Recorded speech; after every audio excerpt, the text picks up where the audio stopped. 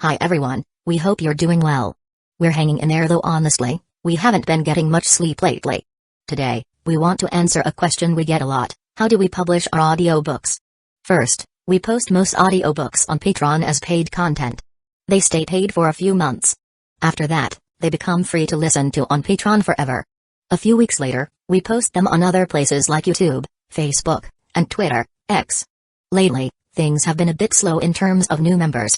So we'd love your help. Please share our site with your friends or in places like Facebook groups, Twitter, X, Discord, Reddit, or novel forums. Even one share can really help us grow. Thanks so much for your support. Rather, it was Beijing-kun by his side who deserved more attention. Chujuan observed Wan Wuang closely. Wan Wuang was a cautious and ruthless person. It seemed unlikely that he would join the Myriad Souls sect of his own volition. Perhaps he was coerced or kept in the dark. Chujuan could be sure that Wan Wuang did not fully understand what kind of sect the Myriad Souls sect truly was. Myriad Souls elder would surely impose soul restrictions on his Golden Core disciples. To outsiders, they appeared as illustrious Golden Core cultivators, direct disciples of a nascent soul elder. In reality, they were nothing more than slaves to the Myriad Souls elder, without any time to cultivate themselves and constantly serving the elder's needs. However, Chujuan could not say much at the moment. He just nodded to Wan Wuang and continued his search for Millennium Ice crystals. Once teacher and student, and formerly senior brothers, they still shared some camaraderie. If convenient in the future, he might lend Wan Wuang a hand. Shortly, Chujuan exchanged for 3 pieces of Millennium Ice crystals and turned to leave the treasure pavilion. Beijing-kun noticed Chujuan's actions and pondered. He smiled and asked, "Junior brother Lin, you practice a metal attribute technique, right? Why do you need Millennium Ice crystals?" "I still have a few Millennium Ice crystals. If you need them, I can sell them to you at a low price." Chujuan had his excuses ready and immediately claimed he needed them to practice a powerful ice attribute secret technique. Millennium Ice crystals are precious.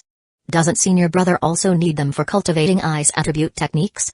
"I'll find them on my own," Chujuan replied with a humble demeanor. Beijing-kun saw nothing amiss and nodded. "Go ahead then, junior brother, and remember to cultivate diligently. The master has expressed some dissatisfaction with you." Chujuan expressed his gratitude. "Thank you for the reminder, senior brother." And then he left. Wan Wuang watched Chujuan's retreating figure, suddenly feeling an inexplicable sense of familiarity. He didn't know why, but he felt that this Lin Fan, with his hidden agendas and profound thoughts, reminded him of someone deeply etched in his memory. Returning to Black Evil Peak, Chujuan stroked his chin, lost in thought. Wan Wuang, Zhao Wuya, and Huang Yuanwu had witnessed Hueco kill Yan Zanu. They must have also heard about the skilled alchemist, He Liang, from the extraterritorial battlefield city of Heavenly Swords. With their cleverness, they should have guessed that He Liang was him, Chujuan. However, Chujuan had yet to see those 3 seeking him out. The collapse of the extraterritorial battlefield had been too abrupt, leaving many matters unresolved before he had to return to Mystic Azure. Naturally, he hadn't met them since. Wan Wuang survived and left the extraterritorial battlefield, but what about the other 2? Chujuan wondered briefly but then dismissed the thought. The affairs of others were none of his concern. He had returned to Blue Star and continued his cultivation. After 5 years of cultivating on Blue Star, Chujuan suddenly furrowed his brows. He instantly used a blood mirror to return to his cultivation chamber at Black Evil Peak. Outside the door, Zhuji's respectful voice could be heard. Elder Beijing-kun has sent someone." "What for?" Chujuan inquired. "Elder Bei has made progress in his cultivation, advancing to the late stage of Golden Core, and is inviting all the elders of the Myriad Souls sect to a banquet." Zhuji explained with respect. "Do you need me to decline the invitation for you?" he added.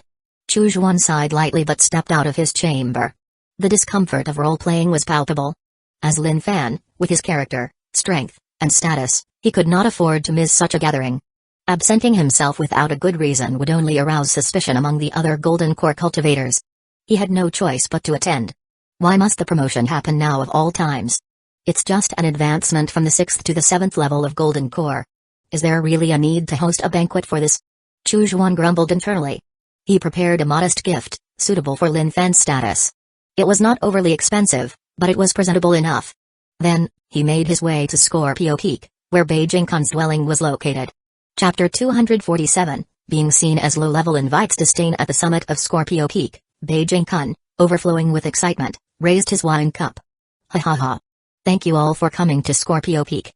Chujuan, Wang Ying, and 2 other golden core cultivators sat among the guests, all raising their cups in return. Congratulations to Senior Brother Bei on advancing to the late golden core stage.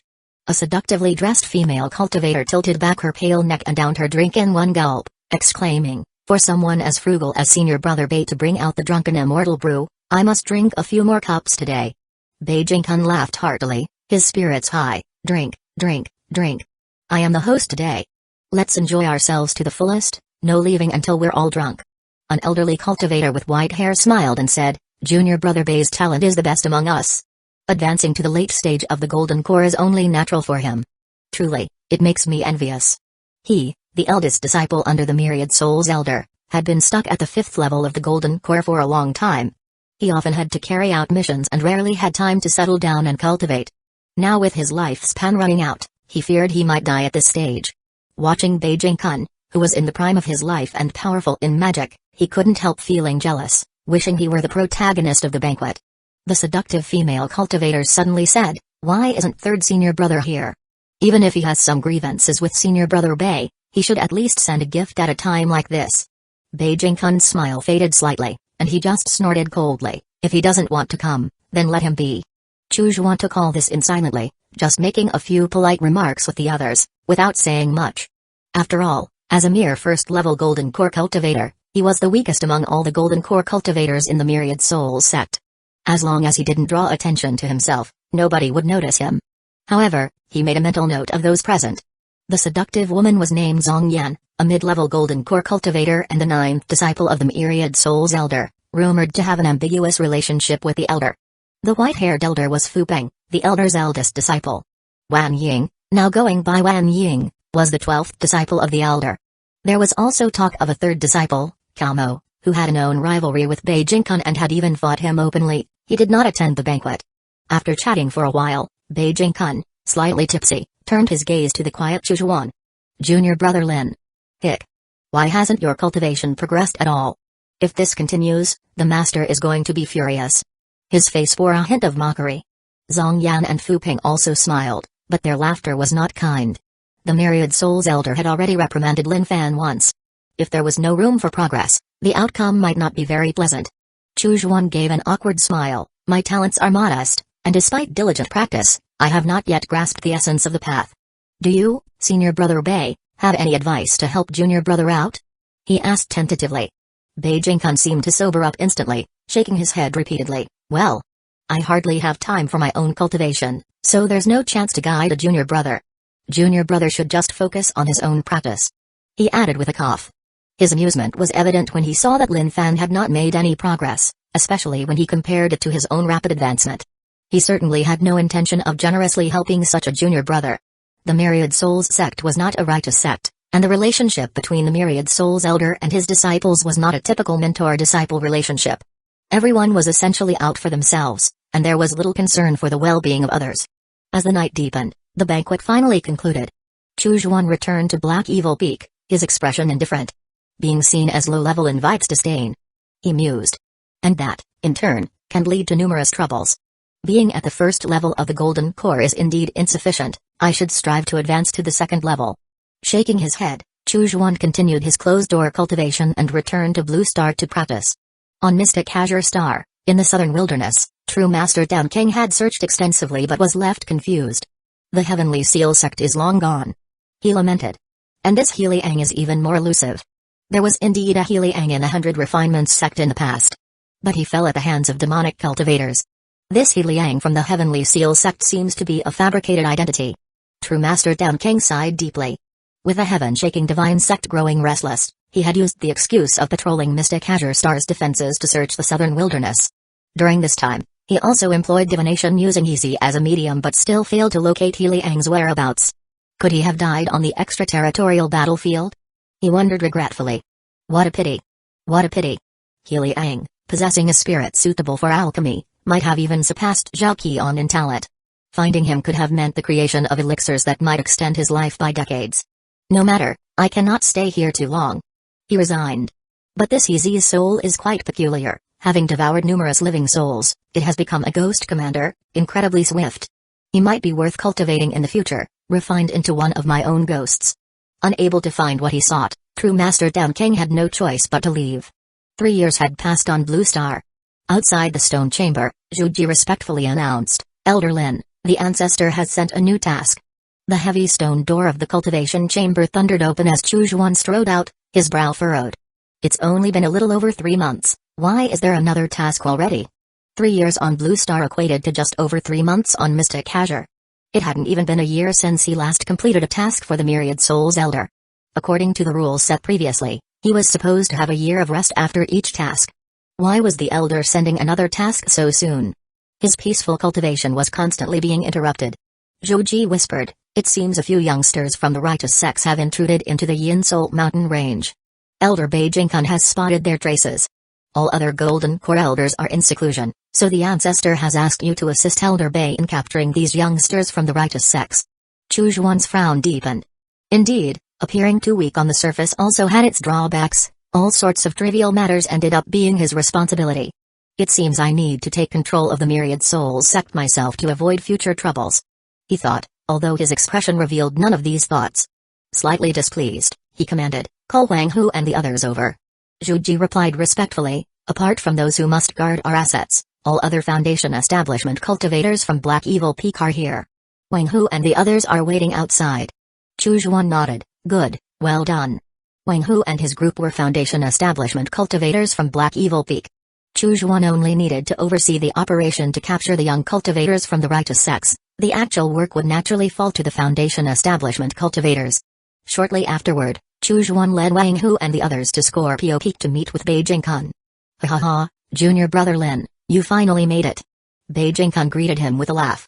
"Hey, your aura seems a bit stronger. Did your realm increase?" Chu Xuan nodded. "I've had some insights recently and managed to break through to the 2nd level of the Golden Core." Beijing-kun nodded. "Not bad, not bad."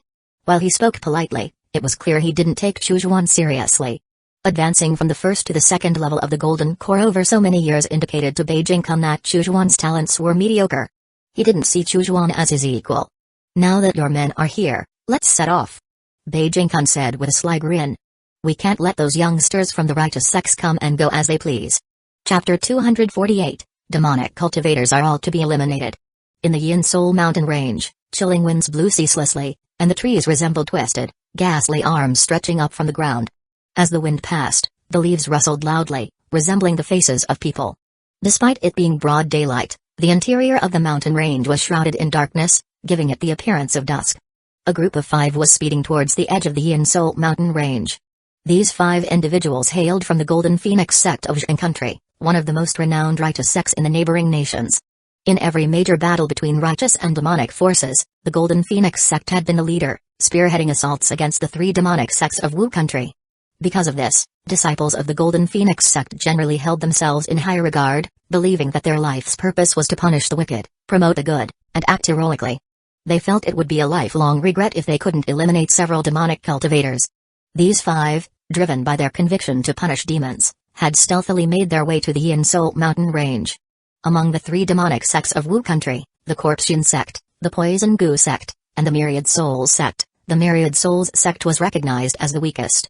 Thus, the group chose the Yinsol mountain range as the first destination for their external training expedition. The leader of the group was a young male cultivator who had recently reached the Golden Core stage. He was strikingly handsome and carried a pair of swords, embodying the ideal of a born hero. His name was Zhao Tanjiao.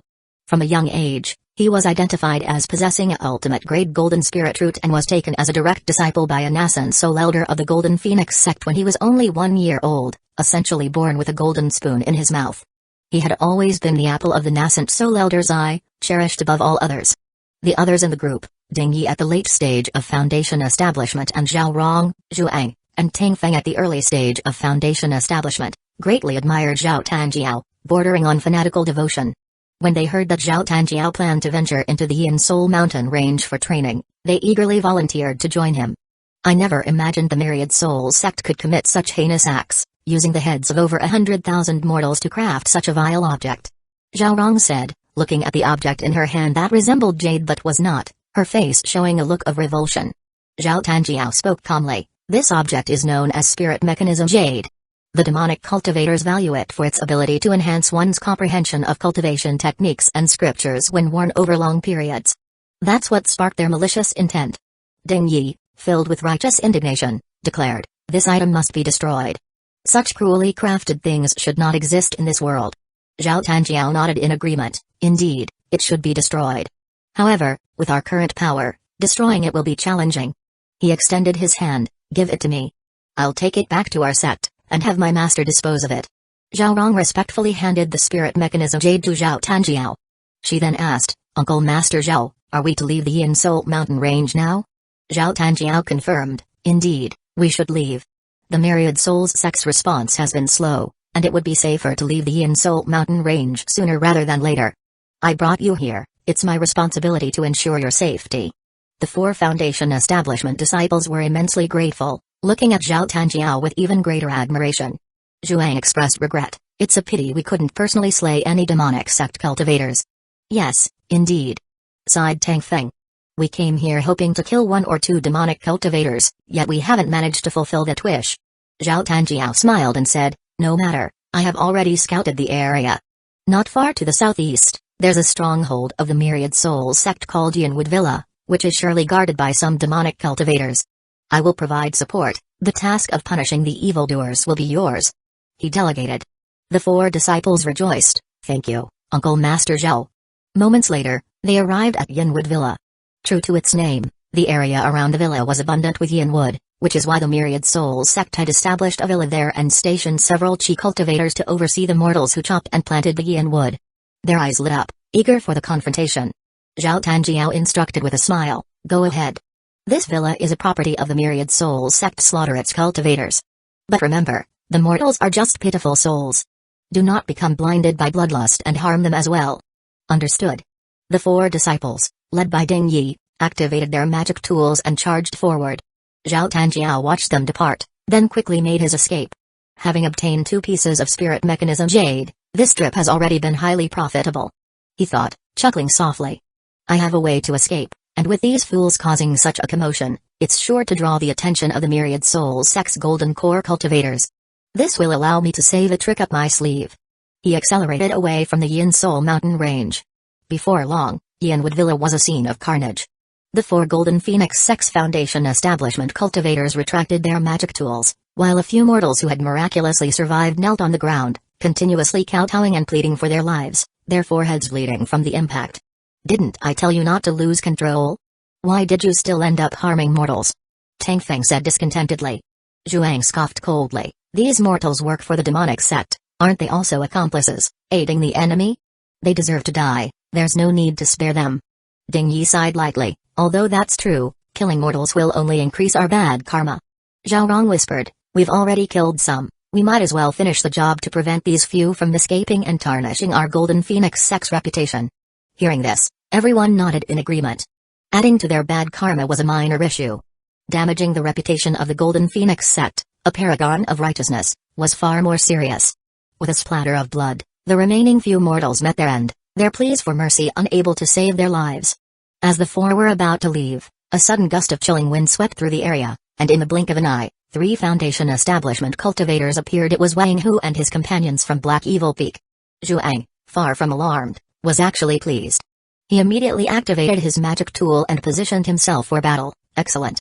More demonic cultivators have arrived, this time at the Foundation establishment stage. I can finally fight with all my strength."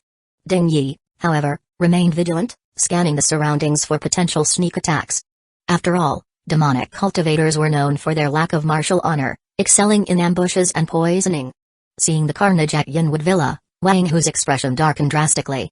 This villa was an asset of Black Evil Peak, and one of the chi cultivators stationed there was his younger brother, for whom he had worked hard to secure this advantageous position. To find him slaughtered by these Golden Phoenix Sect disciples was infuriating. Wang Hu's eyes reddened with fury. "You will pay for my brother's life." With that, he charged directly at Ding Yi and Zhuang. The other 2 Black Evil Peak cultivators engaged Zhao Rong and Tang Feng, respectively. The battle became 3 against 4, with Ding Yi, a late-stage Foundation establishment expert, quickly gaining the upper hand against the trio from Black Evil Peak.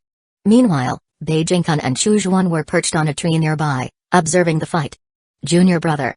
Beijing-kun said as he noticed a figure escaping in the distance. There's a golden core cultivator fleeing that way, probably just at the early stage. Go and bring back his head. He pointed in the direction where Zhao Tanjiao was escaping, a slight smile playing on his lips. Chapter 249, Not only does the enemy not flee, but he dare to strike back. Chu Zhuan nodded slightly. I'll need the assistance of senior brother Bei for these few subordinates of mine. Beijing-kun chuckled. Of course, my men are already on their way. Those 4 young disciples from Golden Phoenix sect being captured alive is just a matter of time. During their conversation, 4 of his Foundation establishment cultivators joined the battle, clashing against 7 demonic cultivators from the Myriad Soul sect. Despite the considerable power of those in the later stages of Foundation establishment, breaking out was nearly impossible. With a fierce thrust of his long saber, Wang Hu, fearless in the face of death, traded wound for wound, ignoring the spells cast by Zhuang. He pierced Zhuang straight through. Zhuang, facing his demise, hadn't even realized what had happened. Wasn't he on a mission to eliminate demons and punish evil? How had he ended up dying at the hands of a demonic cultivator from Myriad Soul sect? Ding Yi, Zhao Rong, and Tang Feng were also covered in injuries. Ding Yi looked to the heavens and roared, "Uncle Master Zhao, save us." His voice carried through the mountain winds, but no response came. His idolized Uncle Master Zhao seemed to have vanished into thin air. A sinister laugh echoed. Beijing-kun slowly appeared, his presence as imposing as a mountain. As soon as he showed up, Ding Yi and the others found it hard to breathe. A golden core cultivator just fled towards the outskirts of the Yin Soul mountain range. Seems the very Uncle Master Zhao you speak of. You 4 fools, left behind as bait, unaware and pitiful indeed. Beijing-kun laughed heartily, his words dripping with scorn. Ding Yi and the others were wide-eyed with disbelief. The prodigy of the Golden Phoenix sect, known for slaying demonic cultivators, had abandoned them to escape alone? In the eyes of Zhao Tanjiao, they were merely bait to delay the pursuers of the Myriad Souls sect? No, I refuse to believe it. Uncle Master Zhao isn't that kind of person. Tang Feng's face paled, and her composure lost. Ding Yi and Zhao Rong felt the same. Soon after, they were captured by the Foundation establishment cultivators of the Myriad Soul sect. Take them back. These 2 female cultivators will make fine cauldrons. Beijing-kun sneered sinisterly. Yes. The cultivators nodded respectfully. Beijing-kun watched Chu Zhuan leave, his expression a mix of amusement and intrigue. Although Zhao Tanjiao is just a newly advanced golden core, he's no easy target. Junior brother Lin, can you kill him? Just don't end up being killed by Zhao Tanjiao instead. Hey, it would be best if they both end up injured, then Black Evil Peak will be mine. Beijing-kun's eyes gleamed dangerously. He had previously encountered Zhao Tanjiao and recognized his aura. He had intentionally sent his junior brother to pursue him, not going himself. He knew well that Zhao Tanjiao, as the beloved descendant of Golden Phoenix sect's nascent soul elder, carried several trump cards. By sending Chu Zhuan after him, perhaps he could force Zhao Tanjiao to reveal some of those cards. When the moment was right, he would appear and reap the benefits like a fisherman. Meanwhile, Chu Zhuan swiftly navigated through the dense mountain forest. His escaping technique, the Mahayana Swift Escape, surpassed ordinary Golden Core stage techniques in speed. The person ahead intrigued him with their varied skills. Perhaps this is a prodigy from a righteous sect. Chu Zhuan thought, contemplating capturing his target alive. Zhao Tanjiao's expression gradually shifted from calm to furrowed brows. He hadn't anticipated that his escaping technique would fail to shake off his pursuer. As the distance between them closed, he recognized his pursuer. That's Lin Fan from the Black Evil Peak of Myriad Souls sect. Why does someone at the first level of the Golden Core have such speed? Zhao Tanjiao wondered. Something's not right. He must have encountered some fortune to possess such a swift escaping technique. And he's definitely hiding his true power, he's not just a first-level Golden Core. A sense of elation rose in Zhao Tanjiao's heart. He, too, was not merely a first-level Golden Core. He had advanced to the second level some time ago. However, with his meticulous nature, he had kept his true level hidden, never declaring it openly. Publicly, he maintained that his progress was slow, claiming to still be at the first level. Confident in his own concealed strength, Zhao Tanjiao was certain he could eliminate his opponent. Killing a Golden Core cultivator from the Myriad Soul sect would significantly bolster his reputation. Not long after consolidating his Golden Core, defeating a cultivator who had been in the Golden Core stage for much longer would surely endear him further to the nascent soul elders. Moreover, he could gain the treasures carried by his adversary. Convinced of the value Lin Fan carried, Zhao Tanjiao suddenly stopped fleeing. Instead, he activated 3 magic treasures and launched a simultaneous attack. A shadow also silently flew from his sleeve, blending with the shadows of the towering trees around, striking towards Chu Zhuan close to the ground. Chu Zhuan raised an eyebrow. Not only does my enemy not flee, but he dares to counterattack. Excellent. Chu Zhuan's spiritual sense swept out, manifesting as the formidable sky-tearing cold bomb, bypassing the 3 magic treasures and blasting directly into Zhao Tanjiao's sea of consciousness. With a crack, Zhao Tanjiao's soul was violently pulled from his body. The shadow skimming close to the ground, which turned out to be a brain-barring mouse, notorious for its preference for living human brains and adept at stealth attacks, was impaled by the evil soul chain, screaming as it died among the decaying leaves. Upon closer examination, Chu Zhuan recognized it as a brain-boring mouse, a creature commonly bred by beast-taming sects. Evidently, this man had fed it plenty of live human brains. You! Zhao Tanjiao's soul trembled in terror.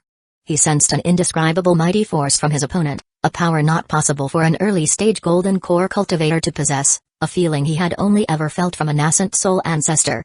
Chu Zhuan, uninterested in further talk, tossed Zhao Tanjiao's soul into the sky-shielding umbrella for later soul searching, while his physical body was thrown into the corpse tower. This man's magic treasures are impressive, truly a prodigy. Chu Zhuan mused. Dealing with such a prodigy, I should have sustained quite some injuries. He picked up Zhao Tanjiao's magic treasures and inflicted a few wounds upon himself. His robe was torn, and he was covered in bloodstains and wounds. Anyone seeing him would believe he had endured a fierce battle. After a while, Beijing Kun, following the trail, arrived at the scene. He found Chu Zhuan meditating against a tree, apparently recovering, but Zhao Tanjiao was nowhere to be seen.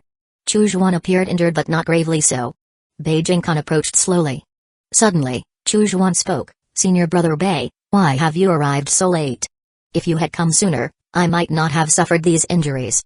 Beijing Kun offered an awkward smile, compelled to show himself. Those young ones from Golden Phoenix sect were quite troublesome, forcing me to intervene directly, which delayed me. Junior brother, are your injuries serious? I have some healing pills here. Beijing Kun offered. Chu Zhuan slowly stood up, chuckling lightly. It's nothing serious, thanks for your concern, senior brother. I haven't even used a life-saving item our master bestowed upon me yet. Beijing Kun's pupils shrank slightly, but he quickly masked his reaction. He understood his junior brother was warning him not to harbor any ill intentions. Beijing Kun then burst into laughter, adopting a facade of deep fraternal affection. Indeed, junior brother Lin, you have hidden your skills well, I must have been mistaken about you. Chapter 250, Make the Most of People. Beijing Kun suddenly chuckled. Junior brother, among those young disciples from the Golden Phoenix sect, there are 2 fine female cultivators. Would you like senior brother to share one with you to serve as a cauldron? A knowing smile appeared on Chu Zhuan's face. Sure, please have her sent to my Black Evil Peak. Lin Fan, aside from his Epicurean tastes, never turned away a high-quality female cauldron. He could tell Beijing Kun was testing him. If he refused Beijing Kun's offer now, it would likely arouse more suspicion in the other's mind. Junior brother, just wait, I'll send someone right away, ha ha ha. Beijing Kun laughed heartily and turned to leave. A few hundred zhong later, his expression gradually darkened. With Lin Fan's strength, killing Zhao Tanjiao should have been difficult, yet he managed it, surely hiding some trump cards. Lin Fan's talent is only above average, he must have had some fortunate encounter to be able to kill Zhao Tanjiao. Beijing Kun considered another possibility. It's also possible he's possessed by a powerful being, though that's highly unlikely. Which great power would care about a minor sect like Myriad Souls? However, I can use this opportunity. Master will surely be surprised to learn how this little junior brother managed to kill Zhao Tanjiao. Beijing Kun sneered and flew directly towards the main peak of Yin Salt mountain range. Meanwhile, Chu Zhuan returned to Black Evil Peak with Wang Ho and other Foundation establishment cultivators. A cultivator from Scorpio Peak was already waiting there with Zhao Rong. Elder Lin, this is the cauldron my master instructed me to deliver to you, he said respectfully. Chu Zhuan nodded and instructed Zhu Ji, clean her up and place her in my cultivation chamber. Zhu Ji snickered, yes, I'll make sure she's fresh and fragrant. Zhao Rong's face was pale. She knew what was to come. Yet, becoming a cauldron was somewhat acceptable to her. Having been captured by demonic cultivators, she felt fortunate just to be alive. Moments later, inside the cultivation chamber, Zhao Rong, draped only in a light gauze, anxiously awaited the arrival of the peak's master. Boom. The stone door burst open. Chu Zhuan, having had his fill, strode into the cultivation chamber. Master. I am willing to serve you. Just treat me well. Zhao Rong said tremblingly, her fair skin blushing with shame from her humiliating plea. Chu Zhuan glanced at her oddly. Without letting her speak further, he said indifferently, rest assured, I always make the most of people. Zhao Rong was stunned by Chu Zhuan's statement, sensing something odd about it. Before she could ponder further, her soul was swiftly extracted by Chu Zhuan and tossed into the sky-shielding umbrella, her physical body thrown into the corpse tower without any hesitation. The entire process was executed flawlessly and without delay. "Ha, a mere foundation establishment cultivator dares covet my body," Chu Zhuan said coolly. To him, even using such a person as a cauldron was a waste of time. But Bei Jingkun's suspicions about me are growing. He mused. Tonight, I should visit the Myriad Soul's Elder, and take complete control over him. Through him, controlling Bei Jingkun will follow. Chu Zhuan calmed his mind and retrieved Zhao Tanjiao's soul from the sky-shielding umbrella to perform a soul search, so, he was a prodigy of Golden Phoenix sect. Chu Zhuan discovered. Quite cunning, too, using the excuse of destroying the jade to privately hoard the spirit mechanism jade, leaving his juniors to attract hatred while he escaped. He thought I had treasures, which prompted his attempt to counter-kill. Young man, you hid a minor realm, but I've concealed a major realm. Chu Zhuan chuckled to himself. Zhao Tanjiao was merely at the beginning stages of survival on the path, Chu Zhuan was a master of it. However, this prodigy was from Golden Phoenix sect. His death in the Yin Soul Mountain range will surely enrage them. I expect Golden Phoenix sect will soon ignite another war between the righteous and demonic paths. With this in mind, Chu Zhuan stood up. It's indeed time to take control of Myriad Soul's sect, to secure my peace. Meanwhile, at the main peak of the Yin Soul Mountain range, Bei Jingkun, kneeling before the Grand Hall, respectfully called out, "Master, disciple Bei Jingkun requests an audience." "Kunner, speak from outside." The hoarse voice of the Myriad Soul's Elder came from within the hall. "Master, this matter is of great importance. I wish to see you in person," Bei Jingkun stated firmly. After some rustling noises, the Elder finally responded calmly, "Then come inside." The wooden doors of the Grand Hall creaked open, revealing a darkness that resembled the gaping maw of a giant beast. Bei Jingkun seldom entered this Grand Hall, but he was always impressed by its immense strength and solidity. Decades ago, the Myriad Soul's Elder had taken in an exceptionally talented disciple, even considering him as a potential successor. However, this disciple refused to be controlled by the Elder. Secretly, he cultivated up to the False Soul Realm and acquired several powerful magic treasures, planning to ambush the Elder during a meeting. This disciple also secretly contacted Bei Jingkun, hoping to join forces with him. Bei Jingkun, wary of the Myriad Soul's Elder's capabilities and after much deliberation, had chosen not to ally with that daring disciple. That disciple had acted alone, and by the next morning, his soul had become one of the ghosts refined by the Myriad Soul's Elder. Following this incident, the Elder's control over his disciples tightened further, causing many of them to secretly resent the recklessness of the one who had provoked such a fate. Why couldn't he just accept his role as the chosen successor quietly? They thought. His foolish actions only tightened the noose around all our necks. Bei Jingkun was acutely aware that the Grand Hall was inscribed with a powerful array, designed to be impervious not only to external threats but also to internal betrayals. No sound from inside could escape unless, like the Myriad Soul's Elder, one condensed sound into a focused beam to be projected outward. Taking a deep breath, Bei Jingkun stepped confidently into the dark chamber. The door closed behind him with a loud clang, leaving him facing the faint green glow of the Elder's eyes in the darkness. "Speak, what is it?" the Myriad Soul's Elder asked calmly. Bei Jingkun recounted all the day's events, concluding with, "Junior brother Lin managed to kill Zhao Tanjiao of the Golden Phoenix sect, which I find astonishing. I suspect he has concealed his talent and secretly obtained powerful magic treasures. He must have also seized numerous treasures upon killing Zhao Tanjiao, yet he has mentioned none of this to you, Master. I worry that junior brother Lin might repeat the mistake of the fourth junior brother." The fourth junior brother referred to the once talented disciple who had betrayed the Elder. At the mention of this, the Elder's gaze sharpened.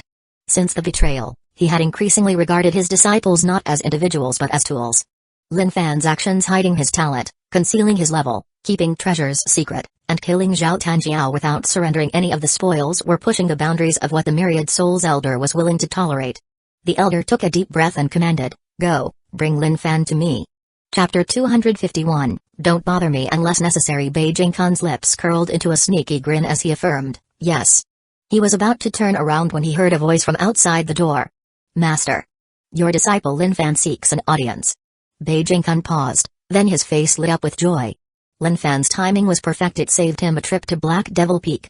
The gaze of the Myriad Soul's Elder deepened. "Fanner, come in." He beckoned. "Your senior brother Bei is also here." The wooden door swung open with a bang. Chu Zhuan entered cautiously, mimicking Lin Fan's usual prudent demeanor. Beijing-kun couldn't help but snicker upon seeing his expression. He, at least, had been inside the Grand Hall before and managed to maintain his composure. In his memory, this capable junior brother had never stepped inside. Chu Zhuan's sudden invitation by Myriad Soul's elder this time was bound to surprise him. "Greetings, Master." Chu Zhuan bowed. Myriad Soul's elder asked calmly, "Fanner, what brings you here this time?" Chu Zhuan pointed at Beijing-kun. "I have come to ask Master to preside over justice.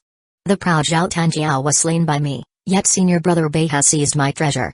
Moreover, he came to you ahead of time, obviously to distort the truth. Master, you mustn't believe him."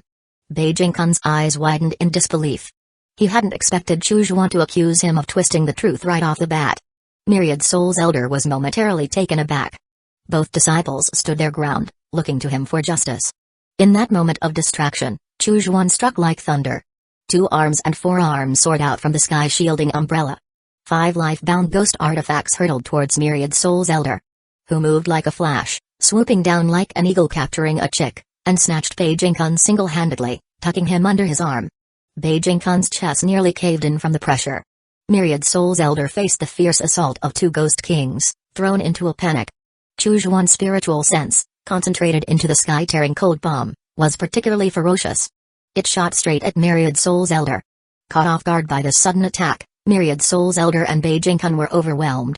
Beijing-kun, merely a golden core cultivator, was easily subdued by Hu.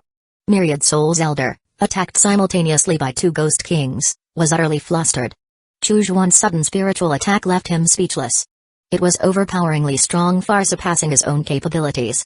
In the blink of an eye, Myriad Soul's elder was left feeble and collapsed on the ground. Chu Zhuan raised an eyebrow in surprise. He had thought the nascent soul elder of the Wan Hun sect would be formidable. Yet, he turned out to be merely for show. His realm seemed to be the 4th level of the nascent soul, but his strength was merely at the 2nd. Even his life-bound magic treasure was full of cracks. Struck by Chu Zhuan's sky-tearing cold bomb, it shattered instantly. "It's too dark, why not light the place?" Chu Zhuan remarked as he casually released a stream of blood evil yin fire, instantly illuminating the grand hall. He quickly surveyed the situation inside.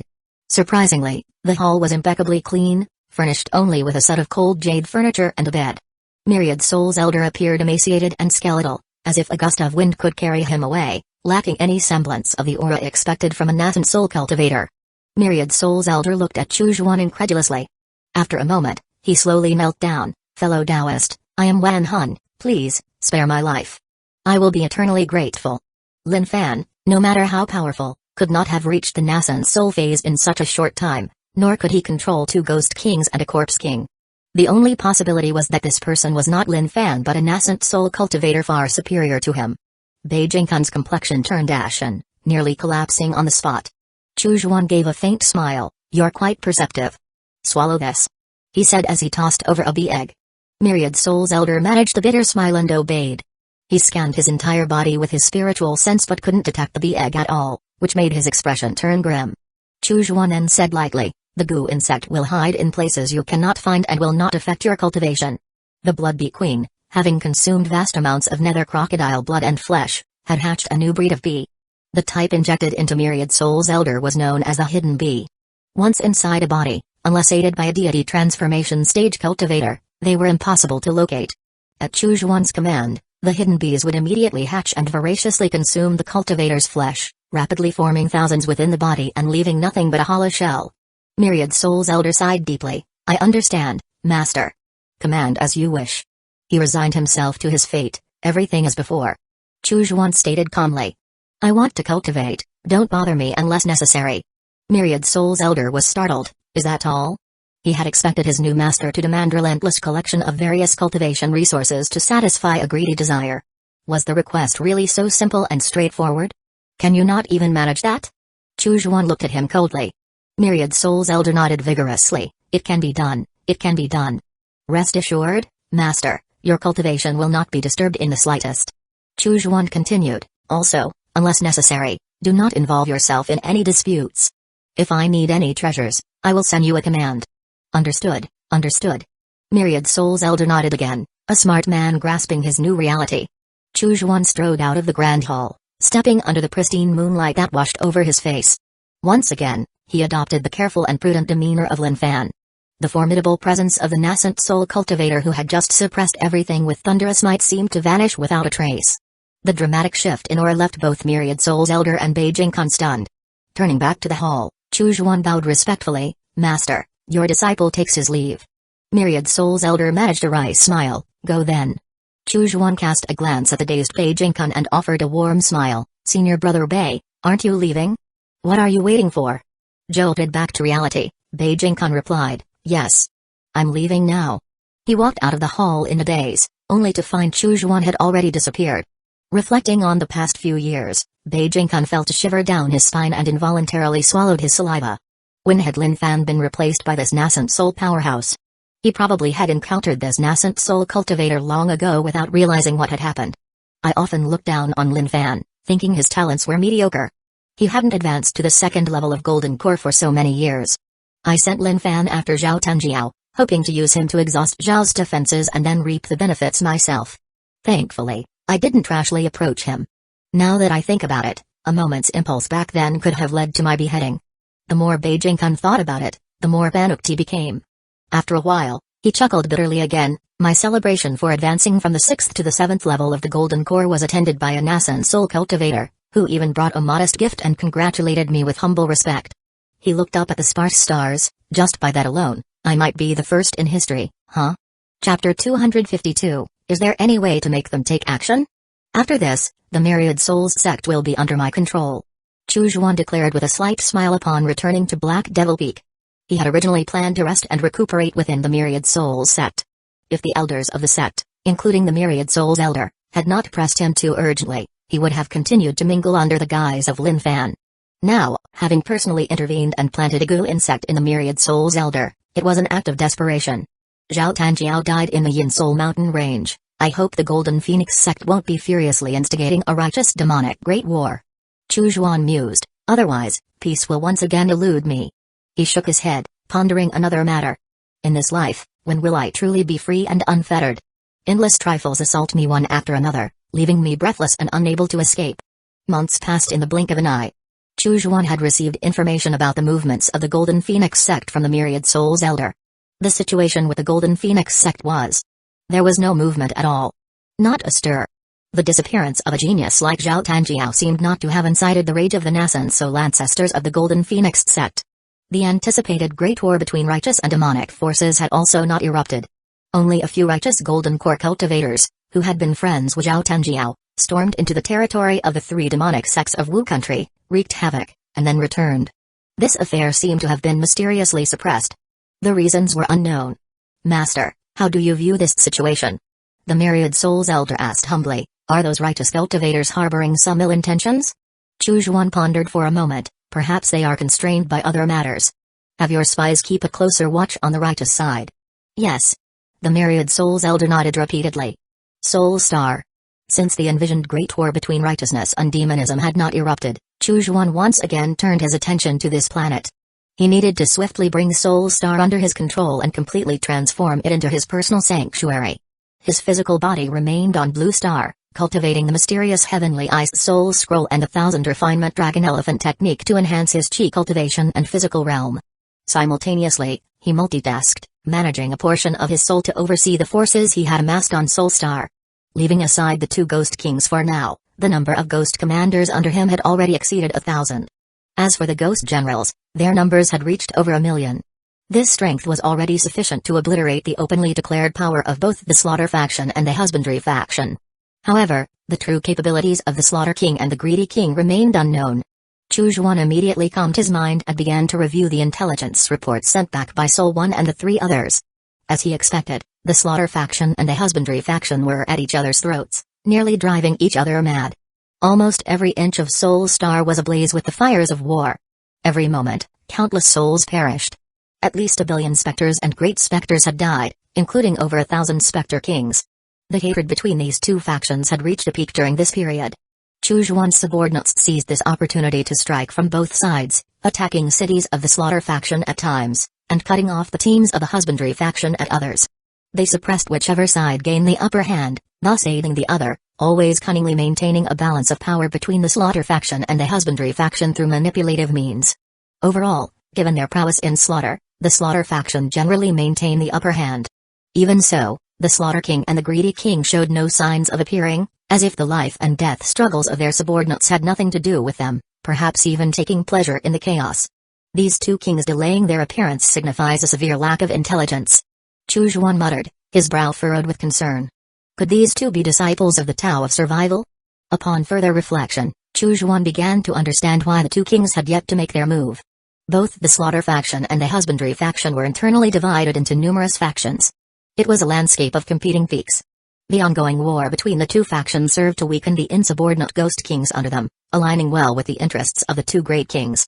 It seemed likely that, without ever having met, the two kings had silently reached an understanding. What then can be done to compel them to take action? Chu Xuan pondered deeply, his brow knotted in thought. At that moment, a piece of intelligence flashed through his mind. He looked over it, somewhat surprised. This was a message from Yun Qi and Mon Anshan, about the Ascendant faction. Previously, Chu Xuan had saved Yun Qi and Mon Anshan, allowing them to change their appearances and assume the identities of Long Yuan and He King of the Dragonfly Squad, to infiltrate back into the Ascendant faction. Yun Qi and Mon Anshan, diligent and dependable, regularly sent back intelligence on the Ascendant faction. Chu Xuan had initially intervened in the Ascendant faction casually, without much interest in their reports. Seeing the intelligence from the Ascendant faction once more, Chu Xuan suddenly became alert. The Queen believes that the strife between the Slaughter faction and the Husbandry faction is an opportunity for the Ascendant faction to rise. Having bided their time, they are now prepared to seize a major city from the Husbandry faction. Chu Xuan perused this report with a keen interest and chuckled with intrigue. The Ascendant faction. Chu Xuan exclaimed. It is precisely this Ascendant faction. No matter how fiercely the Slaughter faction and the Husbandry faction fight, it remains an internal matter of the Soul clans. But if the Ascendant faction were to suddenly rise and their strength surge significantly, it would certainly alarm the Slaughter King and the Greedy King. If the Ascendant faction becomes strong enough that even the Spectre King under their command cannot handle them, and if they even threaten their so-called palaces, then the Slaughter King and the Greedy King would definitely be compelled to appear. Chu Xuan stroked his hands together, pleased with his strategizing. Now, the only thing needed was to take complete control of the Ascendant faction, making it a tool under his command. In an underground city, Yun Qi and Mon Anshan sat opposite each other, eating their meal. Around them, the other 8 members of the Dragonfly Squad were also dining. The food produced in the underground city was not lavish, but it was sufficient to fill their stomachs. Yun Qi remained silent. Even Mon Anshan, usually talkative, was quiet. This was because, not long before, the Queen had issued an order, deciding to take advantage of the conflict between the two factions to surface and seize resources. Compared to the Slaughter faction and the Husbandry faction, the Ascendant faction still had a slight gap in strength. To snatch chestnuts from the fire, they would inevitably have to endure the pain of being scorched by the flames. It was likely that many would die because of the Queen's order. At that moment, a message flashed through the minds of both Yun Qi and Mon Anshan. After a brief moment of astonishment, they exchanged glances, each seeing the shock in the other's eyes. They did not speak, but simultaneously nodded in understanding, all unspoken between them. They trusted that with their master's strength, he could easily take control of the Ascendant faction. As for what their master planned to do after taking control of the Ascendant faction, they did not know, nor did they wish to know. They were, after all, supposed to be dead, their lives saved by him. They were merely to execute his commands. Even if he ordered them to commit suicide, they would not ask a single question and would willingly embrace death. "Leader, we have hope now," Mon Anshan said with a smile. "Yes." Yun Qi also smiled, feeling for the first time that the unappetizing worm porridge tasted delicious. Chapter 253, Is this what you call casually providing manpower? A few days later, all but one squad stationed to guard the underground city were mobilized by the Ascendant faction. Their singular target was the nearest city of the Slaughter faction, known as Greyleaf City. A mid-sized city. It was currently under siege by the Husbandry faction. Positioned outside the core region of the Slaughter faction, Greyleaf City faced frequent attacks and was beyond the reach of immediate reinforcement from other Slaughter faction soul clans. Despite this, the city's defenders had held out for 3 months. The Husbandry faction maintained their exhausting assault tactics, launching fierce attacks for a few days before needing to rest. This pattern allowed the defenders of Greyleaf City brief respite. Atop a low mountain peak, Yun Qi and his team had already taken their positions. They had 20 squads, a total of 200 people, all of whom were great soul masters, equivalent to the Soul Clan's great specters. Naturally, this force was not enough to take a city.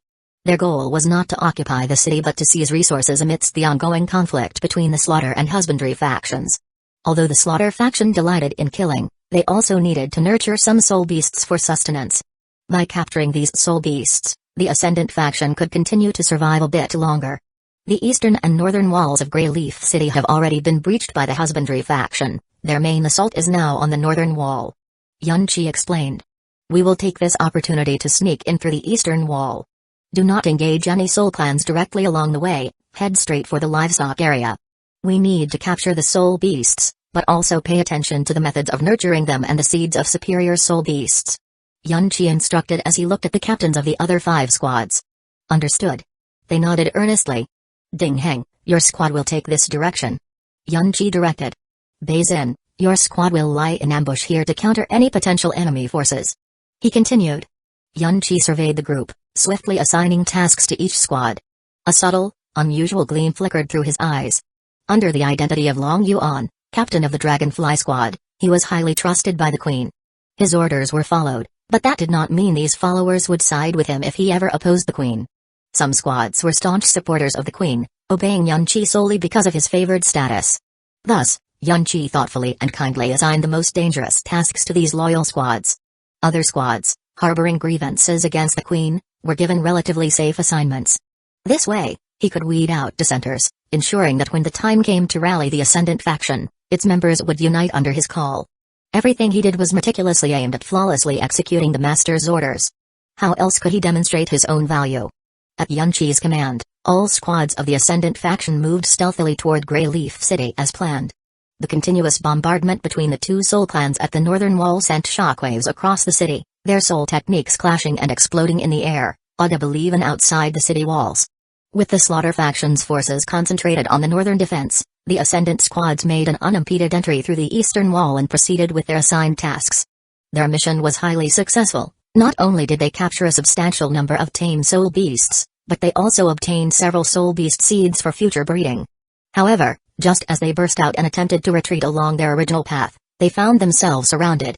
The Husbandry faction's soul clans had filled the exterior, and turning back, they saw a massive contingent of Slaughter faction soul clans emerging from within the city. Spectre kings from both factions appeared soon after, sealing any possible escape for the Ascenders. The faces of all the Ascenders paled in that instant. A Spectre king from the Husbandry faction cackled, how laughable, these chickens of the Ascendant faction trying to fish in troubled waters. A Spectre king from the Slaughter factions sneered, do you even need to say it? Kill the Ascenders first. Attack. Although the internal strife between the Nurturing and Slaughter factions was a soul clan matter, the Ascenders, being outsiders from another star, were a common enemy. Upon discovering the Ascenders' presence, it was natural for both factions to unite temporarily to eliminate these easy targets. Yunchi shouted, form up and face the enemy. He knew his master would appear, but he could not be sure exactly when. Until then, they had to rely on themselves. The battle erupted instantly. The Ascendant squads found themselves attacked from both sides. However, these were warriors who had survived countless battles. They understood the importance of conserving their strength. As the first group of Ascenders exhausted their soul power, they immediately retreated to the center to recuperate, allowing the second wave to take over the defense. This rotation continued, ensuring their lines were not broken and even managing to kill several great specters. The faces of both Spectre kings darkened with annoyance. Enough of this nuisance, I'll handle it myself, growled the Slaughter faction Spectre king. His soul power coalesced into a giant spear and he launched it with a mighty thrust. The terrifying force of the attack was felt by everyone. Yunchi, at the forefront, felt the breath of death envelop him. Just at that critical moment, 2 figures descended from the sky, plunging directly into the fray. With a clang, they effortlessly blocked the giant sphere. In the next instant, they hurled their own trident with ferocious force. The Slaughter faction's Ghost King was momentarily stunned before the trident pierced straight through his body. Simultaneously, cries of battle erupted from the outskirts as the Husbandry faction's soul clans were swiftly decimated. By the time the Ascenders could grasp the situation, the soul clans from both factions lay defeated on the ground. They found themselves surrounded by a group of soul clans they had never seen before. At the forefront were an imposing 4-armed soul clan and a serpentine soul clan, both radiating incredibly fearsome auras, powerful as mountains, seemingly capable of crushing them effortlessly. The Ascenders looked warily at these powerful new soul clans, while Yunchi and Mon Anshan, on the other hand, revealed expressions of joy. They had arrived. Welcoming the king's troops. Yunchi and Mon Anshan looked around, but their master was nowhere to be seen. The 4-armed figure stepped forward, and as the Ascenders watched uncertainly, he chuckled, Yunqi, Mon Anshan, father says you've done well. You will be granted a troop to take full control of the Ascendant faction. Your task now is to continue encroaching on Slaughter faction territory. Do you understand? Yunqi and Mon Anshan? The Ascenders were astounded. Weren't they the captain and vice-captain of the Dark Cloud Squad? Hadn't they supposedly died on a mission long ago? Yunqi and Mon Anshan dropped to one knee in unison, declaring reverently, yes. We will follow the Master's commands, take control of the Ascendant faction, and fight for our Master. The Ascenders were even more shocked. Wait a minute. Aren't you two supposed to be Long Yuan and He King? How did you become Yunqi and Mon Anshan? And especially He King, who was known to be a woman. How could she be a man? Several male Ascenders suddenly changed their expressions. They had all pursued He King multiple times. Four arms nodded and casually pointed, I'll just give you some manpower for now. You, and you, from now on, you follow Yunqi and Mon Anshan. He waved his hand carelessly. Instantly, 50 ghost commanders and 5,000 ghost generals assembled beside Yunqi and Mon Anshan. Ghost commanders are equivalent to Spectre Kings, and ghost generals are equivalent to Great Spectres. At that moment, Yunqi and Mon Anshan came to control 50 Spectre Kings and 5,000 Great Spectres, a significant military force on Soul Star. The Ascendant spectators were left dumbfounded. You call this casually giving some manpower? Chapter 254, The Queen is seriously ill, speaking nonsense now. Chu Zhuan was very pleased with Yunqi and Mon Anshan's performance. Both possessed not only strong soul power but also clever minds, making them ideal candidates to nurture. Since he could not permanently reside on Soul Star, he would definitely need a proxy to manage affairs on his behalf. The news of the Ascendant faction's rise has been deliberately spread. Chu Zhuan murmured, stroking his chin. He eagerly anticipated the moment when the two great kings would intervene. In the underground city, Yunqi and the other Ascenders returned to the palace. The queen, now old and wrinkled, yet still diminutive in stature, eagerly greeted them. Captain Long. How was the harvest this time?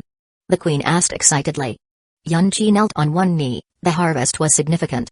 We captured over 1,000 soul beasts and acquired a large number of high-quality soul beast seeds. The queen nodded solemnly. Good. Very good.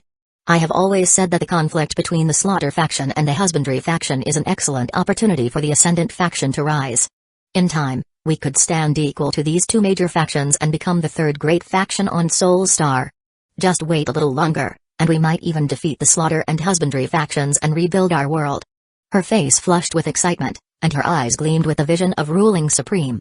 She took a deep breath and her gaze became frenzied. Captain Long. By my command, continue to attack Slaughter faction cities. Our next target is Black Tree City. I give you 1 year to organize 1,000 Great Soul Master troop. The Ascenders exchanged glances. A year? 1,000 Great Soul Masters?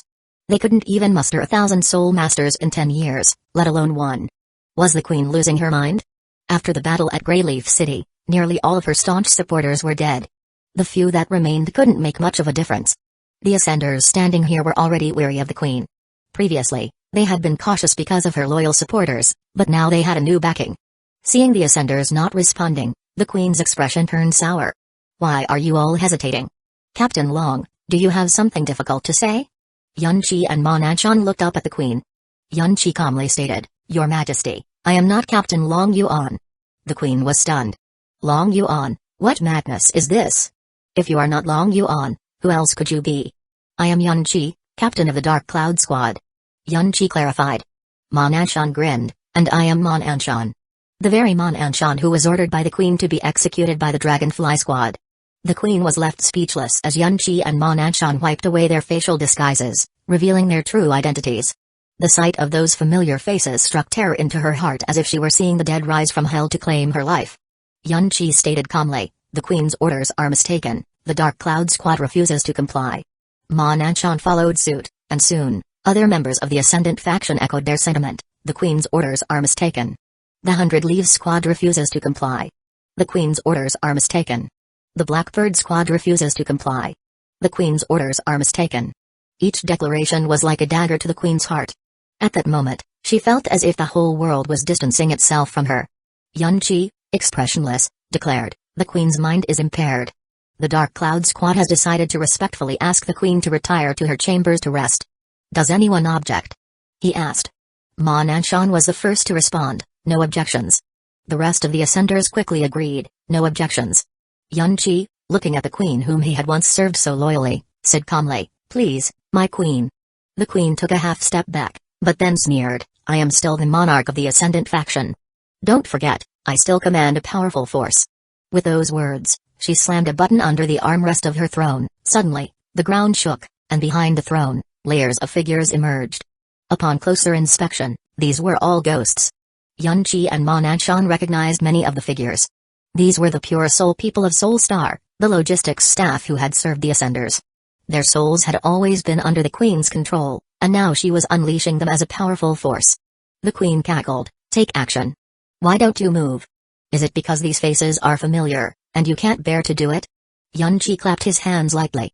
Instantly, an overwhelming aura descended from the sky. In the blink of an eye, the modest palace was filled with ghosts, with dozens of them standing behind Yunqi, towering and potent, their soul power robust. They had reached the level of Spectre Kings. The Queen's eyes widened, and she was left utterly speechless. This is," Yunqi calmly declared, "they are just the ghosts of Soul Star's people, why hesitate?" At his command, "Attack!" The ghost commanders and ghost generals sprang into action. The ghosts were swiftly torn into shreds and devoured in whole by the commanders and generals. In the blink of an eye, the Queen found herself utterly alone. The Queen, eyes red with madness, shrieked at Yunqi, "Yunqi! Yunqi! I will kill you! I will devour you!" Ma Nanshan quickly stepped forward. "The Queen is seriously ill, she is now speaking nonsense." He called for assistance. "Someone, please escort the Queen to her chambers immediately." Several Ascenders, who had formed bonds with them, promptly stepped forward and carried the Queen away, her limbs flailing. Yunqi nodded slightly to Ma Nanshan in appreciation. The Ascenders present understood the situation and bowed respectfully to Yunqi and Ma Nanshan. Ma Nanshan then declared, "With the Queen indisposed due to illness, the Ascendant faction needs a new leader. I propose the creation of a general's position to command all Ascendant squads, with Yunqi as our general.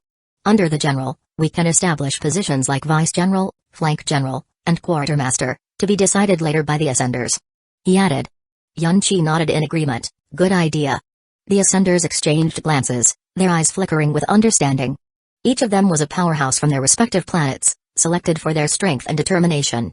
Yunqi and Ma Nanshan had been the strongest among them even before their supposed deaths.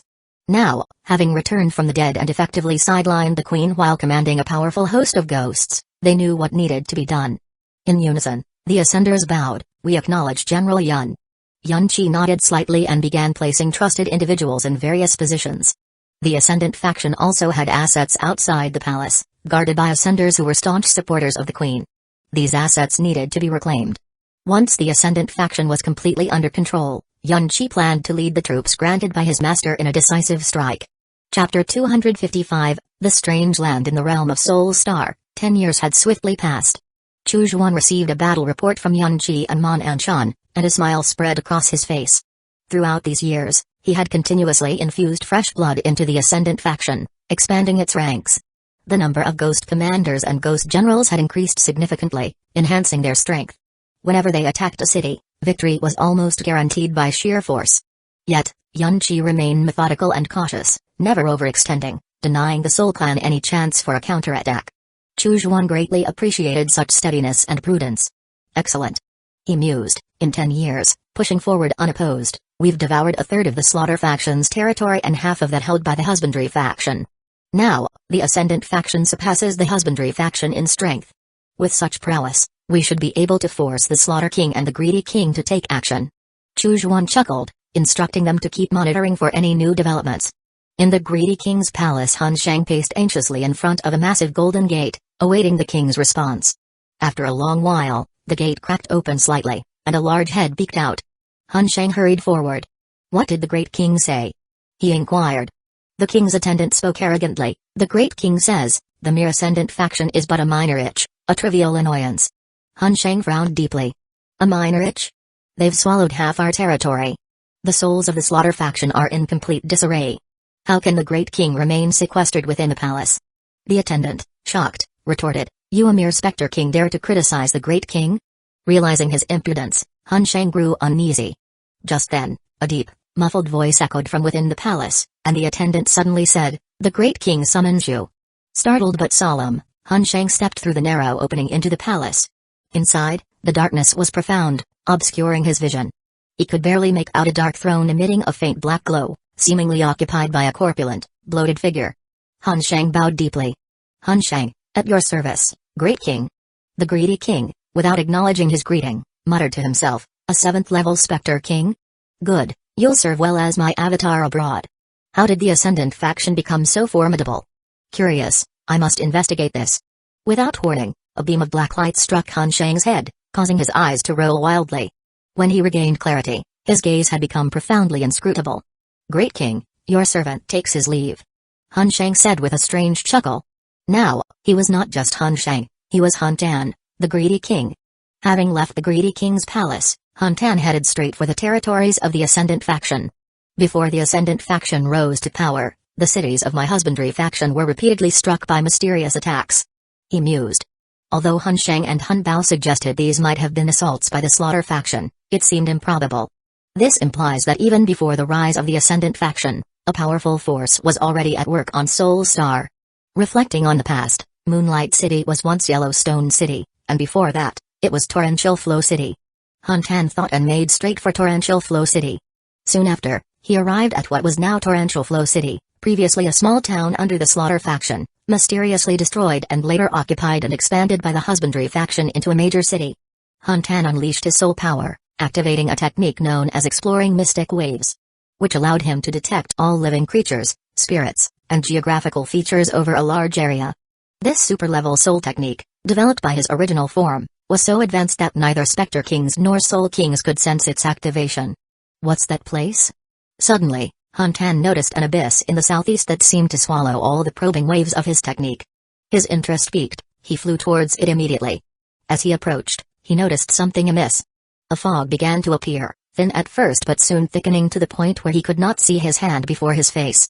Still, he could feel the sparse, warm rays of light falling from the sky, obscured mostly by the rising fog. Sunlight. Despite the sky of Soul Star being eternally shrouded by the spirits of the wronged, obscuring the sunlight and causing the death of plants and barrenness of the land. He pondered. What has happened here that sunlight penetrates this gloom? Shocked, Han Tan felt as if his understanding of the world was crumbling. He studied his spirit, suddenly feeling a profound sense of peculiarity. He suspected that the origin of all the chaos might very well be here. As Han Tan continued forward, the air grew distinctly colder, and the wails of spirits surrounded him. In the blink of an eye, a ghost, its form a stark, icy white, lunged towards him. The ghost that lunged at Han Tan was merely a common specter, low in rank. With a casual flick of his soul power, he shattered the ghost into fragments and absorbed it effortlessly. However, as he ventured deeper, the number of frost-bound specters he encountered increased, as did their strength. Yet, even the stronger ones failed to challenge him significantly. His body harbored half the power of his original form along with various super soul techniques it had mastered. Suddenly, the obscuring fog vanished, revealing a vast and dim world before him. Countless specters imbued with the power of frost roared, fought, and perished here. Their bodies contained a frosty power so intense it seemed capable of freezing everything.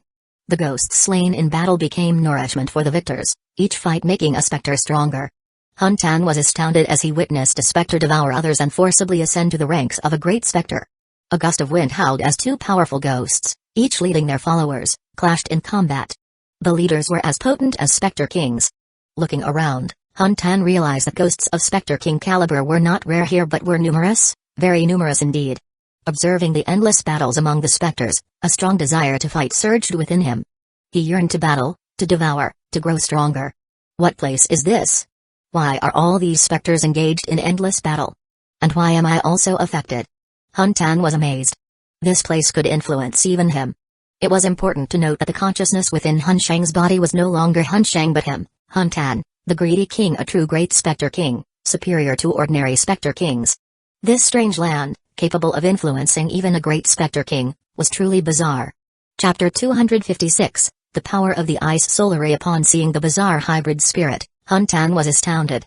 The upper body of a human merged with the tail of a serpent, such a hybrid Soul Clan member he had never encountered before. Are you a Soul Star product? Han Tan asked cautiously. The serpent spirit, holding a divination disc, laughed heartily. I'm called Two Arms. I'd love to chat, but you'll have to meet my father first. With that, he charged forward. Han Tan, ever vigilant, quickly retreated while channeling his soul power into a giant bow and arrow, launching it fiercely at Two Arms. The serpent dodged swiftly, the arrow barely missing his shoulder. 2 arms, slightly angered, remarked, attacking on first meeting, "You're no good fellow. Now it's my turn." He grabbed his divination disc and, without another word, hurled it toward Huntan. Huntan tried to dodge, but it seemed as though the divination disc had locked onto him from all directions. His only option was to block the attack. He shouted fiercely, summoning 3 massive shields in front of him, hoping to fend off the disc. However, the disc shattered the shields in an instant and struck Huntan directly, causing severe damage and intense pain, almost knocking him unconscious. When he awoke, he found himself no longer in the same place. A formidable soul figure loomed over him. The serpent spirit with the divination disc now stood half a step behind, showing utmost respect. Such deference clearly indicated the high status of this soul figure. Surprisingly, this soul's essence wasn't particularly strong, merely that of an 8th-level Spectre King. Huntan was puzzled by the respect the serpent spirit showed this individual. "Who are you?" Huntan asked, confused. Chu Zhuan, observing him thoughtfully, was aware of the intensity of the ice soul array, a combination of the Yellow Springs soul refining array and the extreme cold ice crystal formation. This made the erosion of the spirit's wills much more severe. Some spirits with decent potential caught Chu Zhuan's eye, and he marked them with a divine imprint to maintain their clarity of mind. Furthermore, as long as they were within the array, they were influenced to fight relentlessly until death, becoming nourishment for other spirits. Yet, this outsider had resisted the ice soul array's influence for an unusually long time, sparking Chu Zhuan's interest. Spectre Kings are equivalent to ghost commanders. Chu Zhuan mused. Normally, they would struggle to break free from the influence of the ice soul array. Unless this Spectre King is extraordinary, possessing an exceptionally strong will. With a deft twist of his eyes, Huntan addressed the imposing figure with respect. "I am Huntan, a Spectre King of the Husbandry faction, and a close confidant of the Great King of the Husbandry faction. I have strayed into this place by mistake, and I beg you to spare my life. If there is anything you wish to know, I will share without reservation." Chu Zhuan chuckled and, with a swift slap, struck Huntan on the head. "You promise to tell all, yet you do not pledge to tell only the truth. Who can say whether your words are sincere? I prefer to see for myself." He prepared to activate a soul-searching technique. Huntan, powerless to resist, was instantly subdued. However, a black light suddenly burst forth from within him, attempting to escape.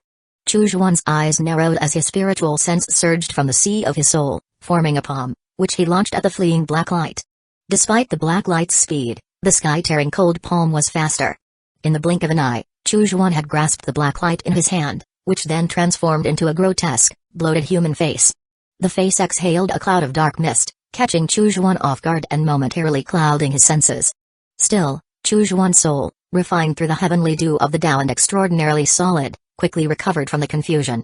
"You think to devour me? Watch as I devour you." The face cackled menacingly and charged towards Chu Zhuan's soul body, colliding with it and causing havoc inside. 2 arms watched anxiously, exclaiming, "Father! Are you alright?" Chu Zhuan displayed a curious expression. "It's fine, just wait on the side." Initially, this fragment of his soul was only a tenth of his original self. After consuming numerous Spectre Kings, it had grown to approximately a third of his original soul's strength. The essence of his soul was extraordinarily robust. To compare, if the soul body of a Spectre King was like tofu, then his was like diamond. The soul creature attempting to devour him was in for a challenge. As it used its soul technique to try and swallow Chu Zhuan whole, it felt like biting into rock. With a crack, its teeth shattered. "This hard?" the face exclaimed in shock. Seizing the moment of surprise, Chu Zhuan reconjured the sky-tearing cold palm, capturing the face firmly. Attempting to tear it apart with the palm, Chu Zhuan found the opponent's soul surprisingly tough, obnoxious and hard, like a stone in a latrine. Now firmly under control, the black light face had no chance to resist any further, caught tightly in the unyielding grip of the sky-tearing cold palm. The face, contorted into a strange smile, taunted, "You don't look like a soul from the Slaughter faction, nor do you seem to belong to the Husbandry faction. You can't kill me, you can only trap me. Instead of this, it's better for both of us if you let me go." It cajoled. "What do you desire? Territory?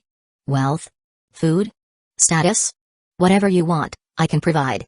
Chu Zhuan raised an eyebrow. "Are you the greedy king of the Husbandry faction?" The face cackled, revealing its identity. "Indeed, I am the greedy king." Upon this confirmation, Chu Zhuan showed a mix of respect and surprise, to meet the greedy king himself. "I did not expect this, my apologies for the disrespect." Seeing Chu Zhuan's sudden change from haughtiness to deference, the face burst into laughter. All spirits on Soul Star feared the names of the Greedy King and the Slaughter King, and this soul was no exception. However, Chu Juan quickly added, "But, I've heard the Greedy King possesses unmatched soul power. You seem too small, are you really the Greedy King?" The face sneered, "Do you think a large soul body equates to strong soul power? Wrong, very wrong. My soul has undergone a refinement. Moreover, this is not my entire soul, just a part of it." Chu Juan smiled, "I see." As he spoke, he enveloped the black light with his own soul body, effectively isolating the Greedy King's main body from his avatar. The face, now both shocked and confused, questioned, "What are you doing?" Without a word, Chu Juan initiated the soul-searching technique. Since a soul contains memories, he could extract information directly from it. The face let out a brief scream, then its eyes turned white as it fell into a stupor, appearing almost catatonic. Chapter 257, The Ascension of Chu Juan. Moments later, Chu Juan pondered thoughtfully. He had unraveled the entirety of the situation. Not long ago, Han Sheng had met with the Greedy King, who had embedded half of his soul into Han Sheng to control him. Tracing his path from Moonlight City through Yellowstone to Torrential Flow City, Han Tan eventually stumbled upon this formation site. So this is the true strength of the Greedy King. Chu Juan mused. The power of half of Han Tan's soul was roughly equivalent to a first-level Nasan soul cultivator. Fully intact, Han Tan could match a third-level Nasan soul cultivator at most. With his current power, Chu Juan could easily overpower Han Tan, sweeping through the opposition with ease. However, what truly delighted him were the super soul techniques in Han Tan's memory, exploring mystic waves. This technique could detect all living beings and terrain over a wide area. Great Inner Furnace Refining Method, an advanced version of the Inner Furnace Refining Method, with faster devouring speeds. Great Devouring Palm, an enhanced version of the Devouring Palm, capable of absorbing the soul bodies of opponents during battle. Triple True Shield, instantly conjures 3 layers of soul shields, offering a formidable defense. Chu Juan marveled at the ingenuity. Even though Han Tan was merely a native of Soul Star, his intelligence and strength were noteworthy. He had managed to create soul techniques comparable to the spiritual sense secrets of the Nasan soul period. All of these are worth cultivating. Chu Juan smiled to himself. He had not only acquired half of Han Tan's soul but also 4 nascent soul period spiritual sense secrets for free, a significant gain. Han Tan has lost half of his soul and his power has greatly diminished. This is the perfect time to strike at his weakest. Chu Juan thought. Additionally, I must be wary of his last resort. Having reviewed Han Tan's memories, Chu Juan knew both the extent of his abilities and his ultimate tricks. After a moment's consideration, he sent a message to Yun Qi and Mon Anshan, instructing them to abandon their cautious approach and advance directly on the husbandry faction's palace. Yun Qi and Mon Anshan, upon receiving the order, did not even pause to rest but immediately led their ghost commanders and ghost generals to press forward. 2 Arms, send another batch of specters to the Ascendant faction. We need more numbers, stronger ones. Chu Juan commanded. Yes. I'll see to it immediately. 2 Arms responded respectfully. Chu Juan then settled down to refine the black soul mass within him. Though the soul was tough, with time, it would inevitably be refined. Meanwhile, he also multitasked, starting to adapt these 4 super soul techniques into spiritual sense secrets. While soul techniques and spiritual sense secrets might share similar goals, there were differences that required his personal touch to perfect. In the dimly lit hall of the Greedy King's palace, the corpulent figure on the throne abruptly stood, his eyes blazing with a sharp intensity. Such a pure soul! He exclaimed. Though his soul is not as strong as my main body, its purity far surpasses mine. This soul must have a special talent to refine to such purity. I must find him and devour him. Han Tan laughed sinisterly. Stationed in the palace for so long, his aim had always been to ascend to higher realms. Now, a breakthrough opportunity had presented itself, and he could not let it pass. As for the avatar that had lost contact with his main body, he was unconcerned. Though the avatar possessed only half of his soul power, it retained all the soul techniques he had cultivated, especially the triple true shield which had made his soul body exceptionally tough. He was confident that not even the most determined efforts could consume even a part of his avatar, not to mention that he held a deadly trump card unforeseen by anyone. Once he entered the misty area, the avatar would naturally reintegrate with the main body. He mused coldly, this farce should end now. With that, the Greedy King's palace sank back into darkness. Several days later, the Ascendant faction's army, led by Yun Qi and Mon Anshan, relentlessly marched forward, storming directly towards the Greedy King's palace. With 2 Arms anchoring the force, their advance was unstoppable, sweeping through defenses as if they were mere brushwood. Yun Qi and Mon Anshan were so elated that they laughed in their sleep, having never fought such a profitable battle in their lives. The troops were plentiful, exceeding all expectations. Surprisingly, upon breaching the Greedy King's palace, they found no trace of the infamous Greedy King himself. It was as if he had evaporated, completely disappearing from sight. Rumors swirled, some said he had fled, others claimed he had taken his own life. Regardless, with the Greedy King gone, the husbandry faction was left headless, reduced to fighting amongst themselves. The Ascendant faction naturally took over the Greedy King's palace. However, the husbandry faction's territories were vast, and it would take considerable time to extinguish all remaining resistance. Additionally, the Slaughter faction's souls seized the opportunity to cross the border and snatch benefits, compelling Yunchi and Monachan to spread their forces thin to quell these threats. Just when the Soul clans thought the conflict was drawing to a close, and Soul Star was on the brink of a new balance of power between the Slaughter faction and the Ascendant faction, the Slaughter King personally led a formidable force of 100 Spectre Kings southward, cutting through Ascendant faction cities directly towards the Ice Soul Array near Torrential Flow City. This elite force was unstoppable. The Ascendant defenders could only watch helplessly as the Slaughter King's forces tore through their defenses, advancing furiously toward their strategic heartland. Chapter 258, I'm sorry, I've already devoured it. Outside the Ice Soul Array, the Slaughter King, Huntu, gazed into the fog-enshrouded area before him with a mix of unfamiliarity and recognition. Although Huntu had never been to this place, Huntan had even left behind an avatar here. Years ago, a fierce battle had ensued between Huntu and Huntan. Huntu was skilled in combat and slaughter, while Huntan excelled in devouring and assimilation. Although Huntu won that battle, Huntan managed to erode part of his soul into Huntu's body. Over the years, Huntu had become but a shell. Inside him dwelt the consciousness of Huntan. In essence, Huntu had long since become another avatar of Huntan. This was the source of Huntan's unwavering confidence. With a loud command, charge! The enemy is within. The 100 Spectre Kings under his command didn't hesitate to plunge into battle. These Spectre Kings were the elite of Huntu's forces, loyal and formidable. At Huntu's command, they would not even blink an eye before sacrificing themselves. With these Spectre Kings clearing the path, the Slaughter King advanced, easily overpowering any spirits that dared stand in his way. Soon, he found himself once again facing Chujuan. Your serpent spirit ally is still in the Greedy King's palace. Huntu sneered. Your forces are scattered across the land, suppressing the remnants of the husbandry faction. You are unprotected. Huntan, looking at the spirit before him, smirked coldly. Do you recognize me? Chujuan smiled back, of course, Slaughter King Huntu. Huntan's eerie laugh echoed, no, I am not just Huntu. I am also Huntan. The avatar I once left with you, I've come to reclaim it. And I will devour you as well. His face lit up with a twisted delight. You should feel honored, for you will serve as a stepping stone on my path to evolution. Huntan towered menacingly over Chujuan, suddenly unleashing his great devouring palm. From the center of his palm surged a force intent on consumption. Chujuan responded with a cold smirk and a step back as a massive shadow burst forth from behind him. 4 giant arms wielding unique ghostly artifacts swung ferociously at Huntan. With a visage grim and fanged, it was none other than the Ghost King 4 Arms. Huntan, taken aback, quickly retracted his great devouring palm and summoned a triple true shield in defense. But the impact of the ghostly artifacts was overwhelming, the shields shattered in an instant, and the continued assault pummeled Huntan's chest, sending him flying. As he tumbled backward, the image of the formidable 4 Arms haunted his gaze, shock evident in his eyes. Besides the serpent spirit, this fog-enshrouded area hid another powerful specter, this 4-armed being whose might even surpassed the serpent's. Is this 4-armed specter also one of his minions? Huntan wondered in dismay. Attack! He barked. The 100 Spectre Kings under his command surged forward to shield him. 4 Arms, like a whirlwind, stormed through the ranks, his artifacts smashing down relentlessly. Touches were wounds, contacts were fatal. The once dominant Spectre Kings now appeared as fragile as common beasts. Despite their vulnerability, these fiercely loyal Spectre Kings charged fearlessly towards their doom. Meanwhile, Huntan used this brief respite to launch another assault on Chujuan, reigniting his great devouring palm with full force. He knew his window was closing rapidly.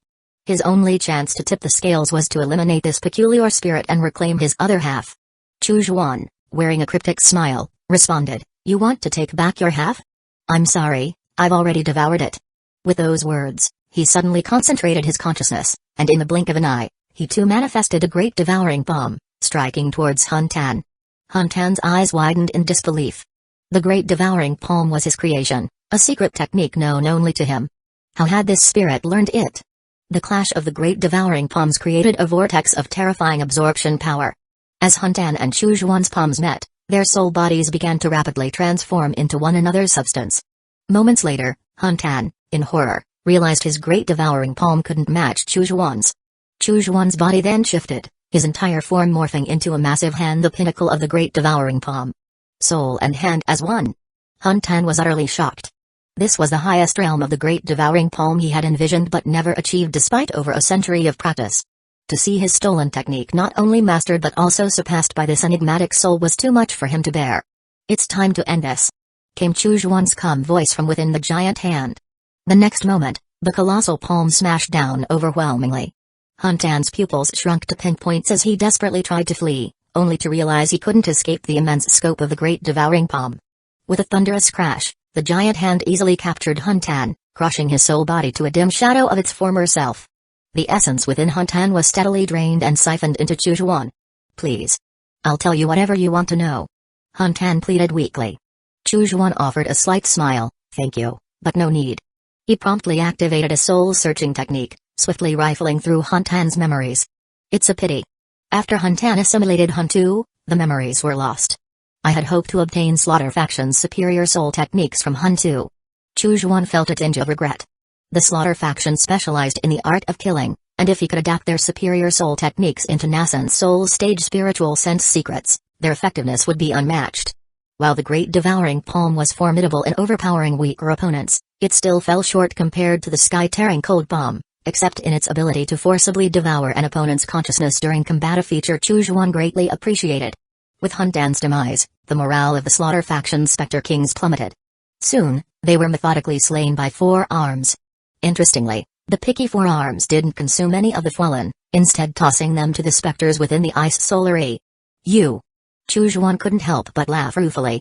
"How will you grow stronger if you don't feed?"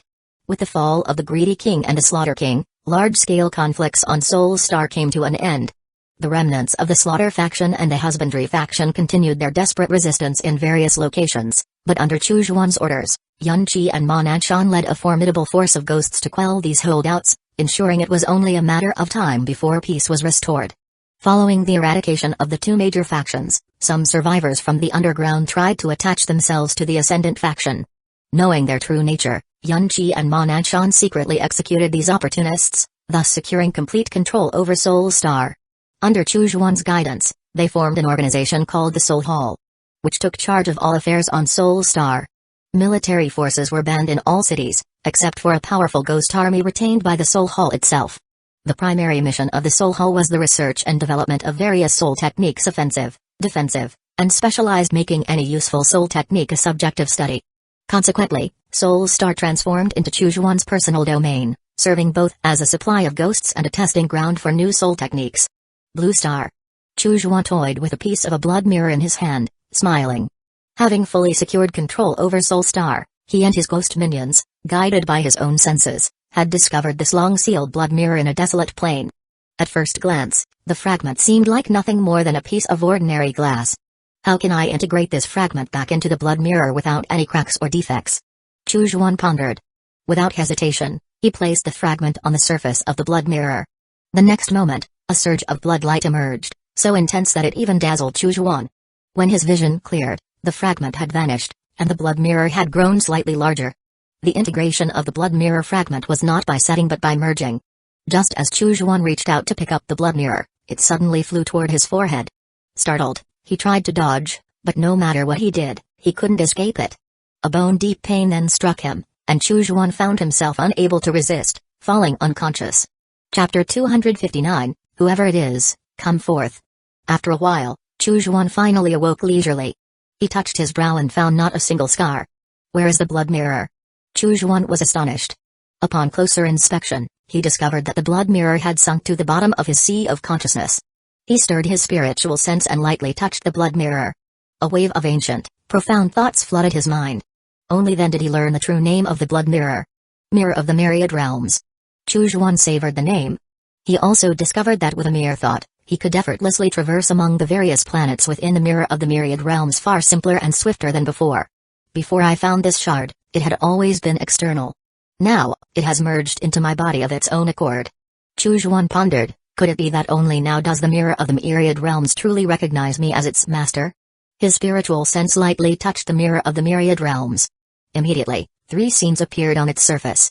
The first was Blue Star, overrun by zombies and ravaged by monstrous beasts. The second was Soul Star, haunted by ghosts and wailing spirits, both planets Chujuan had previously encountered. The third scene, however, took Chujuan by surprise. It showed a cavern crisscrossed with pathways, within which busy insects scurry tirelessly up and down, much like industrious ants at work. What planet is this? Chujuan mused. He decided to first send his spiritual sense there to scout the path. Chujuan held his breath and concentrated, extending a strand of spiritual sense into it. After a long while, he opened his eyes. It was pitch dark here, with scant light. He tried to extend his spiritual sense further but found it confined to just around Wanzhong nearby. He strained to survey his surroundings.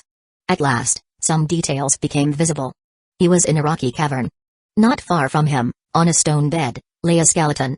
Looking down, he indeed saw a shard of the mirror of the myriad realms, piled together with a heap of unidentifiable objects. Chujuan thought hard for a while, and suddenly, an epiphany struck him. A powerful elder, having gone mad from cultivation, died here in this cave, leaving behind his legacy. Centuries later, a fortunate soul is knocked off a cliff by villains, not only survives the fall but also lands in this cave, thereby inheriting the elder's legacy and treasures. Isn't this just the trope of gaining fortuitous encounters by falling off a cliff? Chujuan couldn't help but laugh and cry at the irony. What a plot twist! Yet, instead of being the fortunate one who finds the treasure, he had become the treasure itself. Chujuan stirred his spiritual sense, attempting to move the shard of the mirror of the myriad realms, but found himself utterly incapable of even the slightest shift. His spiritual sense was clearly far more suppressed in this realm. It seems I can only wait for that destined fortunate one. Chujuan sighed in resignation. This was hardly a favorable predicament. A year? A decade? A century? If the fortunate one delayed, he would simply have to wait. Wouldn't that be a waste of the powers of the mirror of the myriad realms? But no matter how much he pondered, Chujuan could devise no solution. For now, I can only maintain the status quo. Whoever it is, just someone, anyone. Even if it's not a person, let a rat come and carry me away. Chujuan sighed softly, withdrawing his spiritual sense. Blue Star. Having consumed so much flesh and blood of the nether crocodile, the progress of my physical body is quite remarkable. Chujuan noted as he roasted a piece of nether crocodile meat, liberally seasoned with cumin and chili powder, and devoured it greedily. He felt the strength of his body, refined to the 33rd level, and nodded in satisfaction. His physical body, spiritual chi, and soul were advancing in unison. His body was at the 33rd level of physical refinement. His spiritual chi was at the 3rd layer of the nascent soul stage. His soul, though unmeasurable, was clearly far superior to that of ordinary nascent soul cultivators, having been bathed in the heavenly dew. Merit clouds. Chujuan suddenly looked up at the sky, somewhat sentimental. Having slain so many zombies and slaughtered numerous spirits, his merit had finally achieved a breakthrough. In the sky, the multicolored clouds coalesced into the forms of mythical beasts like the azure dragon, white tiger, vermilion bird, and black tortoise, roaring and bellowing through the heavens, yet not inducing fear but rather soothing the mind, immensely serene. Moments later, the clouds transformed into a magnificent tapestry depicting thousands of mountains and rivers, embracing all creation. Chujuan's inner merit reflected against the heavenly clouds, instantly condensing a 4-layered golden wheel of merit behind him. Then, from the horizon, countless golden petals drifted down, eventually forming a quietly spinning golden lotus descending towards Chujuan. The heavenly Tao golden lotus. Chujuan was astounded. He had only heard of a 6th-level cultivation sect called Heavenly Dragon Holy Temple, whose ancestor, sacrificing 2,000 years of lifespan, saved an entire mortal cultivation star, earning this divine reward of the heavenly Tao golden lotus. He had never imagined that he, too, might receive one. Chujuan opened his arms to welcome the heavenly Tao golden lotus. Upon introspecting, he discovered the heavenly Tao golden lotus had came to rest beneath the seat of his nascent soul, spinning quietly. With each rotation of the heavenly Tao golden lotus, a strand of golden light merged into the body of the nascent soul. The heavenly Tao golden lotus, an incomparable treasure that enhances the nascent soul. Chujuan mused, gazing at the sacred, luminous flower. Upon fully integrating with the heavenly Tao golden lotus, the nascent soul's size will increase, and both the total essence and recovery speed of the nascent soul will be significantly improved. After consuming the nascent soul's essence, the power, range, and scope of spells will greatly intensify. One could say that every aspect related to the nascent soul will receive an all-encompassing enhancement. Chujuan admired the heavenly Tao golden lotus in awe. As a demon path cultivator whose roots were deeply entrenched in righteous deeds, he had ventured far on the path of virtue. If the ancestral grandmasters of the demon path were to see him now, they might very well spit blood in agitation. After a long while, the colorful clouds vanished without a trace, and so did Chujuan. Members of Black Blade, who had witnessed this phenomenon, were equally stunned. For them, such a celestial spectacle was a once-in-a-lifetime sight. Mystic Azure Star, Norther Cold. Within the Myriad Souls sect at Black Devil Peak, Chujuan appeared in his cultivation chamber. Though he had devoted most of his energies to Soul Star recently, he still kept an eye on the activities of Myriad Souls sect and the surrounding Orthodox sects from time to time. The news from Myriad Souls Elder always indicated that there was little disturbance in the northern cultivation world.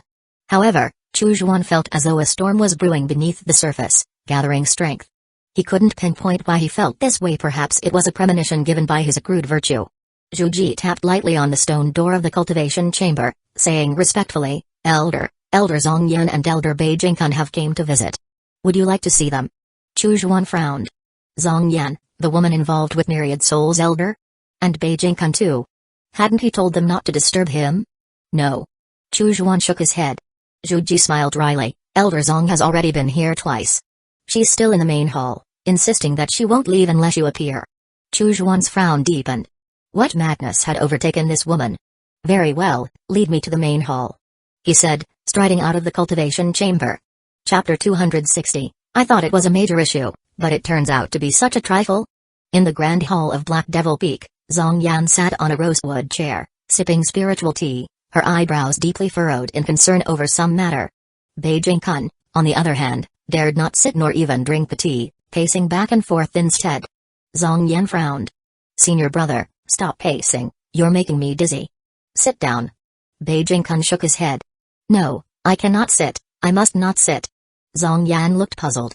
Why? What's stopping you from sitting? This is Black Devil Peak, not the main peak where our master resides. Beijingkun forced a smile and couldn't help but advise, Junior sister, I've said it before, just leave now. Do not start a feud with Lin. Junior brother Lin over this matter. Zhong Yan massaged her temples. I just wanted to swap some of my holdings for those of junior brother Lin. How is that picking a fight? Besides, Lin Fan's power is far below ours, so what if we do confront him? Zhong Yan snorted coldly.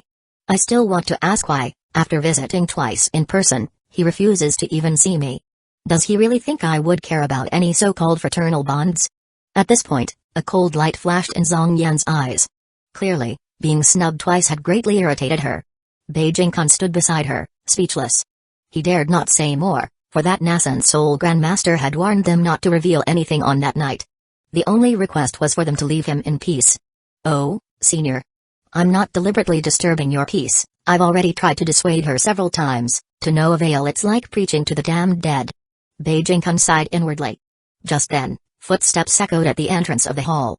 Zhong Yan looked up to see a figure walking into the hall, as handsome as a jade sculpture and as elegant as a refined scholar. It was her junior brother Lin Fan. When she first met Lin Fan years ago, she thought he had a fine appearance and might become a cultivation partner, elevating each other. But over the years, Lin Fan's cultivation progress was pitifully slow, and she had long surpassed him, abandoning any other aspirations concerning him. Greetings, senior brother Bei and sister Zong. Chujuan said with a smile. Zhong Yan snorted, her tone neither warm nor cold. Junior brother Lin, you certainly know how to show courtesy in person. But counting this visit, I have came to see you 3 times now. I want to ask you, why do you continue to refuse to meet? Making me face a closed door? Listening to her tone, Beijingkun couldn't help but close his eyes. It was too embarrassing to watch. Chujuan smiled gently. I was indeed at a critical point in my cultivation and couldn't leave. I ask for senior sister's forgiveness. His demeanor took Zhong Yan by surprise. It felt as though her forceful punch had landed on a soft, yielding cushion. Senior sister and senior brother have visited 3 times, it must be important. Chujuan remarked, glancing at Beijingkun. Beijingkun felt a shiver run down his spine under that gaze and quickly waved his hands. I'm not here for myself. It's Zhong Yan who wanted to come. I advised her not to disturb junior brother Lin over such trivial matters, but she wouldn't listen. Zhong Yan looked at Beijingkun, bewildered. What did this mean? The strongest under the tutelage of the Myriad Souls Elder was showing such deference to the weakest among them, Lin Fan. The words he had chosen seemed designed to distance himself from any involvement with her. It was as though he didn't want to have anything to do with her at all. Zhong Yan couldn't figure out why but decided not to dwell on it. Junior brother Lin, let me get straight to the point. Zhong Yan said. There's an iron ore mine on the western slopes of the Yin Soul Mountains that belongs to me. I know you own the Yinwood Manor, and I'd like to swap it with you. Zhong Yan stared into Chu Zhuan's eyes. That's all I'm here for. Chu Zhuan frowned upon hearing this. Just as Zhong Yan thought he might refuse, Chu Zhuan spoke. I thought it was something major, turns out it's such a minor matter? If senior sister wishes to trade, then let's trade. I have no objections. Zhong Yan was dumbfounded. Just like that? Yinwood Manor was more profitable than her iron ore mine. She had calculated that the manor could bring Lin Fan at least 1,000 small spiritual stones in pure profit each year. Over a few years, that would accumulate to a significant sum. She had thought she'd have to argue persuasively to convince him. But her good junior brother had agreed so readily, leaving her prepared arguments unused.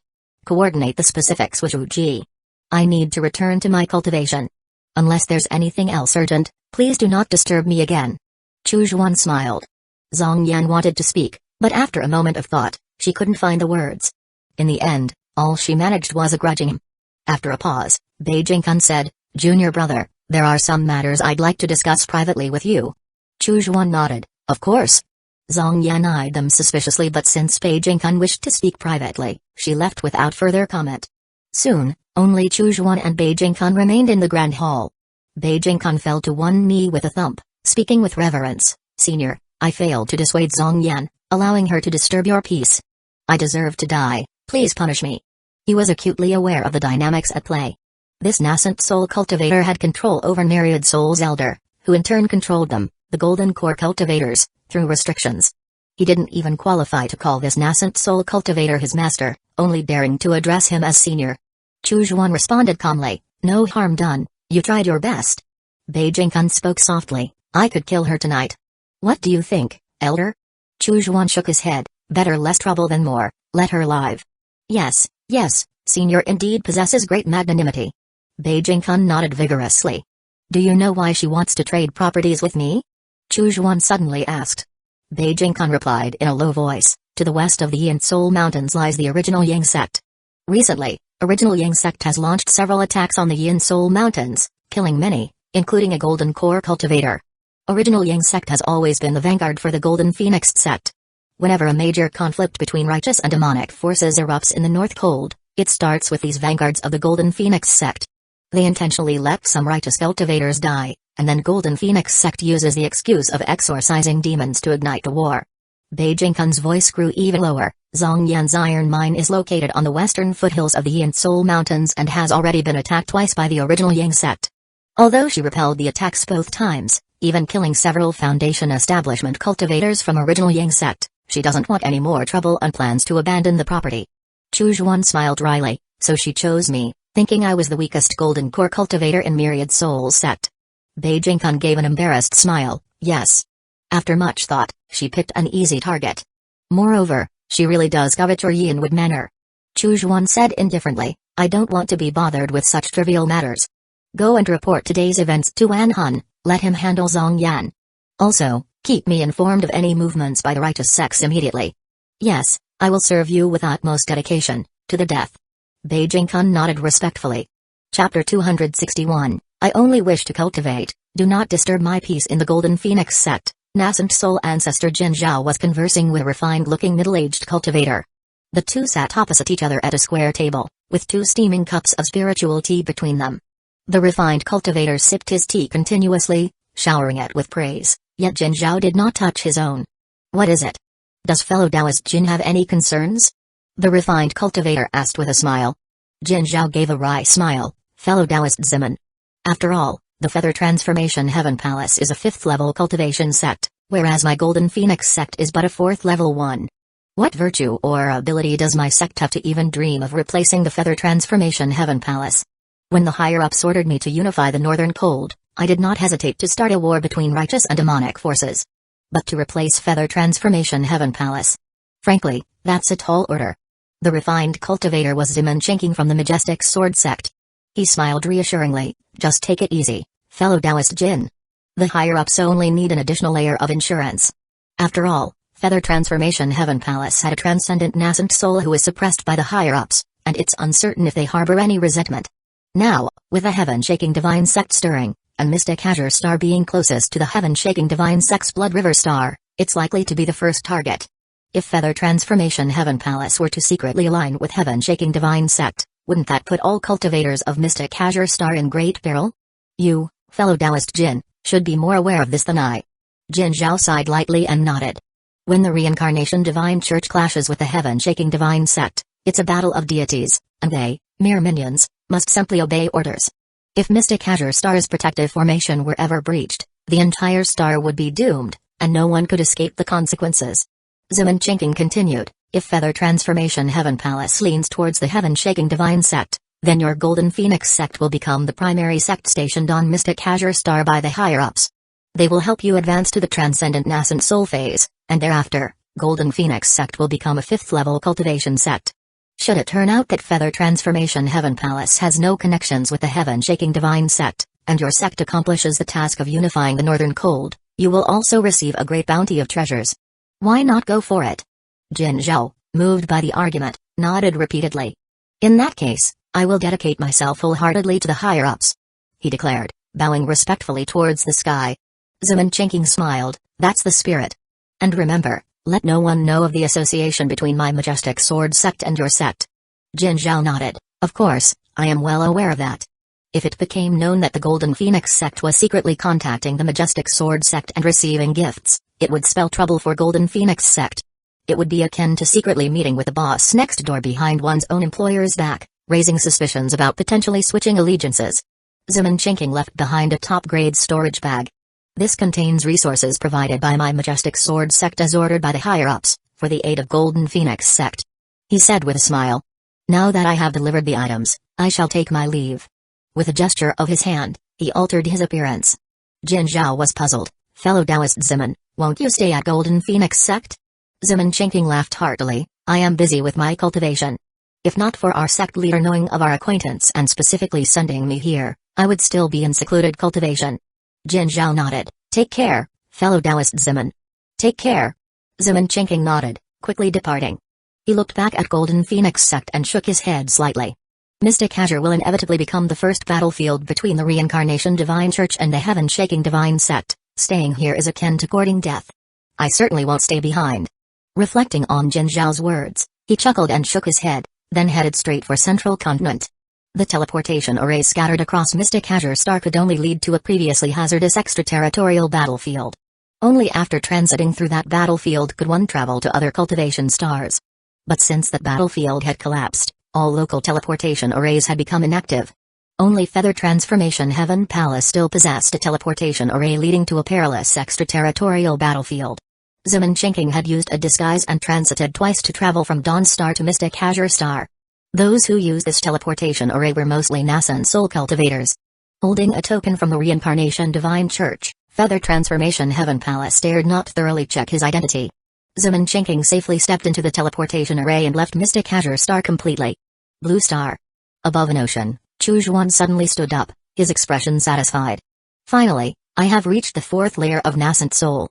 His body flickered, and in the blink of an eye, he appeared hundreds of meters away. His speed was astonishing. Looking down, the sea's surface over which he had passed had turned into thick frost. Some fish were frozen within it, lifelike as if they were still swimming. Despite it being the height of summer, the sea had frozen over in moments, demonstrating the power of this technique. This ice crystal divine light escape is really excellent. Not only is the escape speed extremely fast, but it also has such cold energy, which can slow down enemies. Truly worthy of being the escape technique that complements the mysterious heavenly ice soul scroll. Chu Zhuan nodded in satisfaction, gazing out over the vast ocean, his hand suddenly clenched. A torrent of ice spiritual chi erupted forth. At the command of his will, a massive square ice pillar surged from beneath the sea, piercing the sky. The rumbling sound vibrated in all directions. With a grasp of his hand, there was a sharp crack as the ice pillar suddenly exploded, scattering into countless ice shards. These shards descended from the sky, swiftly freezing a large area of the surrounding sea. Chu Zhuan looked on with admiration. This technique, Ice God Pillar, is also quite impressive. First, it conjures a massive ice pillar out of thin air, which can then explode to cover a vast area, easily overwhelming early nascent soul cultivators. If I were to consume some nascent soul essence to enhance the power of the Ice God Pillar, Even overpowering 4th or 5th layer nascent soul cultivators wouldn't be difficult. With a thought, a pitch-black chain wrapped in strands of blood suddenly appeared. The chain whipped down fiercely, and a large swath of the ocean evaporated instantly. The evil soul chain was now a high-grade magic treasure infused with a substantial amount of blood resentment black steel. Chu Xuan gestured, and a small bottle appeared in his hand, exuding intense frost that quickly spread over the sea's surface. 2 giant crossbows materialized, with frost arrows forming automatically, ready to puncture any enemy with a single command. Chu Xuan's smile was one of contentment. His arsenal was now vast. In terms of spiritual chi spells, he had the offensive Ice God Pillar and the chase and escape Ice Crystal Divine Light Escape. For psychic techniques, he had offensive skills like Sky Tearing Cold Palm and Great Devouring Palm, and defensively, the Triple True Shield. In body refining techniques, there was the Great Extinguishing Thunder Fist. Regarding magic treasures, he possessed the Evil Soul Chain, Ice Sun Crossbow, and Yin Frost Bottle. Moreover, he commanded 2 Ghost Kings and a Corpse King. Few nascent soul cultivators could claim such a multifaceted development with no apparent weaknesses. Anyone attempting to exploit his weaknesses would only humiliate themselves. Training and training, I've gradually become an all-rounder. Chu Xuan mused with a chuckle. He pondered, the movements of the Golden Phoenix sect are becoming more frequent now, surely signaling the onset of a war between righteous and demonic forces. Myriad Soul sect, with its weaker strength, is likely to be the first target of the righteous sects. Well, I only wish to cultivate in peace, do not disturb me.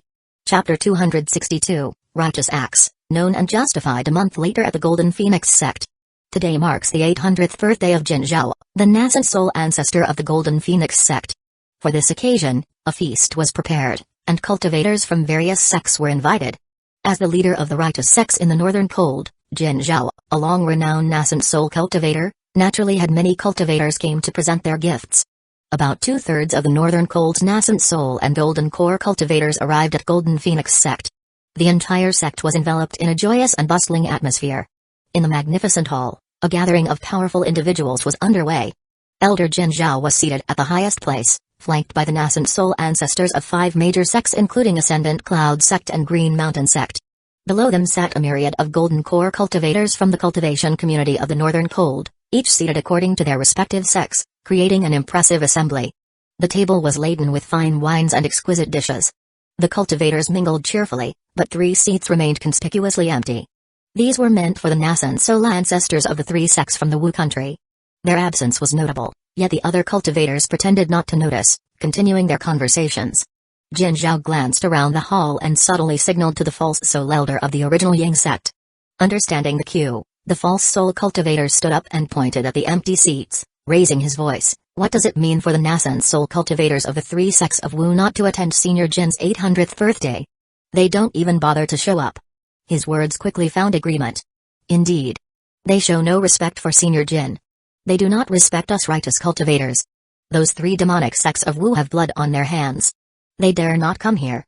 If you ask me, Senior Jin should not have invited them at all. How can we, as righteous cultivators, consort with those of the demonic path? The hall filled with indignant voices, as if this had been pre-planned. Elder Jin Zhao, his spiritual chi stirring, shouted, "Silence!" The aura of a nascent soul cultivator filled the room, and the rest of atmosphere briefly calmed. The false soul cultivator suddenly knelt down, his voice full of sorrow and anger. "Elder Jin, you must stand up for the original Yang sect. Those demonic sects of Wu are utterly despicable. The original Yang sect had only 2 disciples of exceptional talent, and both were killed in the Yin Soul Mountains." Jin Zhao responded in shock. "What? Such a thing happened?" The false soul cultivator angrily declared, "If Senior Jin cannot stand up for the original Yang sect, then tomorrow I will march into the Yin Soul Mountains myself and annihilate Myriad Souls sect." With that, he made as if to rush out of the hall. Ascendant Cloud sect's nascent soul ancestor, Ling Su, promptly stood up, his voice solemn. "Old Ma. Do not act recklessly.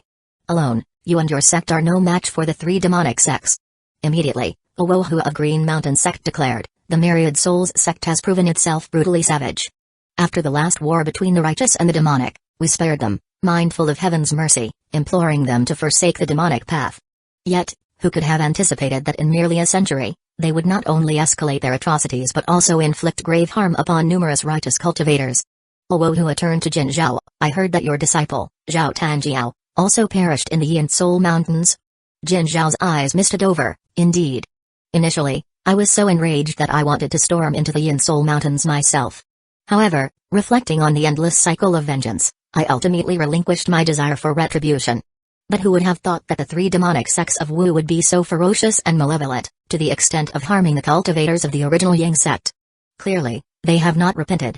Jin Zhao gripped the armrest tightly, his eyes reddening.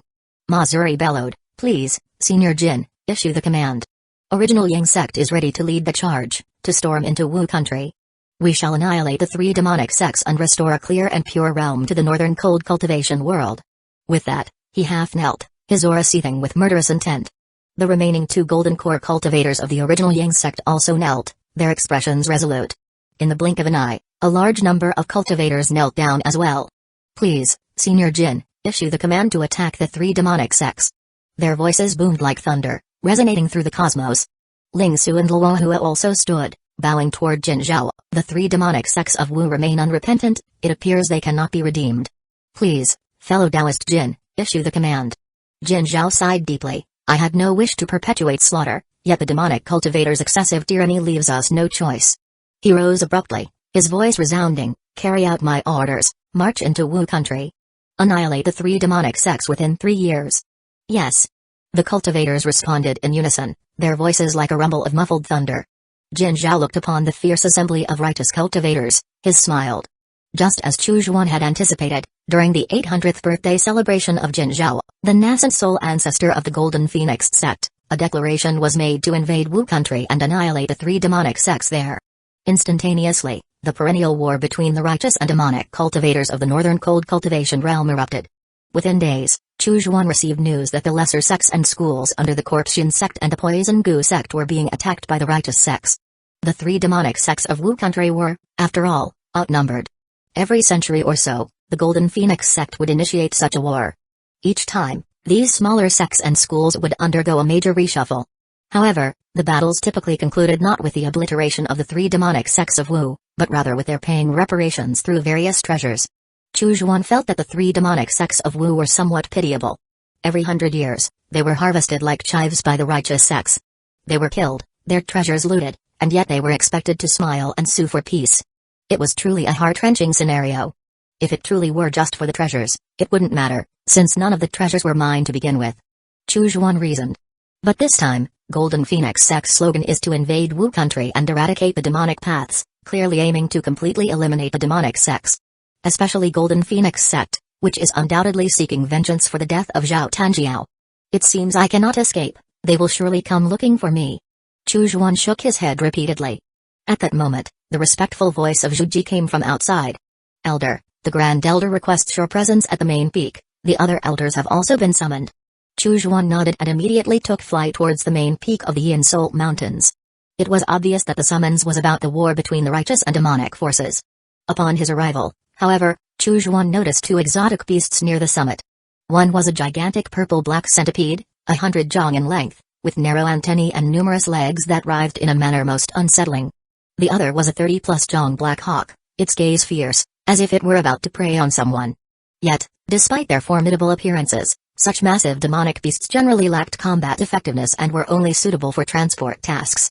Of course, even though they were relatively docile, no nascent soul cultivator could hope to control such colossal creatures. With little thought, Chu Zhuan surmised that representatives from the other two demonic sects of Wu country had arrived. The giant centipede was likely a nurtured creature from the Poison Gu sect, and the black hawk was probably a demonic beast from the Corpuscian sect. A storm was brewing. Chapter 263, Sacrificing Chu Zhuan? Atop the main peak of the Yin Soul mountain range, within the Grand Hall of the Myriad Souls sect. Chu Zhuan entered the hall. Considering Lin Fan's strength and experience, he took a seat in the last row next to Wan Wu'ing. The current Wan Wu'ing evidently lacked the spirit he possessed when he first joined the Myriad Souls sect. His face bore a look of distress, and his brows betrayed a hint of helplessness. Seeing Chu Zhuan sit beside him, he managed only a forced smile. "Brother Lin." Chu Zhuan nodded in return. "Brother Wan." Wan Wu'ing's demeanor was unsurprising. Enslaved by another's power, he found no time for cultivation. Should he fail to break his bonds, he was doomed to remain a lifelong slave to the Myriad Souls Elder, a fate far removed from his life's ambition. Originally, he had ventured to the outer domain battlefield precisely to seek the nascent soul spiritual item. Chu Zhuan's arrival naturally caught the attention of others. The cultivators from the Corpseian sect and the Poison Goose sect gave Chujuan a cursory glance before dismissing him from their attention. Only a few in the know took a longer look at him, aware that it was Chujuan who had slain Zhao Tanjiao of the Golden Phoenix sect. Beijing trembled at the sight of Chujuan, daring not to linger his gaze. Yet, the Myriad Soul's elder exhibited no such tremors. Seeing Chujuan sitting quietly in the last row just like Lin Fan, Myriad Soul's elder couldn't help but want to smile bitterly. This nascent soul great cultivator, whose strength far surpassed both the old cultivators from the Corpseian sect and the Poison Goose sect, carried no airs and willingly sat among the Golden Core cultivators. Such a composed and humble disposition instilled fear in him. Having lived so long, he knew well that only such characters could achieve great distances. Myriad Soul's old ghost, have all your sex people arrived? Asked Zhengji, the nascent soul ancestor of the Corpseian sect, his voice calm as he scanned the room. The Myriad Soul's elder smiled faintly. All 6 Golden Core cultivators are present. Zhengji turned to the elder, we convene on your territory for this discussion, so I shall not overstep my bounds. Myriad Soul's old ghost, you begin. The Myriad Soul's elder nodded. This gathering of the 3 sects of Wu country is to discuss the looming righteous demonic Great War. The Golden Phoenix sect is rallying the righteous cultivators of Northern Cold, aiming for unification. Unlike in times past, they are not driven by various demonic treasures but seek to completely eradicate our Tao. This impending war of righteousness and demons is a battle for our very survival. Given our minority status among the demonic cultivators of Northern Cold, how we can overcome the many with the few, and turn less into more, requires collective wisdom to devise the best course of action. In the silence of the assembly, the nascent soul ancestor of the Poison Goose sect, Guantong, suddenly cleared his throat, prompting a cultivator from his sect to stand. Myriad Soul's ancestor, I believe it is not as straightforward. Every century or so, the Golden Phoenix sect inevitably finds pretexts to ignite the righteous demonic wars. Our 3 sects of Wu country tacitly engage with them, testing our mettle, this time being no exception. We can quell those greedy righteous sects by simply offering some treasures. Why has the Righteous Alliance come so aggressively this time? It is because a prodigy of the Golden Phoenix sect met his demise in the Yin Salt Mountains. The Poison Goose sect cultivator glanced toward Chujuan. I say, if we hand over the murderer, we can surely extinguish the fury of the Golden Phoenix sect. Though it may not halt the war, it would certainly slow their advance, buying us time to rally support from the demonic sects of the eastern border and western land, lending us their strength. Fellow Taoist Lin, daring in action, why not step forward and nobly sacrifice yourself? If fellow Taoist Lin is unwilling, our Poison Goose sect is prepared to deliver him to the Golden Phoenix sect. Upon these words, the eyes of all the cultivators in the hall converged on Chujuan. Some murmured among themselves, astonished that Zhao Tanjiao had been slain by such an obscure Golden Core cultivator. Chujuan frowned in response. Guantong's face darkened with anger as he rebuked, hold your tongue. Our 3 demonic sects have always shared a common enemy. How can we commit such a self-harming act that delights our foes? Such words must never again be spoken, lest they damage the harmony among our sects. You are fined 5 years' salary. Collect your punishment upon your return. The Golden Core cultivator from the Poison Goose sect, after a stern reprimand, begrudgingly sat down, still visibly upset. Yet, the lenient punishment made it clear that it was likely a maneuver orchestrated by Guantong himself. The unity within the 3 demonic sects was not as solid as it appeared. Many believed that the Myriad Soul sect had brought this trouble upon themselves. If the righteous sects declared their intent targeted only at the Myriad Soul sect, others would scarcely conceal their glee. Chujuan noticed several cultivators from the Poison Goose sect possibly harboring such thoughts. The Myriad Soul's elder shuddered upon hearing the proposal of sacrificing Chujuan. Beijing Kun, usually so composed, nearly spat out his tea in shock upon hearing someone suggest handing over Lin Fan to the righteous sects, drawing a look of surprise from the nearby Zhong Yan. Zhengji frowned deeply. Stop this foolish talk. The righteous sects float these suggestions to sow discord among us. Today they ask for 1, tomorrow they will demand 2. And then 3, 4 after that. If one day they demand your surrender, could you still utter such words? The cultivators of the Poison Goose sect were left speechless, realizing the gravity of the situation only when it fell upon their own heads. Zhengji snorted coldly, we shall discuss only strategies to counter the Righteous Alliance. Bring up anything else, and I will show no leniency. His gaze settled unmistakably on Guantong. Zhengji, the strongest among the 3, having attained the 3rd level of the nascent soul, carried considerable influence. Guantong had no choice but to divert his gaze and remain silent. Within the Myriad Soul's temple, the cultivators eagerly voiced their opinions. Some argued that they should seek assistance from the demonic sects of the western land and eastern border, hoping they would understand the peril they all shared. Others suggested bribing sects like the Ascendant Cloud sect, Green Mountain sect, and Original Yang sect, clarifying the benefits and consequences to persuade them to abstain from attacking the three demonic sects. After all, once a war between righteousness and demons erupted, casualties were inevitable, and vast amounts of cultivation resources would be expended. Why engage in battle when the desired benefits could be obtained without death and expenditure? Yet another cultivator proposed that they should appeal to the Feather Transformation Heaven Palace for intervention, a suggestion that was met with derision by others. The Feather Transformation Heaven Palace, a bastion of righteousness, was unlikely to meddle in the affairs of Northern Cold on behalf of the three demonic sects. Chu Zhuan, seated among the golden core cultivators of the Myriad Souls sect, found the debate tediously soporific. He had never been one for scheming. Scheming was for those of nearly equal strength, or for the weaker to use cunning tactics to overcome the stronger. But with overwhelming power, what need was there for schemes? Simply crushing all opposition would suffice. As dusk approached, the discussions finally concluded, and everyone returned to their respective peaks. Beijing Kun, Zhong Yan, and other cultivators also prepared to head back. Fanner, wait a moment. The Myriad Souls elder said kindly. Yes. Chu Zhuan nodded. Chapter 264, Now, it is time for me to act. Moments later, only Chu Zhuan and Myriad Souls elder remained in the Great Hall. Myriad Souls elder then asked, did today's words from the Poison Goo sect cultivator anger the master? I have the authority to deploy troops and could easily use some tricks to ensure his utter destruction. He continued. Chu Zhuan waved his hand dismissively, it's not really anger.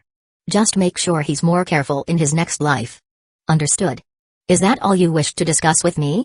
Chu Zhuan asked casually. Myriad Souls elder shook his head, there's another matter. You had instructed me to discipline Zhong Yan, which I have done. She won't dare disturb your peace anymore. Well done. Chu Zhuan nodded. Unable to hold back, Myriad Souls then expressed, Master, the disparity between the forces of righteousness and demonic powers in Northern Cold is about 70 to 30. If this continues, you won't have peace to cultivate. Might you consider intervening? Chu Zhuan smiled.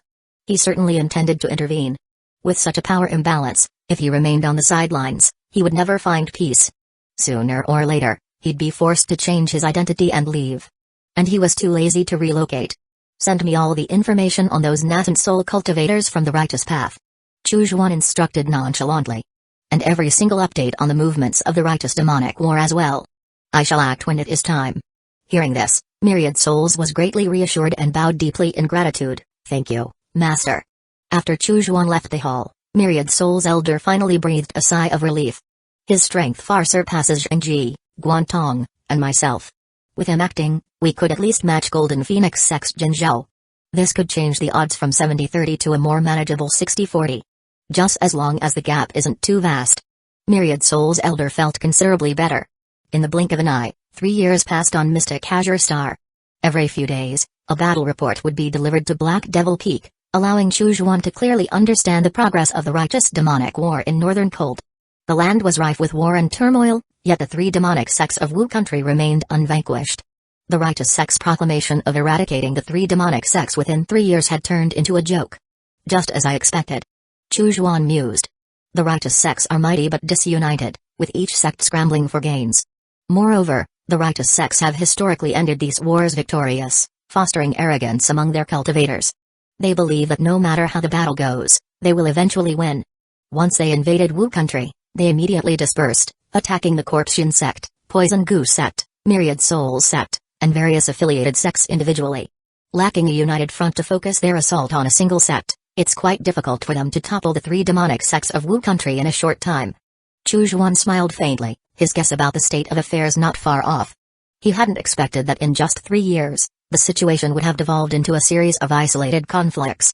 A flash of information crossed his mind, revealing the profiles of the nascent soul cultivators from the righteous sects. Jin Zhao, nascent soul ancestor of Golden Phoenix sect, likely a third-level nascent soul, possessing formidable strength.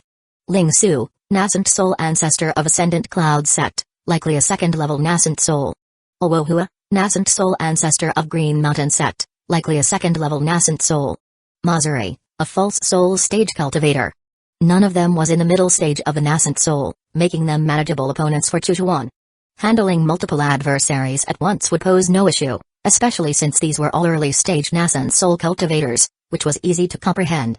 The more advanced nascent soul and late-stage cultivators were mostly engaged in extraterritorial battlefields, preparing for deity transformation and seeking spiritual items.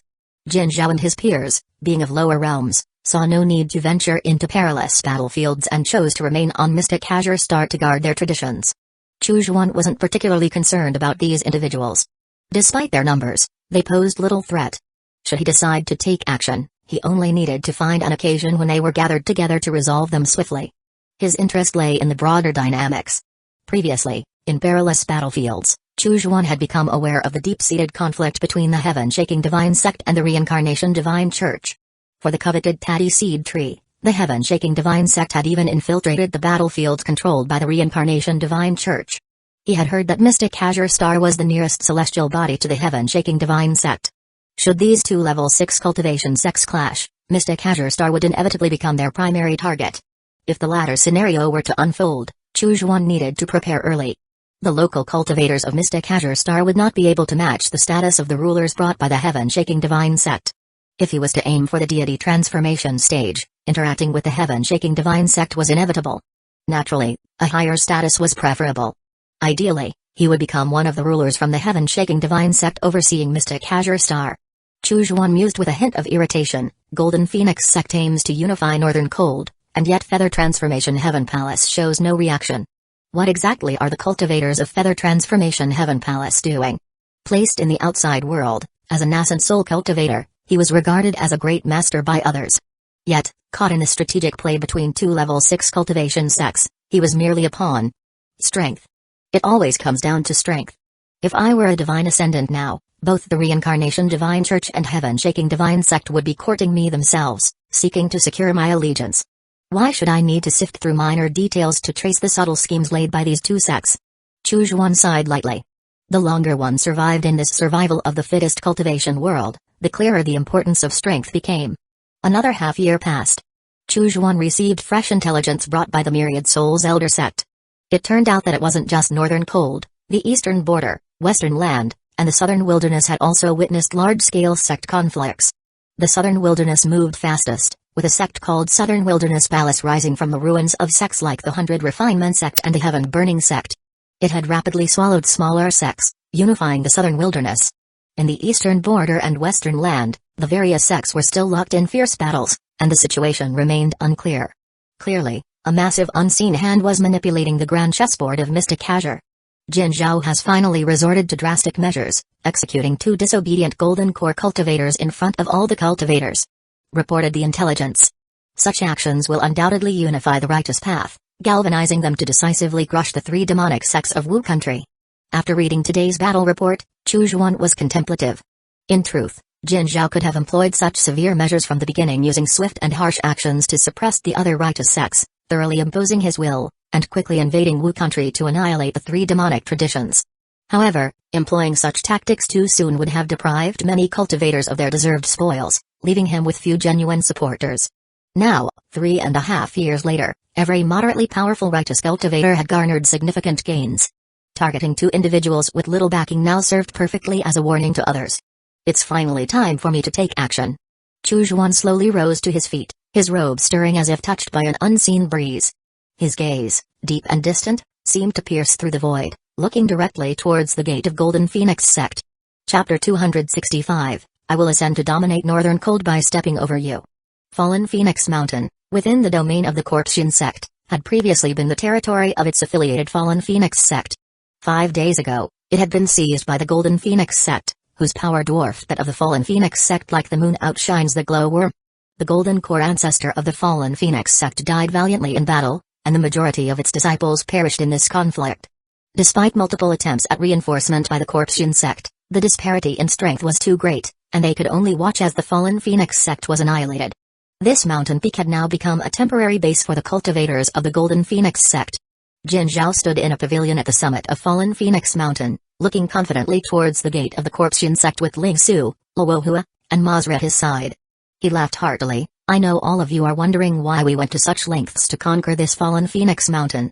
Ling Su, Luohua, and the others nodded slightly. Ling Su spoke in a deep voice, indeed, we are all eager to understand why fellow Taoist Jin has orchestrated such a plan. The 3 demonic sects of Wu country merely have 3 nascent soul cultivators, Even relying on their sex grand formation, they can only struggle in vain. It seems a bit costly to expend so much effort to take down a single fallen phoenix mountain. Jin Zhao slapped his storage bag, and a map of Wu country unfolded before everyone. The map was detailed with mountains, rivers, and sects depicted vividly. Jin Zhao gestured, and the section detailing the Corpsean sect suddenly enlarged. "Do you see the brilliance in the Corpsean sect's location?" he asked with a smile. After a long scrutiny, Ling Su and the others shook their heads, unable to discern what Jin Zhao was hinting at. Luohua scratched his head. "Fellow Taoist Jin, stop keeping us in suspense and just tell us." Jin Zhao burst into laughter, his eyes sweeping across several mountain peaks surrounding the Corpsean sect's gate. An irregular hexagram suddenly became apparent to everyone. Ling Su, Luohua, and the others gasped in surprise. A formation. And not just any formation, but a deity transformation level formation linked to the mountain and river ley lines. Since when had the Corpsean sect laid down such a formidable formation? Jin Zhao spoke calmly. "At first, I did not notice it either, just felt something was off.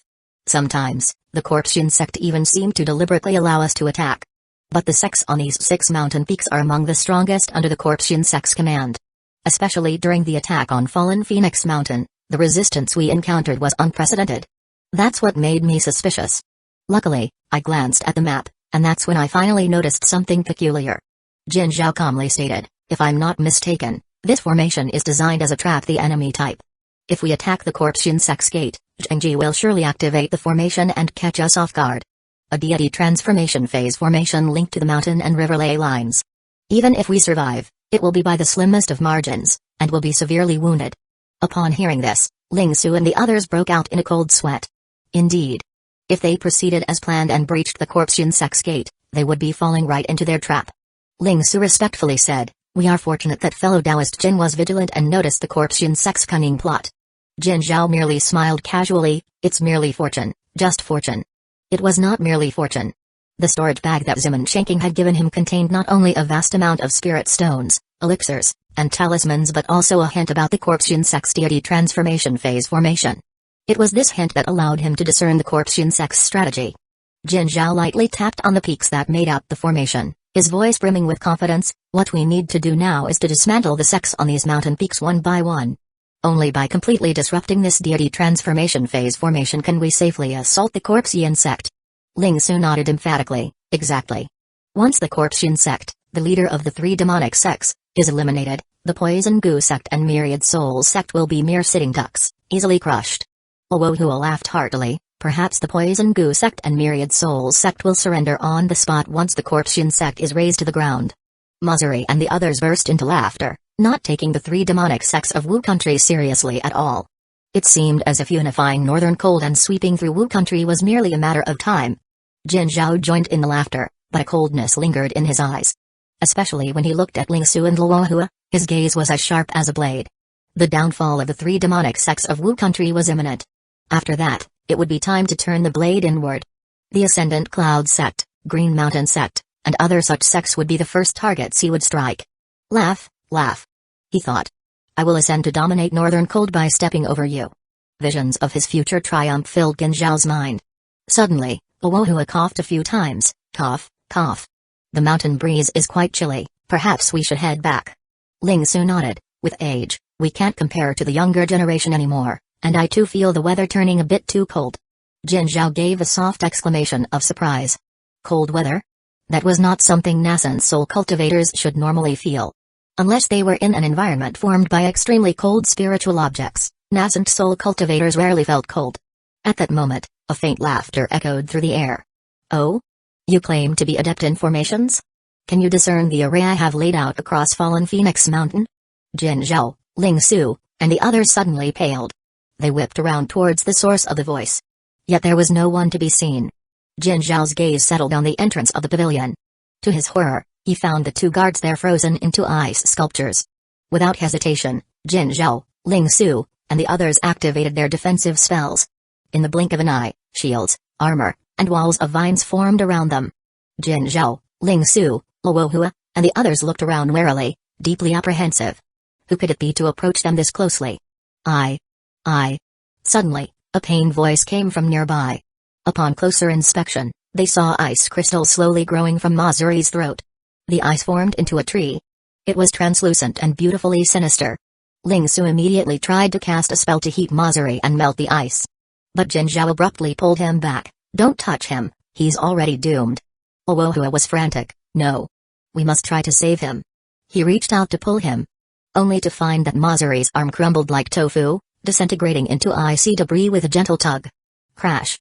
In a mere moment, a once formidable nascent soul cultivator was frozen to death, not even leaving a whole corpse behind. Jin Zhao, Ling Su, Owohua, and the others felt a bone-chilling cold. It came not just from the outside but also from within. This fallen phoenix mountain was under a formation. And it had been laid without their slightest awareness. Sneaking around, surely the work of a demonic heretic. "Come out and face me in battle." Owohua roared, his hair standing on end in fury. Swoosh, swoosh. Two streaks of cold light suddenly tore through the night, shooting towards them. Owohua's face changed drastically, and he quickly dodged. Yet the cold light seemed to have a life of its own, twisting in midair and targeting Owohua's throat with cunning precision. Owohua bellowed, immediately summoning his life-bound magic treasure for defense. It was a wooden shield glowing with a pale green luminescence. A loud clang resounded as the cold light struck the shield. The latter instantly developed a crack, its surface covered with frost, becoming unbearably heavy. Owohua staggered back several steps before he could stop. Just as he thought himself safe and took a breath, an invisible spiritual giant hand suddenly struck from behind. Chapter 266, It's impossible for Northern Cold to possess such formidable figures. Two spiritual giant hands, carrying a surge of icy chill, invaded Owohua's mind in an instant, as if to freeze his very thoughts. At that moment, Owohua found himself utterly powerless to resist. He could only instinctively summon a defensive spiritual technique. A thin shield of spiritual sense formed within his mind. However, this shield was instantly shattered by the overwhelming force of the giant hands. After all, this was merely a golden core stage spiritual technique. How could it stand against a nascent soul's stage power? With a crack, his mind lay completely exposed before the giant hands. Thump. Owohua's eyes glazed over as he fell to the ground. With his sense severely damaged, even if he did not become an imbecile, he no longer possessed any fighting capability. All of this occurred in the blink of an eye. From the moment Owohua was attacked to the loss of his combat abilities was merely an instant. Jin Zhao, Ling Su, and the other 5 nascent soul cultivators' complexions changed drastically. Owohua was, after all, a second-tier nascent soul cultivator. To fall so easily? The adversary's power was terrifyingly formidable. Jin Zhao took a deep breath, feeling as if the air were cold blades piercing his lungs. Fellow Taoists, the surrounding environment is growing colder, and if this continues, our strengths will diminish. Our only chance now is a desperate fight to escape. Jin Zhao declared in a low voice. Ling Su nodded vehemently. Attack, break through to the mountain base now. The 5 cultivators stood back to back and charged toward the pavilion entrance. However, they had only made it a few steps. The nascent soul cultivator at the forefront suddenly paled, instinctively retreating. But his speed was half a step too slow. The next moment, a horrific explosion erupted. A cold, terrifying thunderous force spread. This nascent soul cultivator's body was instantly blown into flying blood and flesh. He only managed to scream a few times before his physical body lost all vitality. He had no choice but to abandon his body and let his nascent soul escape. The face of the nascent soul little figure, still terrified by the blast, looked towards the source of the explosion. The neatly paved cobblestone ground had now become a massive crater. Surrounding it were scattered stone chips and flesh. The remaining nascent soul cultivators were both shocked and enraged. They all speculated about what kind of attack it could have been. At the same time, they looked around with trepidation, fearing another hidden weapon might strike. Jin Zhao's expression was grave.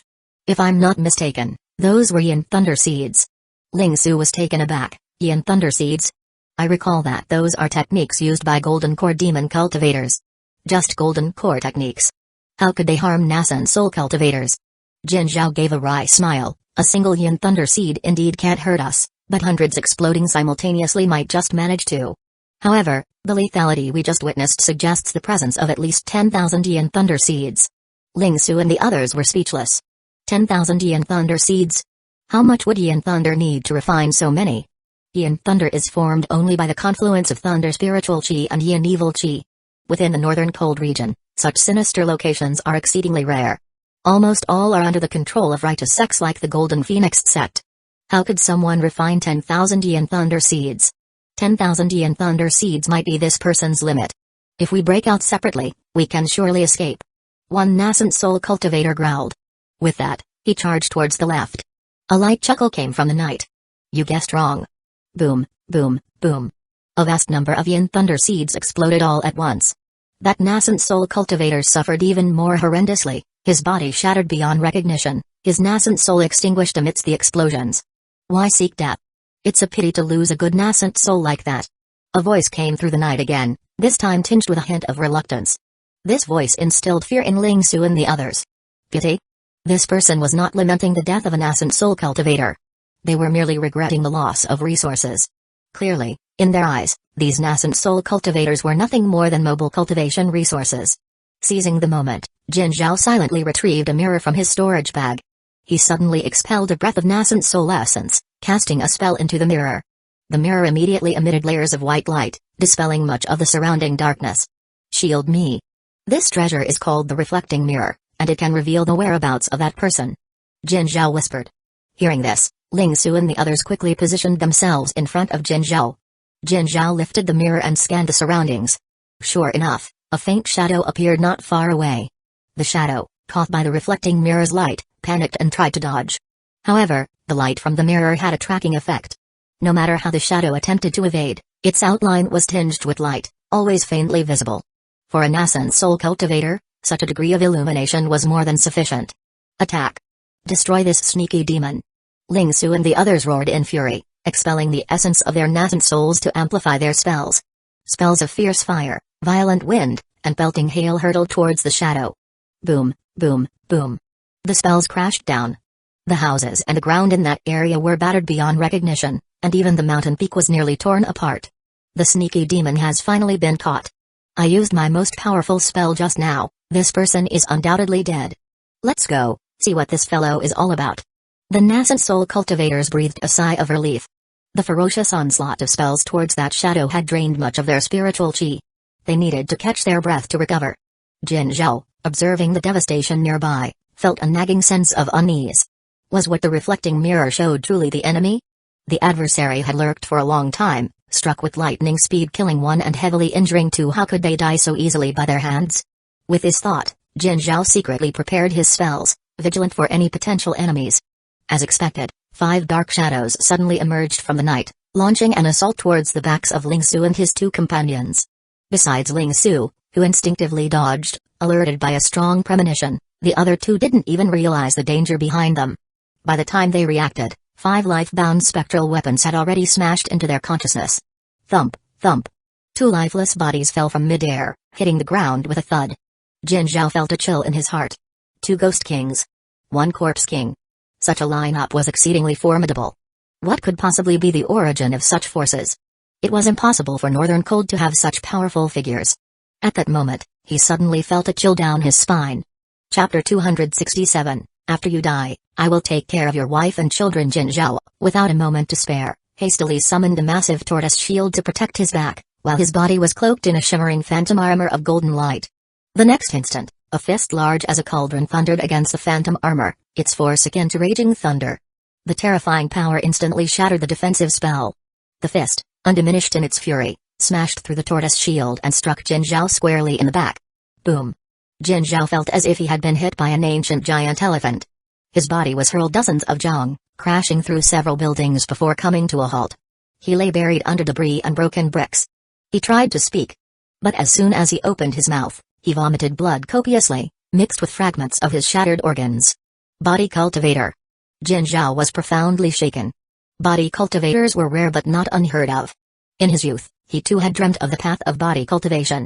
He had reached the 20th level of body cultivation but had to abandon it due to the scarcity of vital life-sustaining elixirs. The overwhelming strength of that punch, which shattered his life-bound magic treasure, indicated that his opponent was an exceedingly strong body cultivator. At least at the 31st level of body cultivation, equivalent to a first-layer nascent soul cultivator. What should he do? Was he forced to resort to that one move? Fellow Taoist Jin. A nascent soul sprite flew into the ruins, struggling to clear away the rubble. Jin Zhao, his face pale, managed the bitter smile. The nascent soul sprite spoke anxiously, Fellow Taoist Jin, do you still have a way out? Jin Zhao pondered for a moment. Indeed, there is one. Come closer, and I'll tell you. The nascent soul sprite, unsuspecting, flew closer to Jin Zhao. As he came within a foot, Jin Zhao suddenly rose, seizing him. The nascent soul sprite, alarmed and angry, exclaimed, "Fellow Taoist Jin, what are you doing?" Jin Zhao sighed softly, "I wish it hadn't come to this. Rest assured, your death will be worthwhile. I will kill this man. After you die, I will take care of your wife and children. Go in peace." He gently patted his sleeve. A dark shadow emerged from his sleeve. The shadow, sensing the essence of the nascent soul, opened its gaping maw and swallowed the nascent soul sprite in one bite. After consuming the nascent soul, the shadow displayed a look of satisfaction. "Satiated, are you? Lend me your strength." Jin Zhao whispered low. The shadow nodded, slowly merging into his body. In the blink of an eye, Jin Zhao's sunken back swelled like it was being inflated, rapidly returning to its original form. The injuries on his body healed at a visible speed, as if a strange power was mending all the wounds inside and out. Not only that, a potent aura within him climbed steadily higher. What is this technique? Quite interesting." Chu Zhuan emerged from the night, his expression one of surprise as he watched Jin Zhao's aura surge. Jin Zhao scoffed, "This is my life cost, refined from my own lifespan. Each use, if I do not consume a nascent soul, costs me 10 years of life. Boy, prepare to die." With that, he stomped on the ground and used an escaping technique. His body soared 100 jong in a short time. 3 sharp spears of golden spiritual chi instantly formed and rushed towards Chu Zhuan. Chu Zhuan's gaze sharpened, and he agilely dodged. Swoosh, swoosh, swoosh. His body moved like a nimble dragon, evading the spear thrusts that seemed perilous and mysterious at each turn, yet undoubtedly he seemed capable of avoiding them. What surprised Jin Zhao even more was that wherever Chu Zhuan moved, a layer of frost formed. The sharp spears became coated with frost, their originally fierce speed quickly decreasing. By the end, they could be described as elderly and slow as a bell tolling, so slow they seemed like snails, easily dodged. "Stop testing. Your life cost surely isn't limited to this. Come on, use your full strength." Chu Zhuan smiled. He had long noticed the oddity of the life ghost. Jin Zhao certainly had another deadly move hidden. Sharp eyes. Jin Zhao frowned slightly but then relaxed. This ferocious move he rarely used, fearing he was too weak and might be devoured by the life ghost instead. Now, if he did not use it, he would never have another chance. Life-draining blood spear. Jin Zhao bellowed, spewing a large mouthful of nascent soul essence. The 3 golden spears of spiritual chi merged into one at this moment, their form becoming even more sinister and ghastly. The tip was even tinged with blood. "Go." Jin Zhao pointed, and the shadow streaked from his body, coiling around the blood spear. The speed of the life-draining blood spear surged in that instant, aiming straight for Chu Zhuan's chest. After releasing this strike, Jin Zhao's face was deathly pale. This move consumed a vast amount of spiritual chi and a significant portion of his lifespan. He would not use it lightly. Once used, the opponent was certain to die. Jin Zhao lifted his head, watching the man, waiting for the moment the life-draining blood spear would pierce through him. Interesting. Chu Zhuan chuckled lightly. With a swift motion, he summoned a small knife from his storage bag, the Sin Karma Saber. "Reverse the merits, flames of vile karma." He shouted low, and suddenly, 4 layers of merit golden wheels appeared behind his head. The towering merit light even illuminated the night sky. As his command fell, the merit surged into the Sin Karma Saber, which instantly erupted into fierce karmic flames. Jin Zhao was dumbstruck. 4 layers of merit golden wheels? You are fucking kidding me. A person who cultivates ghosts and refines corpses, with so many sinister methods, couldn't possibly be endowed with merit. But he had no time to ponder further. Because the saber, wreathed in karmic flames, had already collided with his spear. Boom.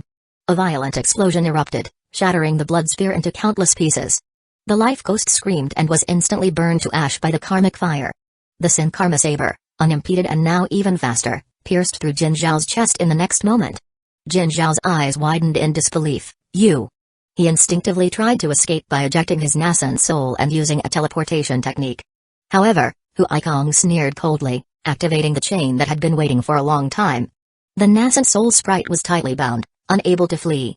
Elsewhere, Ling Su roared, detonating his life-bound magic treasure at the cost of nearly blowing himself apart, managing to nearly annihilate Long. But his head was pierced through with a punch by Hu. His nascent soul tried to escape but was quickly seized by 2 arms and 4 arm. Chu Zhuan gestured, and the Sin Karma Saber, the Ice Sun crossbow, the Yin Frost bottle, and other magic treasures all returned to his storage bag.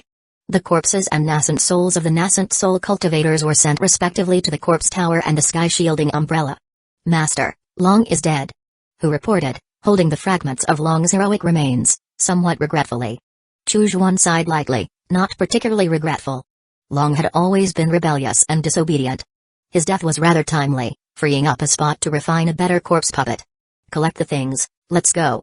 Chu Juan commanded. After cleaning the site completely, he unleashed a sphere of blood evil yin fire. The dark purple flames exploded forth, quickly enveloping the entire fallen Phoenix Mountain. Any traces of battle would be utterly obliterated by such flames, leaving nothing behind. Chapter 268, The Five Ghosts Life-Seizing Method, Heavenly Yin-Gu Corpse Technique. Taking advantage of the night, Chu Juan returned to Black Devil Peak. His first task was to inspect the storage bags of the nascent soul cultivators. However, the foundations of these cultivators were far below his expectations, pitifully so. One might have mistaken them for golden core cultivators masquerading as nascent soul cultivators. Aside from Jinzhao, the combined contents of the other 5 nascent soul cultivators' storage bags weren't particularly impressive, merely expanding Chu Juan's reserves of spirit stones a bit, which would be convenient for setting up future formations. Their magic treasures and spells did not particularly impress Chu Juan. Some nascent soul cultivators were even using golden core level spells, which was not surprising given they were only at the first layer of the nascent soul stage. Ah, this person's storage bag. Chu Juan examined Jin Zhao's storage bag, and he was genuinely surprised. This person had a substantial reserve of spirit stones, talismans, and medicinal pills. Some talismans and pills clearly did not originate from the Northern Cold. There's also a map of the Corpse Shinsek's Grand Formation. It seems he indeed had support from a higher power. Suddenly remembering something, Chu Juan quickly found Shang Wenhao's storage bag, and after a brief comparison, he understood. These are talismans and pills from the Majestic Sword sect. The style is exactly the same. Chu Juan stroked his chin, thoughtful. The Majestic Sword sect would certainly not assist a 4th-tier sect on Mystic Azure Star without reason. It must have been the Reincarnation Divine Church that ordered the Majestic Sword sect to intervene. This was quite intriguing.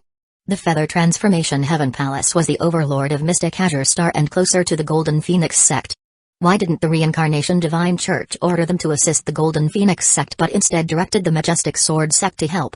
Could it be that the Reincarnation Divine Church no longer trusted Feather Transformation Heaven Palace?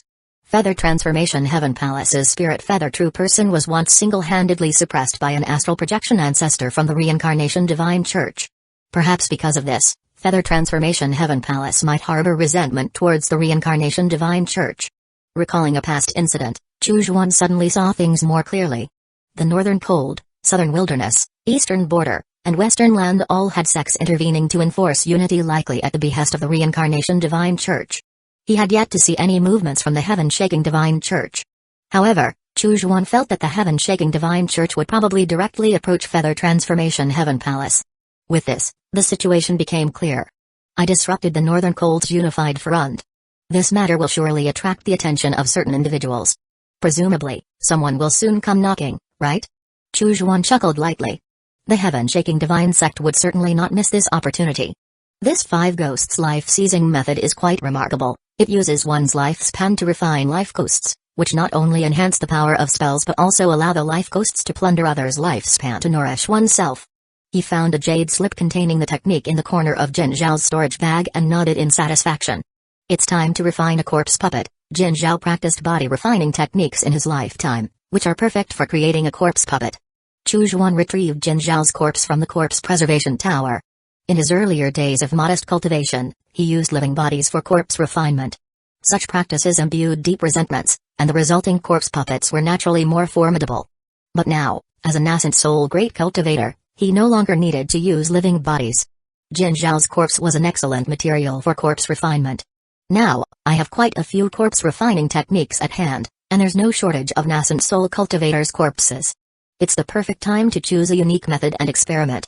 Several corpse refining techniques flashed through Chu Juan's mind. He eventually settled on a technique called the Heavenly Yin-Gu Corpse Technique. He had obtained this method after slaying Leng Hanshuang and looting her storage bag, likely a trophy from Leng's victories over demonic cultivators. This technique creatively combined goo worms with corpse puppets. The resulting corpse puppet, also known as a goo corpse, was indeed formidable. However, the demonic predecessor who created this technique had only initiated it in part. Due to limited knowledge of goo worms, he hadn't fully perfected it. Chu Juan was undeterred. He was well versed in both goo worms and corpse puppets and saw this as an opportunity for further trials.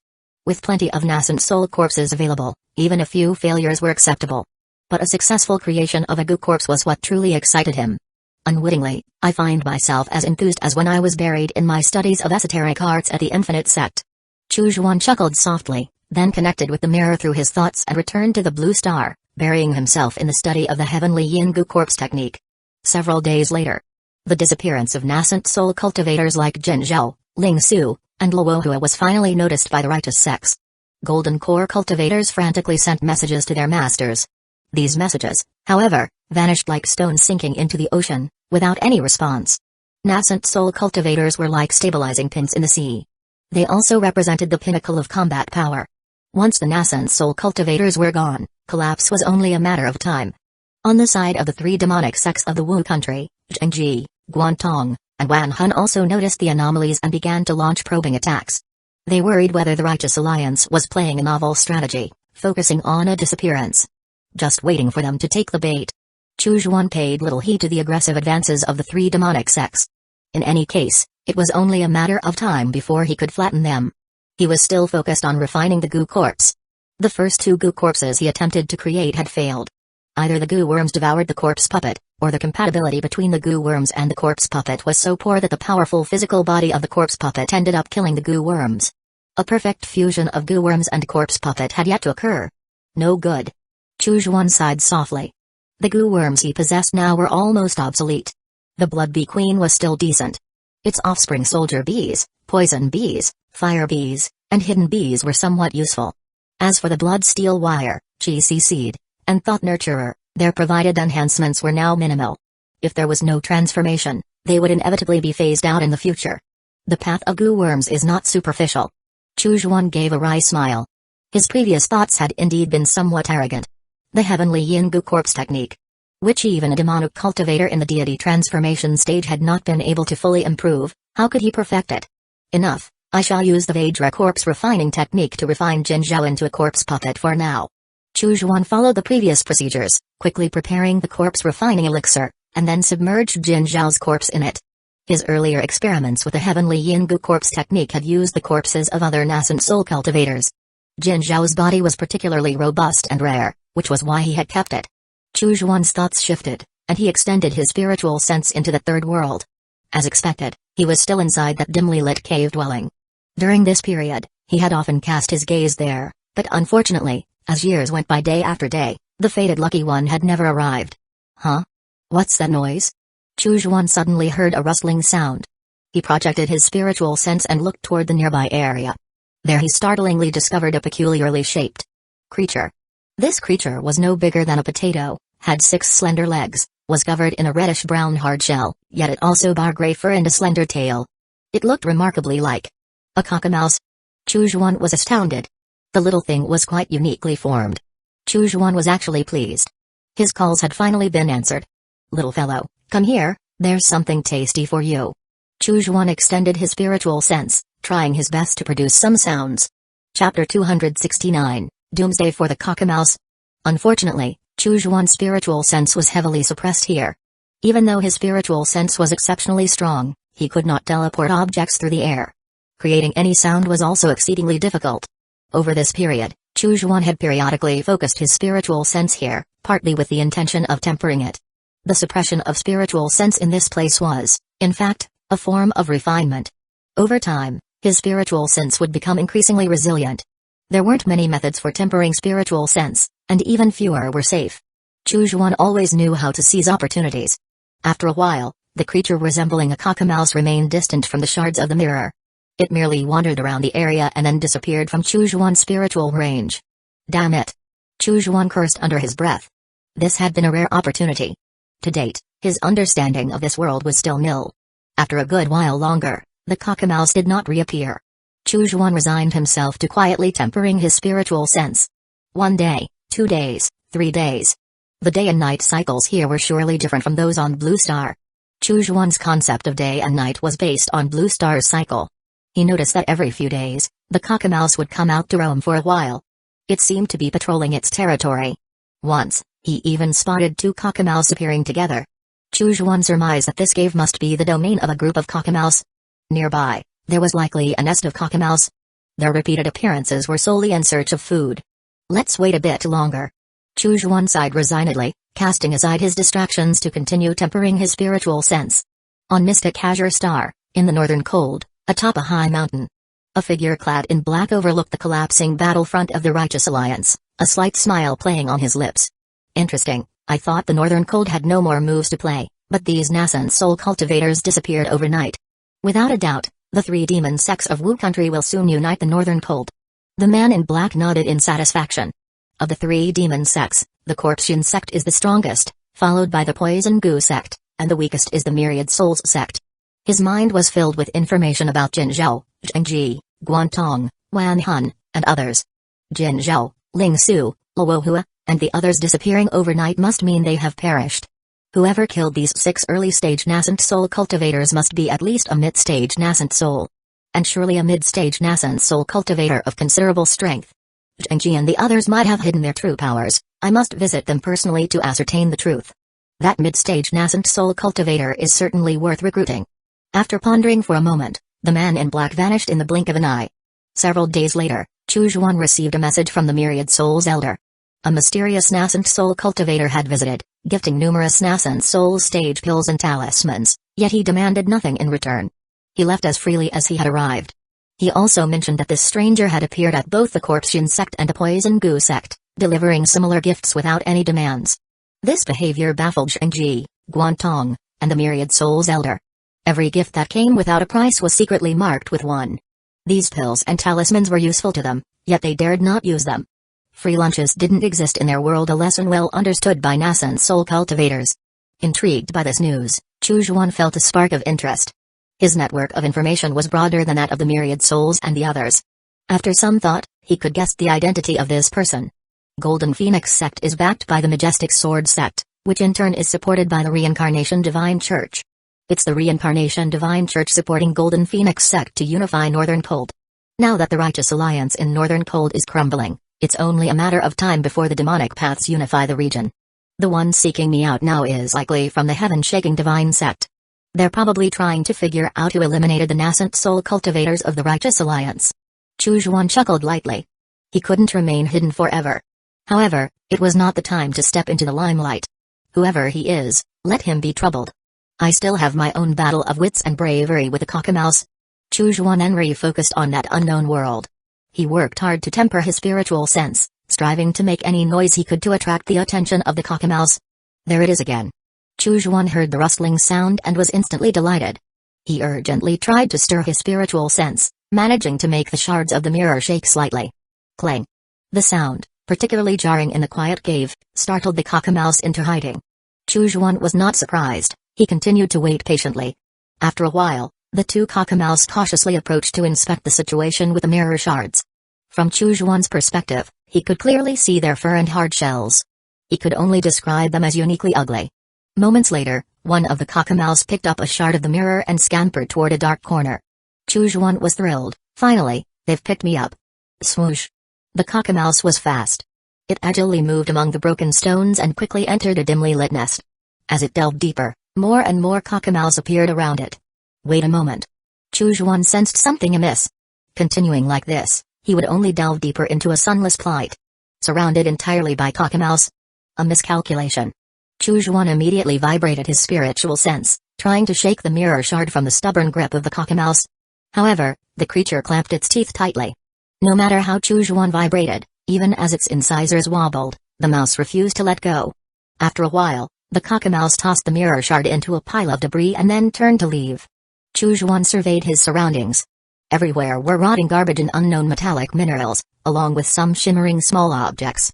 Presumably, the cockamouse had been attracted by the gleam of the mirror shard, which is why it had carried it over. Damn it! Chu Xuan clicked his tongue in frustration. Since embarking on the path of cultivation, this was the first time he felt like he had shot himself in the foot. I'll eradicate all cockamouses someday. Chu Xuan bared his teeth in a grimace, feeling animosity toward a species for the first time. In the following days, he saw a constant stream of cockamouse coming and going, his chances of revealing himself to others dwindling ever further. He continued to temper his spiritual sense. Chu Xuan even started to wonder if this unknown world was devoid of any humanoid intelligent life.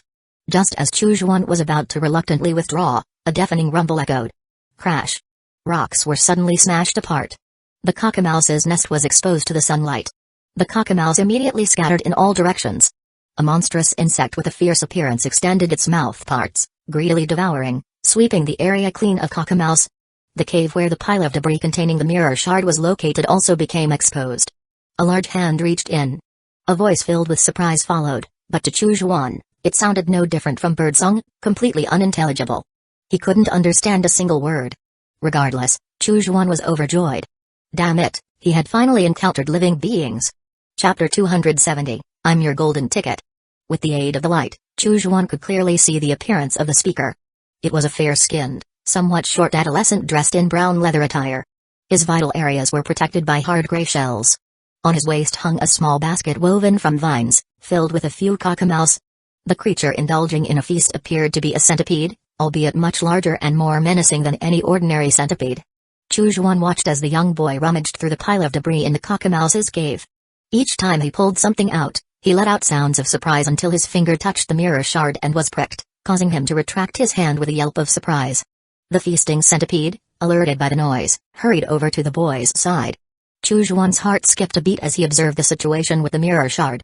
He saw a drop of the boy's blood rolling on the mirror's surface, but it quickly rolled off to the side and seeped into the soil. He breathed a sigh of relief. That was a close call. He thought he might witness a blood oath of ownership. That would have been truly troublesome. He would become like a genie trapped in a lamp, having to look after this kid for a lifetime. The boy, wrapping his palm with a piece of tattered fur, pulled out a heap of items, including the mirror of the Myriad Realms shard. Finally, Chu Juan saw the light of day, though he quickly realized there was no actual sky above, just a dark stone dome. The so-called sunlight was merely the glow from luminescent mushrooms growing on the rock walls. The boy scrutinized the mirror shard for a long while, muttering to himself. Suddenly, he picked up the shard, intending to throw the object that had hurt him far away. But after a moment's hesitation, he decided to pocket it instead. Chu Juan cursed under his breath. If the boy had really thrown the shard away, he might have had to endure decades more in the dark. Fortunately, that didn't happen. Don't do anything foolish. I'm your golden ticket. Though Chu Juan was now tucked inside the boy's pocket, his spiritual sense could still extend out from the mirror shard, allowing him to observe the surroundings within a 1 jong radius. Indeed, as Chu Juan had expected, the adolescent continued his destruction of the cockamouse nest. He scrutinized each mouse he captured, eventually selecting only 2 to place in his vine-woven basket. The rest were fed to the voracious centipede. Suddenly, following the trail of the cockamouse, the boy stumbled upon the previously mentioned cave. He rushed in, his expression one of shocked delight as he rifled through the bone fragments scattered about, which bore peculiar markings resembling script. The boy was utterly engrossed in the bones for quite some time before coming to his senses. He then carefully packed the bone pieces into a soft leather pouch, securing it close to his body. Chu Juan observed the boy's actions thoughtfully, wondering if these might be the secrets to an unparalleled martial art. The boy grunted softly, and the centipede, which had been busy hunting the remaining cockamouse, swiftly returned to his side. Together, they retraced their steps through the damp, narrow underground passages.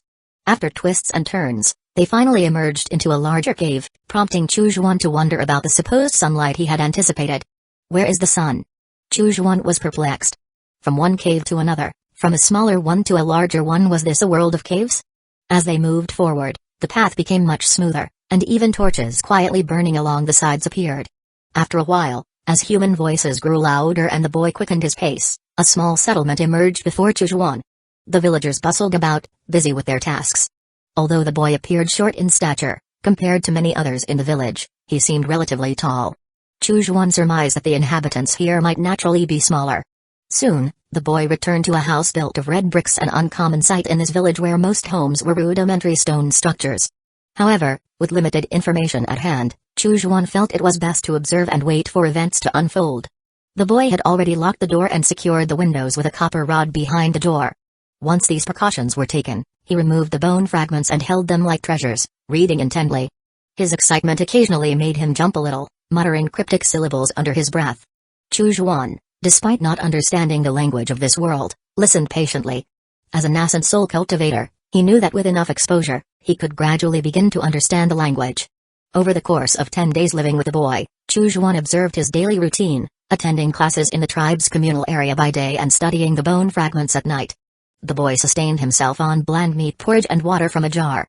The giant centipede lay quietly beside the bed, occasionally reaching into the vine basket to consume a cockamouse, showing a surprising amount of docility. In the spacious and brightly lit red brick chamber, over 30 adolescents sat in their designated spots, buzzing with animated discussions in small groups. The boy was among them, yet isolated, dozing off alone in a corner. After a while, a tall, white-haired elder strode into the chamber. A handsome young man promptly stood up, greeting, Master Zhu. Following his lead, the other students chorused, Master Zhu. The elder surveyed the room sternly. Did you all review the material I assigned yesterday? We did. The students responded in unison. The elder grunted and asked, which medium-sized and large tribes does our fire ant tribe belong to? Life, answer this. A boy quickly responded, our fire ant tribe is a small tribe, part of the medium-sized devouring thunder ant tribe. The devouring thunder ant tribe belongs to the large holy ant tribe. The elder nodded in approval. Good. He continued, what are the various levels of insect masters? Lygia, your answer.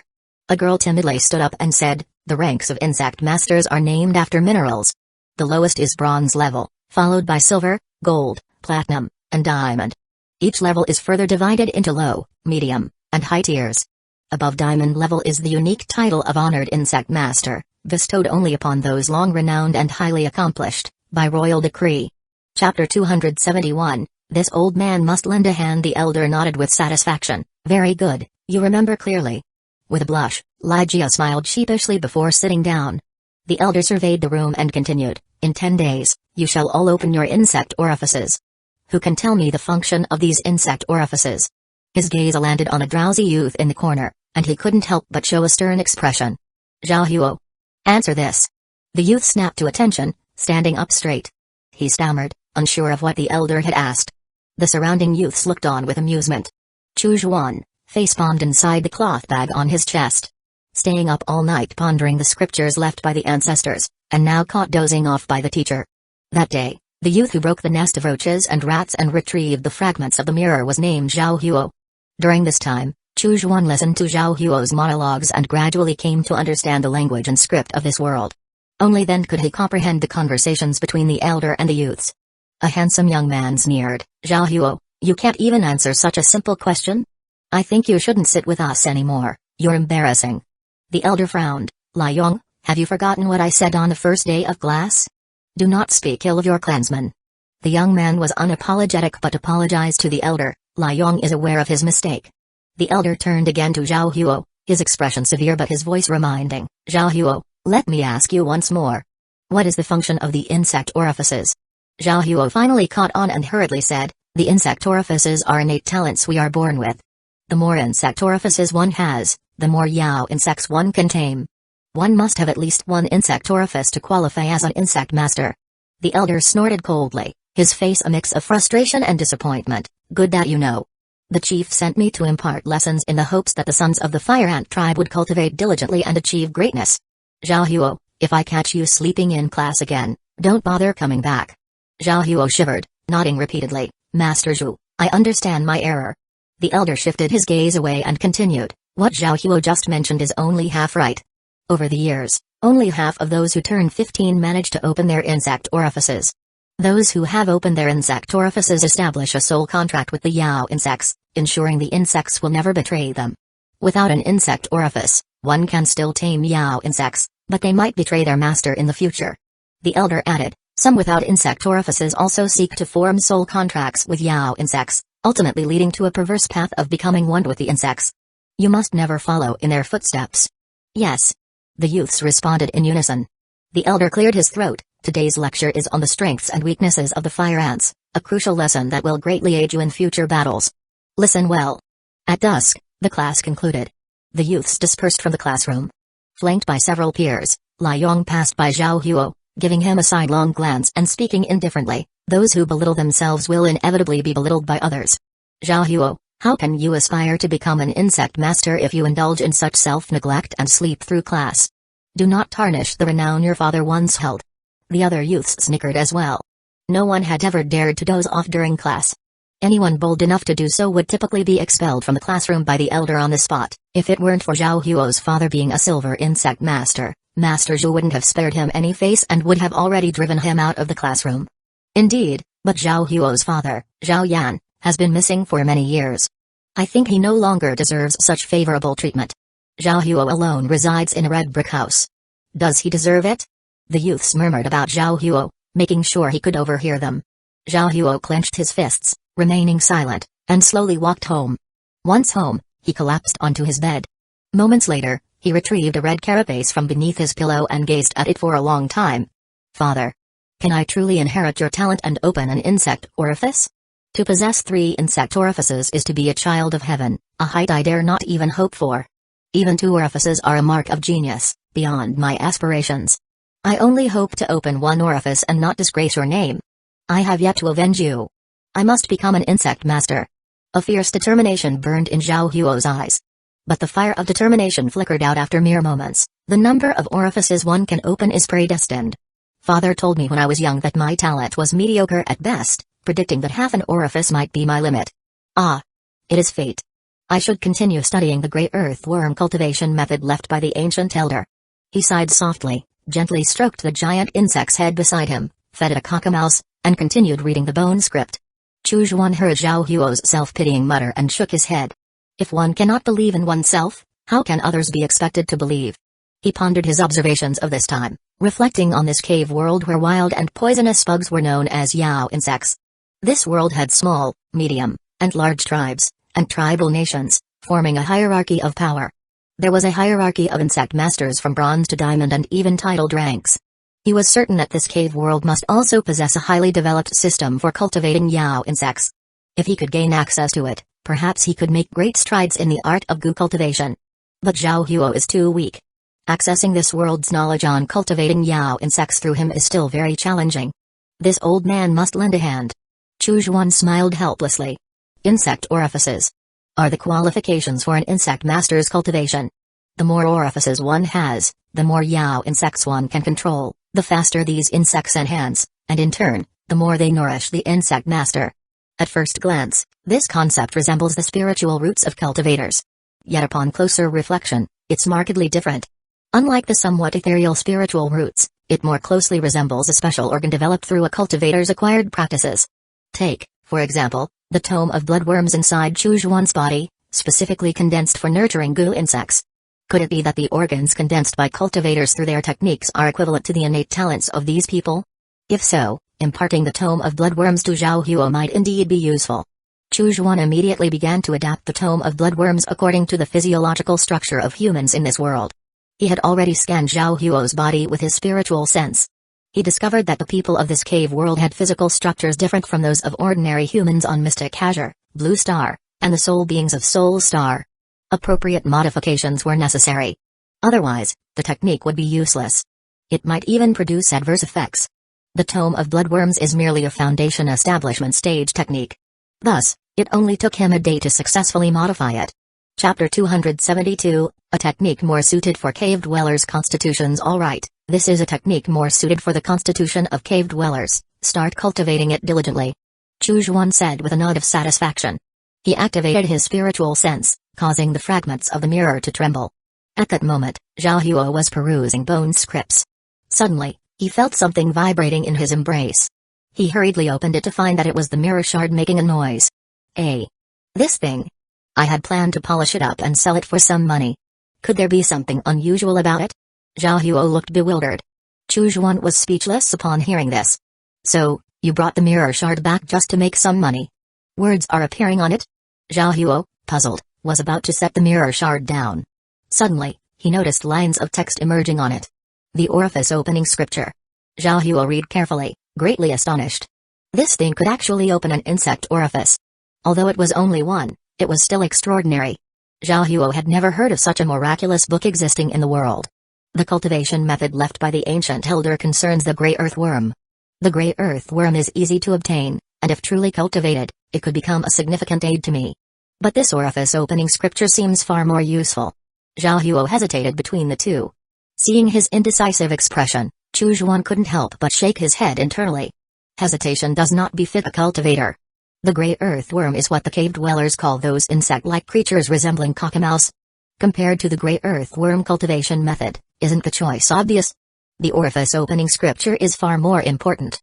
After much deliberation, Zhao Huo finally chose the orifice opening scripture. However, the scripture had appeared only once on the surface of the mirror shard. Zhao Huo had hardly memorized any of it. His face colored with anxiety. What am I to do? I didn't remember it. With no other choice, Chu Zhuan had to condense his spiritual sense into text and make the orifice-opening scripture appear once again on the surface of the mirror shard. Zhao Huo was overjoyed. This mirror shard is pretty good. He hurriedly began to memorize. Condensing text with spiritual sense is a delicate task. I can only do it twice a day. Chu Zhuan shook his head, retracting his spiritual sense. He had a very poor impression of Zhao Huo, but now he had no choice but to begrudgingly display the orifice-opening scripture to him again and again. A nascent soul-grade cultivator reduced to menial labor, how utterly frustrating. Even more exasperating was Zhao Huo's mediocre aptitude. The orifice-opening scripture had appeared twice, and this person had only memorized a quarter of it. The rest would have to be displayed by Chu Zhuan using his spiritual sense the next day. Why isn't he a super genius? Chu Zhuan sighed wistfully. To think that expanding and strengthening his position in this cave world, obtaining extensive methods of cultivating Yao insects, could be so challenging. Well, let's observe him a bit longer. If he really is hopeless, I'll find an opportunity to switch hosts. Chu Zhuan shook his head and fell silent. In a blink, Chu Zhuan redirected his attention, collecting some ice soul to continue cultivating the mysterious heavenly ice soul scroll. In his spare time, he consumed the flesh of the nether crocodile to cultivate the 1,000 refinements dragon elephant technique. Soon, 10 days passed. Though the cave world lacked a natural day-night cycle, it had a system of bells and drums decreed from above. The cave dwellers called them morning bells and evening drums. The bell signified morning. The drum signified dusk. Chu Zhuan estimated that these corresponded to around 7 in the morning and 7 in the evening. At this moment, the youths of the Fire Ant tribe gathered in the tribe square, quietly waiting. A middle-aged man with graying temples and an imposing presence strode up to the youths. The youths showed respect, chorusing, "We greet the chieftain." The chieftain surveyed the group and nodded slightly. He waved his hand. The importance of opening an insect orifice goes without saying, so I'll spare you any superfluous speech. I will say just this: anyone who can open one insect orifice will receive the tribe's full support, with all resources prioritized for their use. Those who open 2 insect orifices will be declared holy sons of the tribe, enjoying the finest treatment. The chieftain spoke sternly. Remember the name of Lai Tang, your predecessor. He is your role model. With these words, the gathered youths were visibly inspired. They had long heard of what the chieftain now confirmed. Many among them were ordinary civilians within the tribe. Without notable lineage or talent, their only path was to open an insect orifice at 15. Opening just one orifice and receiving 7 to 8 years of nurturing would at least make them a bronze insect master. That would make them a pillar of the tribe. And if one could open 2 orifices, that was even more impressive. Within 10 years, they would surely become silver insect masters. And likely future chieftains to wield authority over the Fire Ant tribe. The chieftain of the Fire Ant tribe, Lai Xiu, was a silver insect master. The Fire Ant tribe had only ever produced one gold insect master, who had been recruited by the Devouring Thunder Ant tribe 50 years ago. This was the very Lai Tang that chieftain Lai Xiu had just mentioned. Within the tribe, Lai Tang's name was often used to inspire the younger members to strive for greatness. Among the crowd, Zhao Huo clenched his fists, his eyes brimming with aspiration. Chu Zhuan, always keeping an eye on the happenings in the cave world, absorbed every word of the chieftain's speech. Let's get on with it already. So much unnecessary talk, he muttered, shaking his head.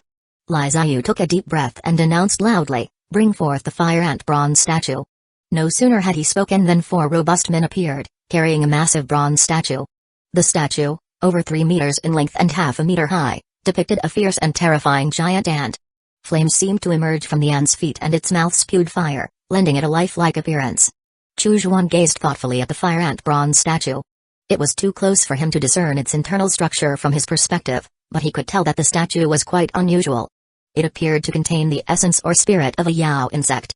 It must be an artifact crafted by the powers of this cave world, using secret methods to assess the insect orifice aptitude.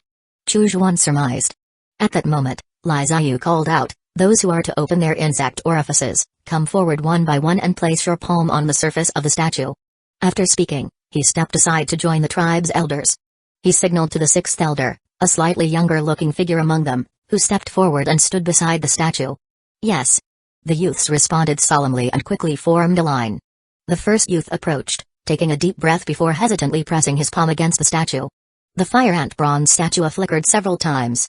Light surged into the youth's body and, after a moment, returned back into the statue, culminating in a dim, lackluster point of light at the head of the statue. The sixth elder glanced at it and stated calmly, "Chenbei, no insect orifice, not qualified. Move to the left." The youth seemed as if his very spirit had been drained in an instant, walking dazedly to the left of the statue. Chapter 273, Two Insect Orifices. The second youth hurried forward, pressing his palm onto the statue with an excited expression. Like before, the fire ant bronze statue flickered several times. Ultimately, a dimly lit point appeared at the statue's head. The sixth elder nodded. "Liluan, half an insect orifice, barely qualified. Move to the right." The young man was overjoyed, bowing repeatedly to the chieftain and the elders before moving to the left. Half an insect orifice counts? Perhaps there are some secret methods that can expand an insect orifice, though only slightly. If there's no insect orifice at all, there's nothing that can be done. Chu Zhuan watched the proceedings with deep interest. A foreign yet self-consistent cultivation system was indeed intriguing. Above, Lai Ziyu sat with the elders, casually observing the youths while chatting. "Elder Lai Feng, your child life is doing well, one insect orifice, and the second one almost reaching half." Lai Ziyu commented with a smile to an elderly man beside him. The other elders congratulated Lai Feng, who smiled proudly yet humbly replied, "The boy is naturally ambitious, fortunate to have opened one insect orifice. If he had none, I fear he might despair."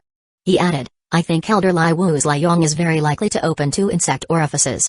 The other elders agreed, "Yes, Lai Yong dared to touch Yao insects when he was just born, dug up gray earthworm nests at 5, and tamed 2 gray earthworms by himself at 10.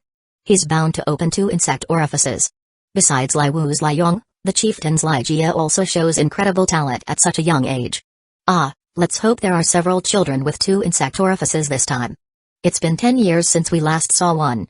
The elders continued their intermittent chat, each discussing the children they favored. Hearing their conversation, Lai Ziyu's expression dimmed.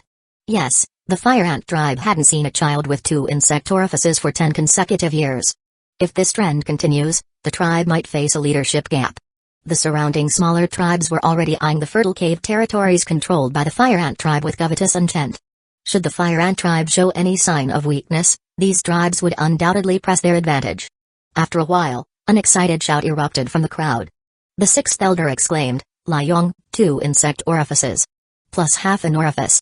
Very good, very good." All eyes turned to see 2 bright spots shining intensely on the fire ant bronze statue, and a third spot halfway lit. The handsome young Lai Yong immediately displayed a smug look. The other youths looked on with envy. The elders all congratulated Elder Lai Hai effusively. "Congratulations to Elder Lai Hai. With this, the resurgence of our fire ant tribe is hopeful. A possessor of 2 insect orifices is destined to advance to the rank of a silver insect master. Lai Yong will surely take over the mantle of chieftain." Lai Hai laughed triumphantly, glancing sideways at Chieftain Lai Ziyu with a gleam in his eye. Lai Ziyu, however, showed little reaction to Lai Hai's provocation. He had watched Lai Yong grow up. It would have been more surprising if he hadn't opened 2 insect orifices. Yet, it was unfortunate that following Lai Yong, 4 consecutive individuals were found without any insect orifices, casting a shadow over the elders' moods. Suddenly, Elder Lai Feng spoke up. "Zhao Huo is promising. He tamed a black backworm at 5. He's definitely capable of opening 2 orifices, perhaps even standing shoulder to shoulder with Lai Yong." Lai Hai scoffed. "Zhao Huo? That boy was caught sleeping in Master Zhu's class just a few days ago. Ever since his father disappeared, he's become increasingly arrogant. I think it's high time his privileges were revoked." Lai Ziyu frowned. "Elder Lai Hai, your words are rather biased. Zhao Huo has always been diligent. It's his excessive training that leads to fatigue." The other elders blinked but echoed Lai Hai's sentiments. "Elder Lai Hai is right. Zhao Huo shows such disrespect even to Master Zhu. Clearly, he has given up on himself. I think it's a waste for such a child to live in a red brick house. It would be better given to the family of the 6th elder." "That's inappropriate to say." Lai Ziyu's expression darkened upon hearing these comments. It was clear that many of the elders supported Elder Lai Hai, disregarding him as the chieftain. Lai Hai glanced at Lai Ziyu, a cold smile in his heart, while Lai Ziyu sighed internally and remained silent. Nearly everyone in the fire ant tribe bore the surname Lai. Those of other surnames were mostly later additions to the tribe. Zhao Huo's father, Zhao Yan, was a silver insect master who had been recruited by Lai Ziyu 16 years ago, bringing Zhao Huo into the fire ant tribe.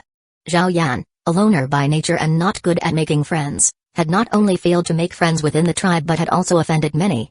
Later, Zhao Yan went missing during a mission after being ambushed by the young chieftain of the high-legged spider tribe. Typically, even if a silver insect master died in battle, his offspring would receive the best treatment until they opened their insect orifices. However, due to Zhao Yan's background, Zhao Huo was not well regarded within the fire ant tribe, and his treatment significantly declined. Only Lai Ziyu had covertly helped Zhao Huo on several occasions. The red brick house was one of the few benefits he had preserved for Zhao Huo. Elders Lai Feng and Lai Hai, who both had poor relations with Zhao Yan, clearly intended to sabotage Zhao Huo by speaking out. Zhao Huo, if you can open 2 insect orifices, I will definitely support you with all my might. Lai Ziyu thought, sighing inwardly. Lai Ziyu let out a long sigh from the depths of his heart. At that moment, Zhao Huo had already stood before the statue of the fire ant. He hesitated for a long while before finally placing his palm upon it. A strange surge of energy poured out from the statue, flooding into his body. In no time at all, the energy returned to the statue. Chu Zhuan, whose divine sense was very near to the statue, also felt the flow of this energy. It resembles the spell used when selecting spiritual roots. He mused. The method is surprisingly similar. If my true form were here, the outcome could easily be altered. But now, with only a fraction of my divine sense, heavily suppressed, I can do nothing. Chu Zhuan couldn't help but shake his head. He, too, could not change the results of the fire ant statue's testing. Ultimately, it was up to Zhao Huo's fate to decide how many insect orifices he would open. Still, Zhao Huo had been pushing himself to the limit, tirelessly cultivating the orifice-opening scripture. At the very least, he could gain 1 more insect orifice. At that moment, a sudden brilliance gathered atop the fire ant statue, eventually forming 2 dazzling light points. A third point of light glimmered faintly. The elder nodded in approval. Zhao Huo, 2 insect orifices. Very good. Stand to the right. Lai Ziyu sprang to his feet, laughing heartily. Good. Zhao Huo, you have not disgraced your father's illustrious name. The expressions of Elder Lai Hai and Lai Feng, however, were grim, as if they had bitten into a fly. This boy. He had actually opened 2 insect orifice? The handsome youth, Li Aoyong, upon hearing the news, narrowed his eyes and scrutinized Zhao Huo from a distance, as though seeing him in a new light. As for his entourage, they were now mentally shaken, fear creeping into their hearts. They dreaded that Zhao Huo, having been nurtured as the future holy son of the tribe, might one day come after them. Zhao Huo stood before the fire ant statue, his heart brimming with excitement. 2 insect orifices. 2 insect orifices. He thought, overjoyed. I've truly opened 2 insect orifices. He could hardly hold back the tears. It had been so hard, so incredibly hard. Indeed, it has been no easy feat. Chu Zhuan muttered.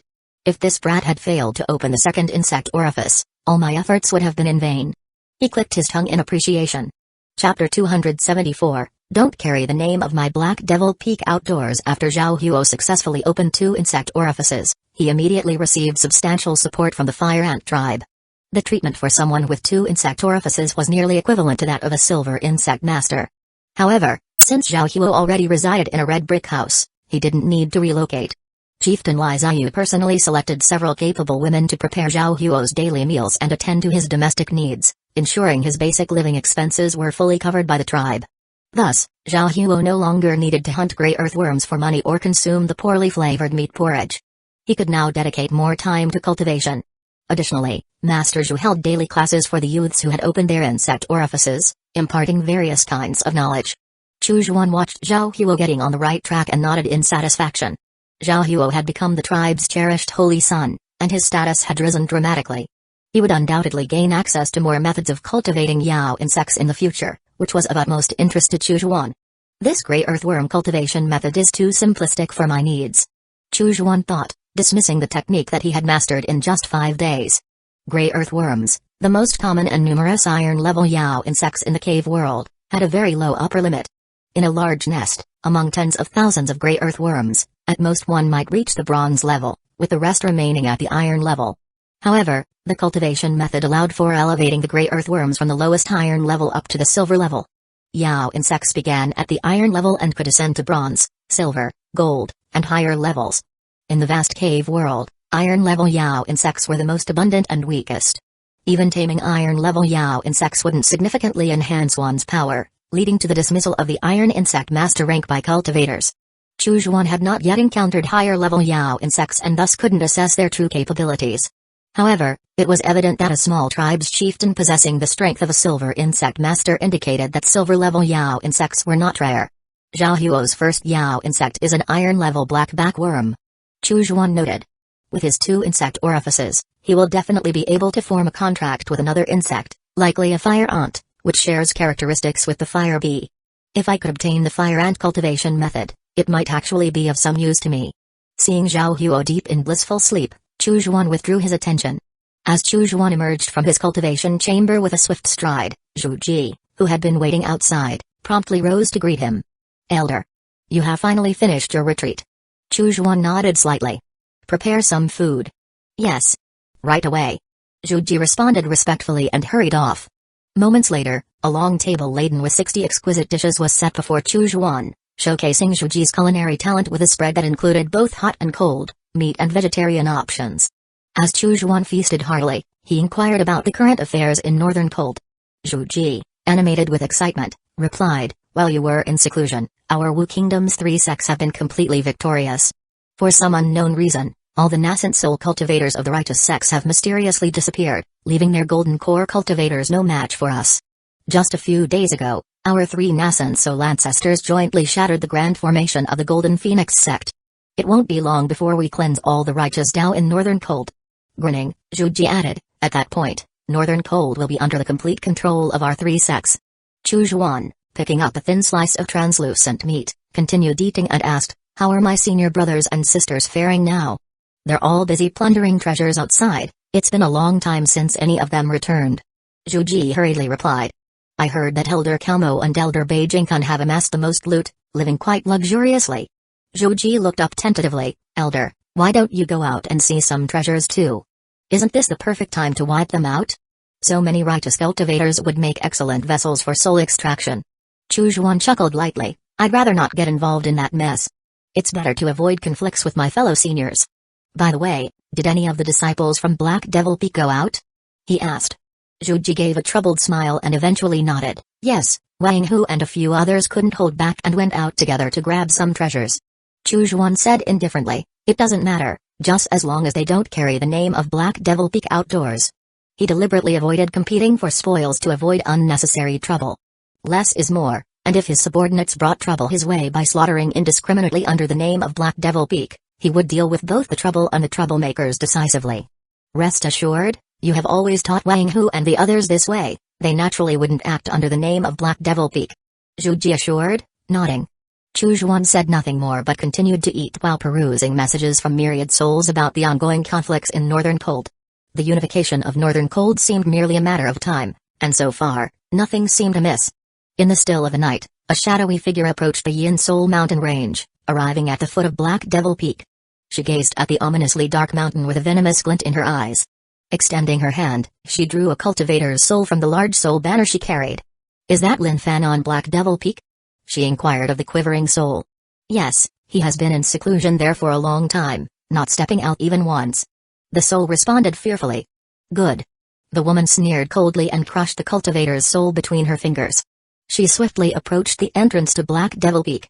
The area was protected by an array that only allowed entry to those with a Black Devil Peak token. Effortlessly, she produced a token and entered the peak. The sparse moonlight illuminated her face, revealing a sharp and sinister visage, somewhat reminiscent of Mazuri from original Yang sect, a false soul stage cultivator.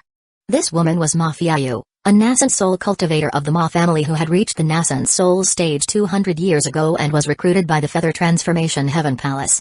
Recently, she had learned that her youngest son, Mazuri, who had been left behind in Northern Cold, had been slain by demonic cultivators. Enraged by the news, she spoke to herself, myriad souls elder, Zhengji, and Guantong are all busy fighting over territories.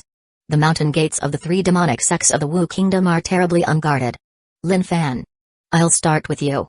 How dare your subordinates exterminate my family's descendants?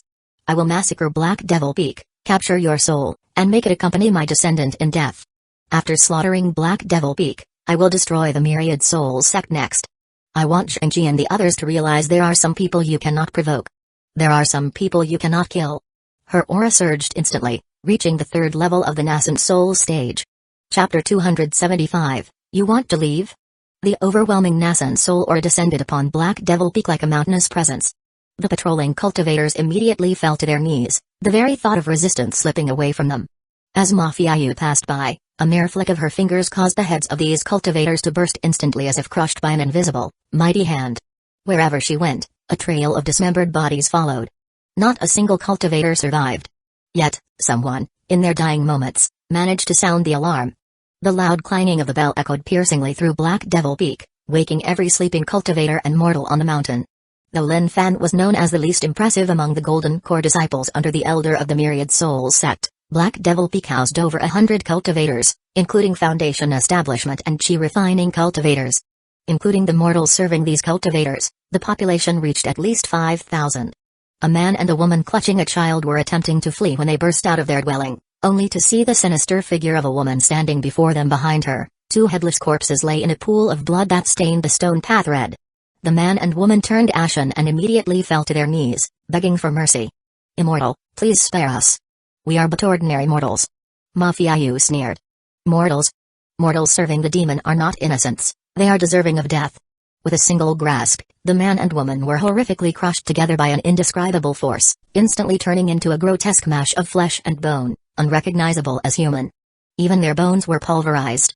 With a thud, this mass of flesh fell before the child, making a sickening sound. The child, only 5 years old, could not comprehend why his parents were suddenly reduced to a pulp.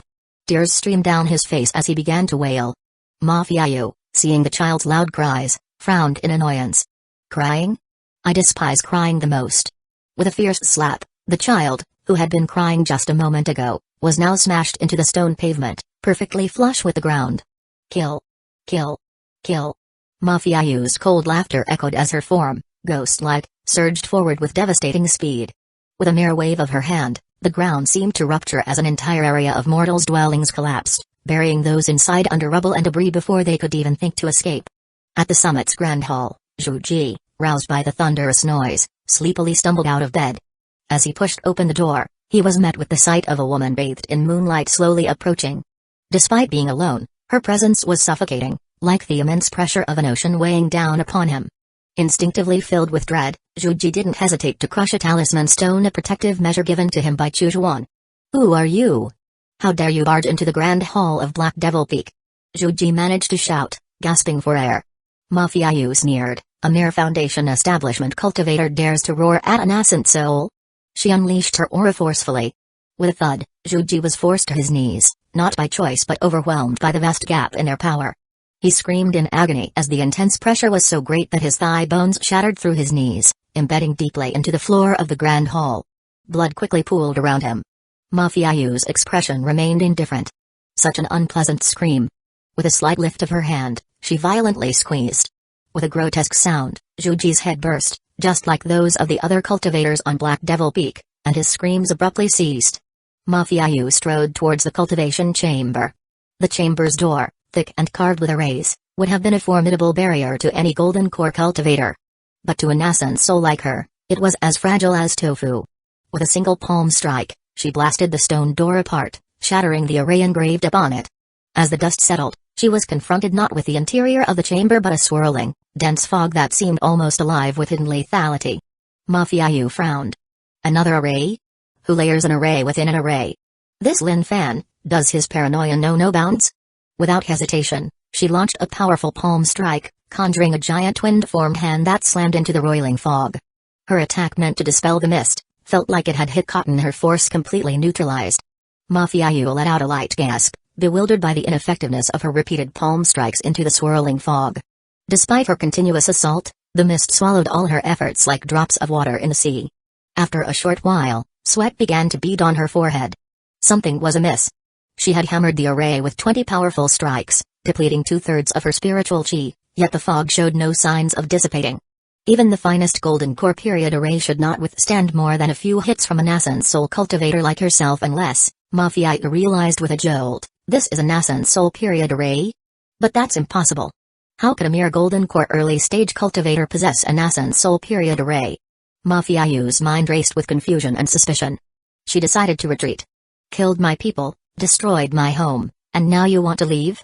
A chilling voice suddenly echoed, causing Mafia to feel as if a snake had slithered up her back.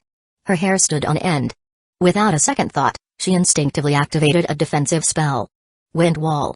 A barrier of swirling wind formed in front of her. However, she soon realized with horror that the danger was coming from beneath her. Boom. A terrifying ice spike shattered the ground beneath her feet, catapulting her into the air. Her defensive spells proved useless against it. Mafiayu spat out a mouthful of blood while midair, her anger and shock palpable. This was no Golden Core Cultivator's power, her assailant was another nascent soul cultivator. In an instant, the giant ice spike exploded, scattering palm-sized shards at astonishing speeds throughout the small cultivation chamber. The shards were lethally fast, slicing through anything they touched. The cultivation chamber was now filled with a bone-chilling coldness, infused with dense chi that froze the soul.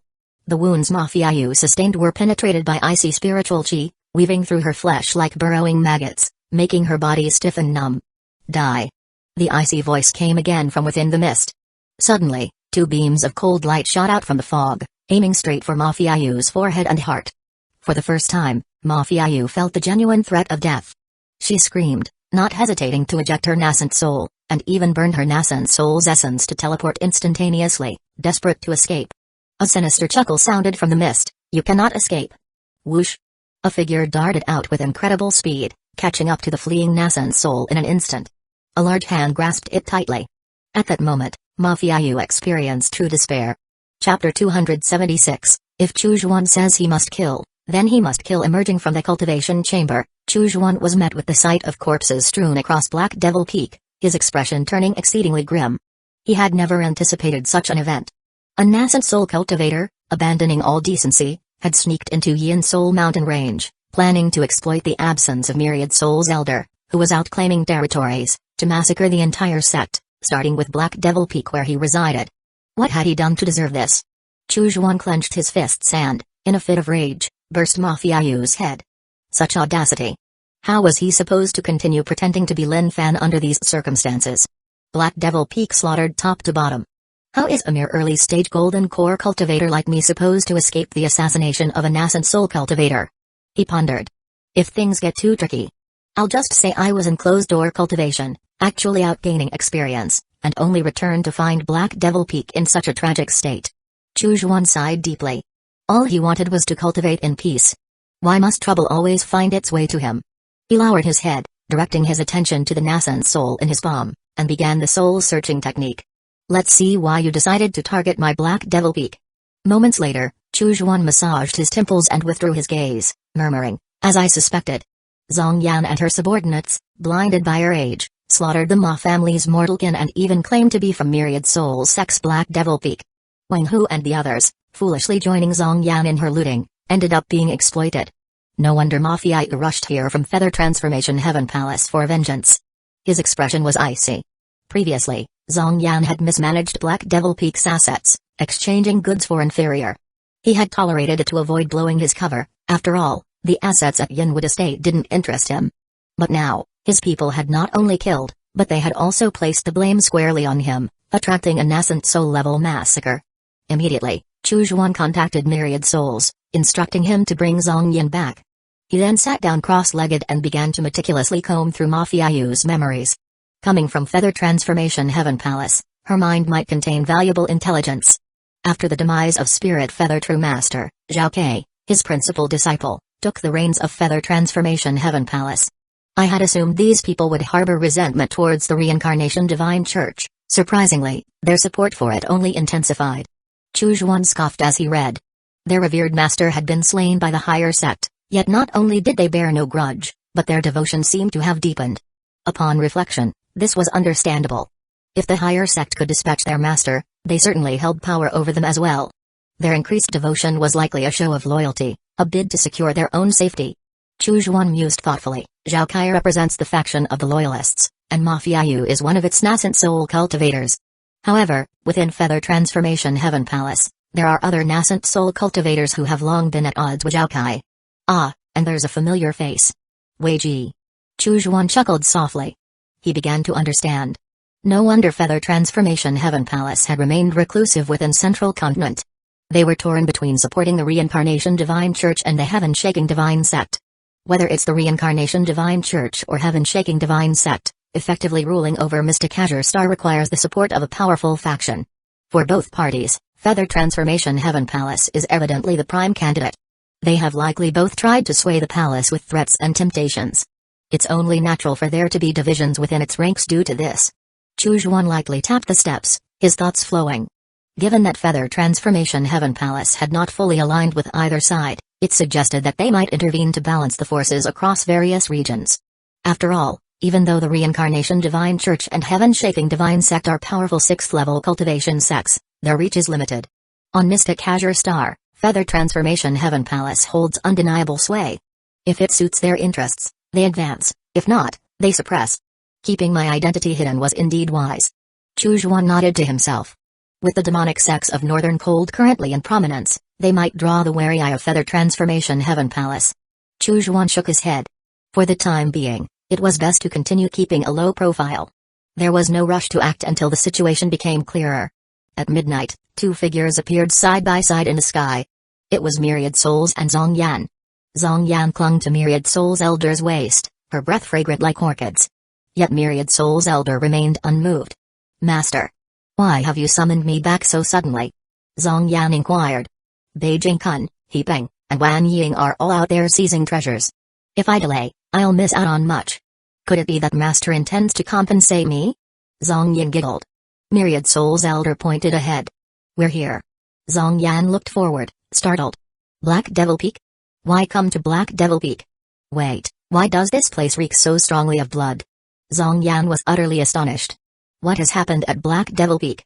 She beheld the carnage around her, her eyes widening in shock. Soon after, Myriad Souls Elder and Zhong Yan alighted at the summit of Black Devil Peak. Chu Juan had been waiting there for some time.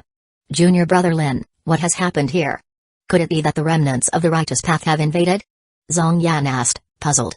Chu Juan stood silently with his hands clasped behind his back.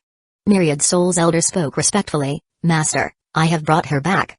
Whether to kill or to mutilate, the decision is yours." Zhong Yan's eyes widened in shock. "Master? What are you saying?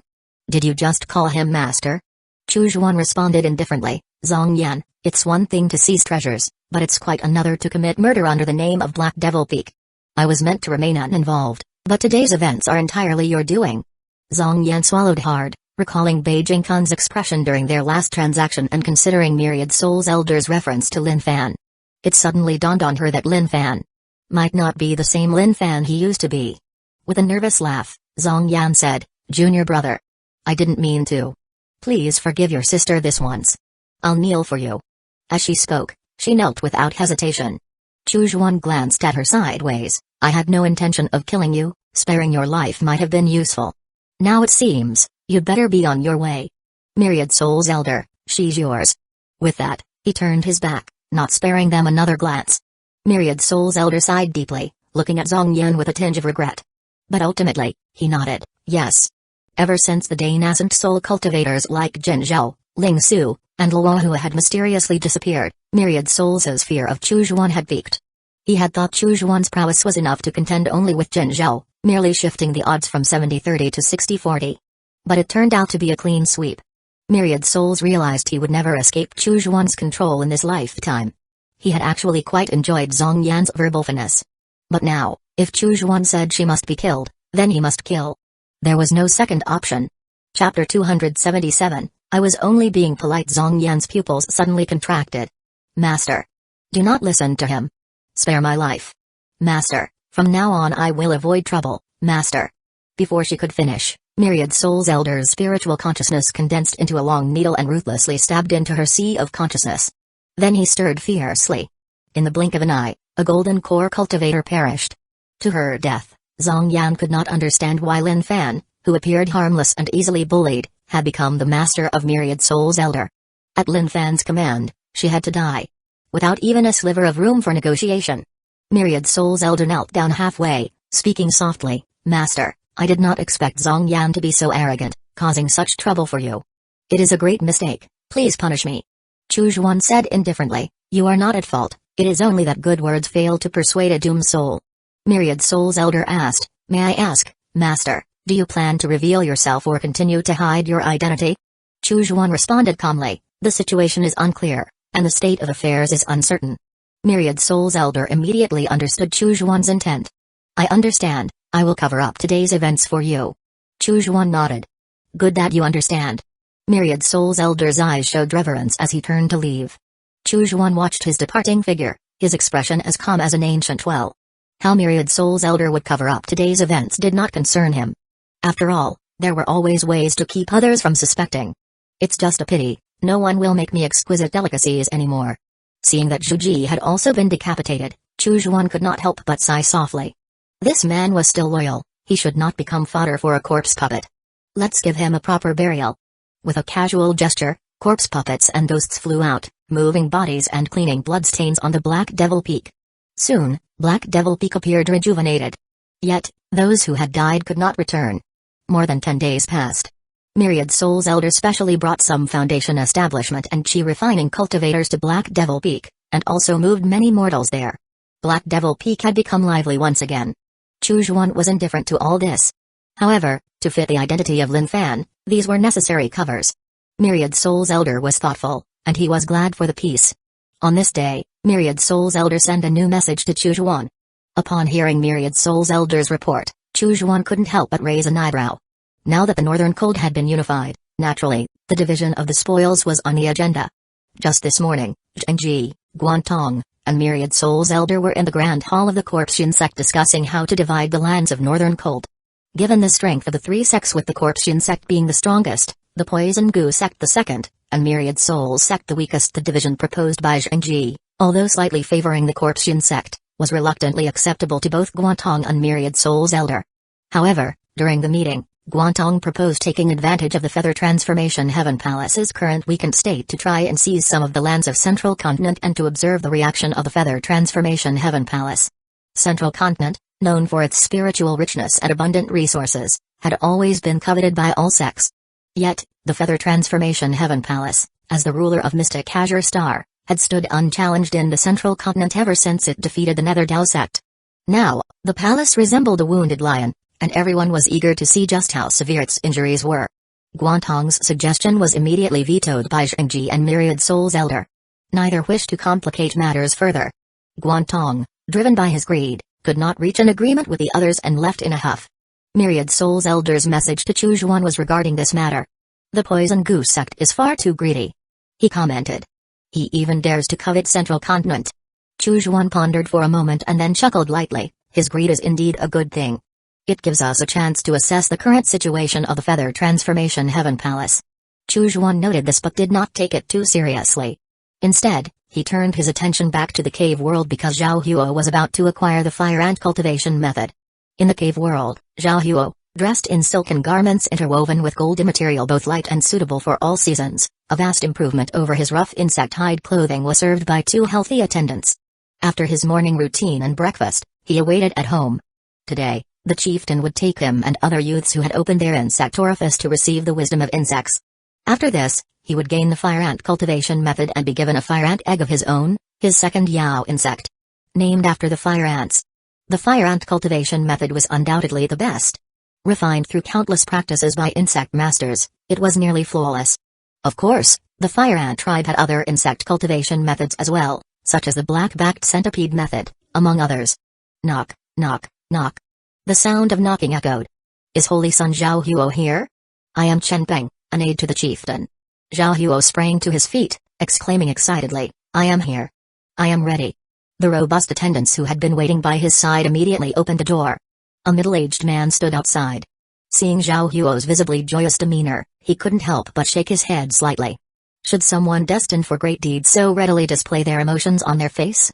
Yet, he still bowed respectfully, fulfilling his duty towards a tribal holy son.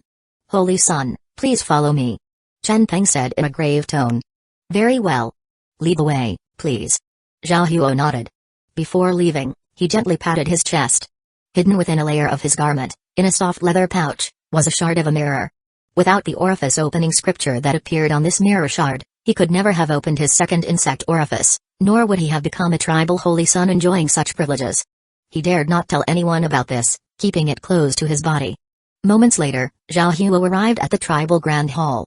This hall was not normally open and was only used during major tribal ceremonies or sacrificial rites. Now, Chieftain Lai Ziyu and the elders were already seated in the front row. Upon Zhao Huo's arrival, other youths also started to gather. Those who had once looked down on Zhao Huo were now timid, avoiding eye contact, fearful that he might recall their past disdain. Seeing their nervous expressions, Zhao Huo, though silent, couldn't help but show a smug smile on his face. Back then, you ignored me, and now, you can't even reach me. Please sit here. Chen Peng led Zhao Huo to the second row. Zhao Huo looked beside him to find another tribal saint, Lai Yong, who was already seated. Lai Yong saw Zhao Huo sit down and gave him a lukewarm nod, without much conversation. Boom, boom, boom. The grand doors of the hall closed. Only then did Chieftain Lai Ziyu stand up. Bring forth the statue of the fire ant. Several robust men lifted the statue once again. Lai Ziyu smiled and said, step forward one by one and listen to the wisdom of insects. He looked around the circle. Who will go first? The youths looked at each other hesitantly, none daring to stand. Lai Yong glanced at the excited Zhao Huo. Zhao Huo, why don't you go first? Elated, Zhao Huo responded, okay, I'll go first. With that, he immediately stood up and walked towards the statue. Lai Yong's face was expressionless. I was only being polite. And you took it seriously? My background is stronger than yours, my talents fiercer, it should have been me to go first, by all accounts. Chapter 278, Dealing with an Oblivious Host was truly a challenge. Chieftain Lai Ziyu, second elder Lai Feng, and fifth elder Lai Hai observed Zhao Huo's demeanor, each displaying a distinct expression. Lai Feng and Lai Hai scoffed coldly, while Lai Ziyu frowned slightly and shook his head. Yet, after some thought, he did not dwell on the matter too much.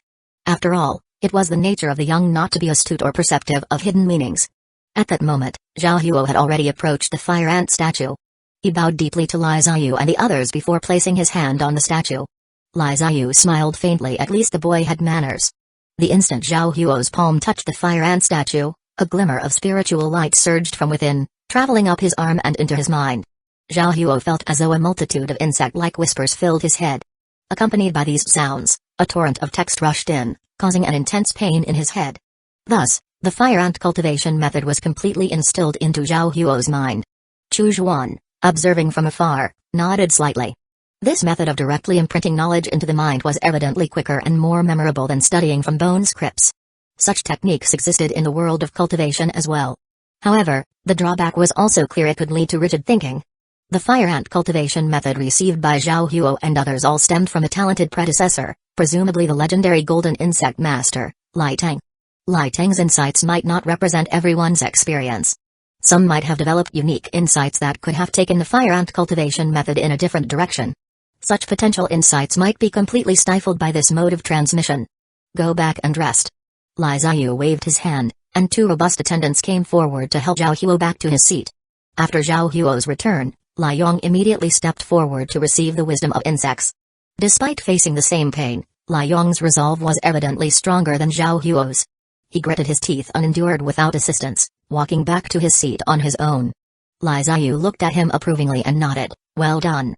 Following that, other young men and women like Lai Jia and Life approached the statue to listen to the wisdom of insects. This continued until noon, when the ritual finally concluded. The fire ant eggs are ready, each of you may come and take one, announced Lai Ziyu. He clapped his hands, and immediately, 3 robust attendants brought forward 3 large wooden platters adorned with exquisite patterns. In the cave world, where minerals were abundant but wood was scarce, wood was extremely valuable. The use of beautifully crafted wooden platters to hold the fire ant eggs demonstrated the tribe's emphasis on this event. By now, Zhao Huo and the others had recovered from their pain. He scanned the area, noting there were 16 ant eggs in total. Each was the size of a palm, radiating a deep red hue and seemingly emitting heat. Chu Zhuan, accustomed to scanning with his spiritual sense, suddenly took notice. This ant egg is extraordinary. He observed that one of the eggs gleamed with a brilliant gold-red hue, unlike the others. He immediately activated his spiritual sense, vibrating the shard of the mirror, attempting to signal Zhao Huo to choose that particular egg. However, Zhao Huo, feeling the vibration of the mirror shard, tensed up instead, clutching at his chest tightly. Lai Ziyu noticed his movement and asked with concern, "What's the matter? Are you feeling unwell?" Zhao Huo shook his head, a little. "Then pick an egg and go rest," Lai Ziyu said with a smile. "It's normal to feel a bit unwell after listening to the wisdom of insects. Just eat well and rest." "Yes," Zhao Huo replied. Without overthinking, Zhao Huo grabbed an egg at random and turned to leave. The one with the gold-red interior, however, was taken by Lai Yong. Chu Zhuan rolled his eyes. Dealing with an oblivious host was truly a challenge. That night, Zhao Huo eagerly began cultivating the fire ant egg. The cultivation method states that fire ant eggs need a high-temperature environment to hatch. He noted. Luckily, the tribe has already delivered fire stones, and I can now start constructing an incubation basin. If all goes well, it should hatch in 3 days, and then I'll need the servants to quickly prepare the daily insect feed. As Zhao Huo muttered the fire ant cultivation method to himself and busied his hands, Chu Zhuan listened to his continuous chatter, the complete fire ant cultivation method quickly forming in his mind. After a while, he nodded repeatedly. Not bad, not bad, this fire ant cultivation method is indeed quite ingenious. He mused. This method allows the fire ants to develop independent thinking, separate from the queen. This recipe is quite valuable. A spark of inspiration flashed through Chu Zhuan's mind. Suddenly, he thought that perhaps he could experiment with fire bees. Ants and bees share similar social structures. Since the fire ant tribe successfully used this cultivation method for fire ants, he could potentially apply it to cultivate fire bees as well. Blue Star. Upon Chu Zhuan's thought, the queen bee delivered a fire bee egg to him. He fetched several fire-attributed spiritual items from his storage bag. These items shared the common property of creating a relatively high-temperature environment around them. However, Chu Zhuan was well aware that the fire bee egg was only a first transformation goo. Thus, he chose only foundation-level spiritual items for the task, knowing that too high a temperature might instantly destroy the egg. As for the recipe, I don't have the materials from the cave world here, but I can substitute them with medicinal properties and theories. It's not hard to complete the recipe, he thought. Excitement flickered across Chu Zhuan's face. Indeed, coming to this cave world had not been a mistake. It's just a pity that the starting point is so low. If I had been picked up directly by the higher-ups of a large tribe or even a tribal nation, I could have immediately obtained numerous Yao insect cultivation methods. I might even control the insect masters of an entire nation, tailoring cultivation methods specifically for them, like for blood steel wire or the blood bee queen. He pondered, shaking his head. A low starting point was no obstacle, it could always be compensated for. If the host does not strive, then this old man will strive on his behalf, ready to switch hosts if necessary. With enough audacity, he could switch twice in a day. Black Devil Peak. Chu Zhuan stepped out of his cultivation room, deep in thought. I need someone I can trust. Firstly, to gather intelligence. This would corroborate the information provided by Myriad Soul's elder, ensuring he does not betray me. Secondly, to collect materials. The fire bee cultivation requires many materials, and he cannot afford to waste time collecting them himself. Such tasks cannot be entrusted to just anyone. He thought hard and considered Wan Wu'ing. Compared to others within the Myriad Souls sect, he certainly trusted Wan Wu'ing more. Moreover, currently controlled by Myriad Soul's elder and utterly despondent, if Chu Zhuan were to extend a hand, it would surely be remembered for a lifetime by Wan Wu'ing. Chapter 279, Meeting with Wan Wu'ing. Again with this in mind, Chu Zhuan immediately sent a message to Myriad Soul's elder, instructing him to bring Wan Wu'ing to Black Devil Peak. At that moment, Myriad Soul's elder was outside. Upon hearing Chu Zhuan's transmission, he promptly nodded in agreement. However, he still asked, Master, has Wan Wu'ing offended you? Do you wish to kill him? He is right beside me now, shall I kill him and send you the body? Chu Zhuan replied, I want him alive. And you, come along as well. Yes, yes, yes. Myriad Soul's elder dared not disobey. By dusk, Myriad Soul's elder arrived at Black Devil Peak with Wan Wu'ing. This was Chu Zhuan's second encounter with Wan Wu'ing. Now, Wan Wu'ing looked much leaner than before. The first time they met in the Myriad Souls sect, Wan Wu'ing had the ambition to assault the nascent soul path in his eyes. But now, those eyes were dimmed and tired, clearly weary of being manipulated. Junior brother Lin. Wan Wu'ing greeted Chu Zhuan with a bow. He looked puzzledly at Myriad Soul's elder, seemingly questioning why he was brought to Black Devil Peak. Myriad Soul's elder ignored him and turned to Chu Zhuan, bowing, Master, I have brought him, your will be done. Whether to kill or flay. Chu Zhuan grimaced. Am I really seen as someone who must exact vengeance in your eyes? Hearing this, Wan Wu'ing was stupefied. What have I done to deserve death or dismemberment? Wait, what did you call him? Master? Stunned, Wan Wu'ing looked up at Lin Fan again, reassessing the early-stage Golden Core junior brother as if seeing him for the first time. Chu Zhuan commanded calmly, remove the restrictions within his soul. Myriad Soul's elder hesitated for a moment but carried out the order. Moments later, Wan Wu'ing felt as if a massive weight pressing deep within his soul had suddenly vanished. The relief was so profound that he almost cried out in joy. You may go about your business. Chu Zhuan dismissed with a wave of his hand. Yes, subordinate withdrawing. Myriad Soul's elder bowed and left. His mind was filled with questions, but he dared not ask any. After all, this was the formidable figure who had made well-known righteous cultivators like Jinzhou, Ling Su, and Luohua disappear overnight. After Myriad Soul's elder departed, Wan Wuang knelt on one knee, expressing his gratitude. "Thank you, Senior, for your assistance. I have no way to repay you and am willing to serve you. I will spare no effort, even at the cost of my life." Chu Zhuan chuckled softly. Wan Wuang was indeed a clever man. He appreciated dealing with smart people. There was no need to overthink things. However, Chu Zhuan had no intention of revealing his true identity to Wan Wuang. Soul-searching techniques existed in both the demonic and righteous paths. If Wan Wuang were captured and his soul searched, Chu Zhuan's identity would be exposed entirely. His rapid rise would inevitably draw outside suspicion, inviting unnecessary trouble. "I need someone to work for me," Chu Zhuan said calmly. "But rest assured, as long as you handle matters well, I can grant you anything you desire. Even nascent soul spiritual items." Back then, he had acquired a considerable number of nascent soul spiritual items, more than he could use. They would serve perfectly as bait to entice Wan Wuang. With that, Chu Zhuan stretched out his hand and a soul-breaking spike appeared in his palm. He let it glimmer before Wan Wuang's eyes for a moment before withdrawing it. Seeing this, Wan Wuang's heart surged with joy, and he immediately bowed low. "This subordinate is willing to serve, Senior." His remaining lifespan was limited, and his only hope was to set foot on the nascent soul path. He had thought himself doomed to a life of futility. Yet, this senior not only helped him break free from Myriad Soul's elders' restrictions but also promised him nascent soul spiritual items. It ignited a blazing flame of hope in his long-darkened heart. "I want you to report on the situation in Northern Cold to me at regular intervals," Chu Zhuan continued calmly. He flicked out a jade slip inscribed with his spiritual sense. "Additionally, take time to gather these materials for me." Wan Wuang accepted the jade slip respectfully, bowing deeply. "This subordinate will fulfill your command." Chu Zhuan then flicked out a small insect egg. "Swallow this. It's merely a necessary measure." Wan Wuang had anticipated this step and showed no surprise. Without hesitation, he swallowed the egg in one gulp. Chu Zhuan smiled. "Wan Wuang, I trust you. Go now." Wan Wuang turned and left. Flying through the air for a good while, he suddenly jolted awake. Wan Wuang? Hadn't he used the false name Wan Ying when joining the Myriad Soul sect? This person actually knew his real name. He knows who I am. Astonishment filled Wan Wuang, but no matter how hard he thought, he could not recall ever knowing an nascent soul master of such caliber. Forget it. He must have his reasons for not revealing himself to me.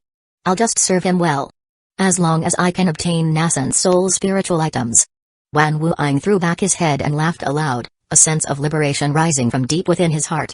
Chu Zhuan watched Wan Wuang's departing figure, his expression as still as a deep, undisturbed well. Wan Wuang had once been his master, his senior brother, and was now a subordinate under his control through the hidden key. Yet, given a second chance, he would not hesitate to do the same. He could not place his hopes on the loyalty within Wan Wuang's heart. For demonic cultivators, loyalty was but a beautiful lie. As long as the benefits were enticing enough, there was no one in this world who couldn't betray even himself. Let's continue cultivating. With a flicker of his figure, Chu Zhuan returned to the newly reconstructed cultivation chamber. His mind connected with the mirror of the myriad realms, and in the blink of an eye, he arrived at Blue Star. The ice soul formation had not yet fully formed. The production of ice souls was still relatively low.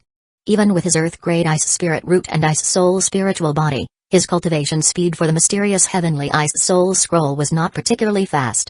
Of course, compared to the average nascent soul cultivator, it was already astoundingly rapid. However, thanks to the Genetic Cube, the supply of nether crocodile flesh had remained sufficient, allowing his physical cultivation to skyrocket.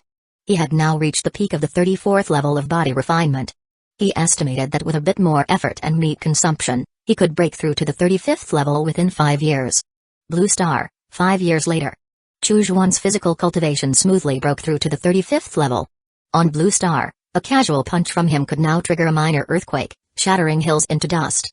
Yet, after stepping into the 35th level of body refinement, Chu Zhuan encountered a small problem.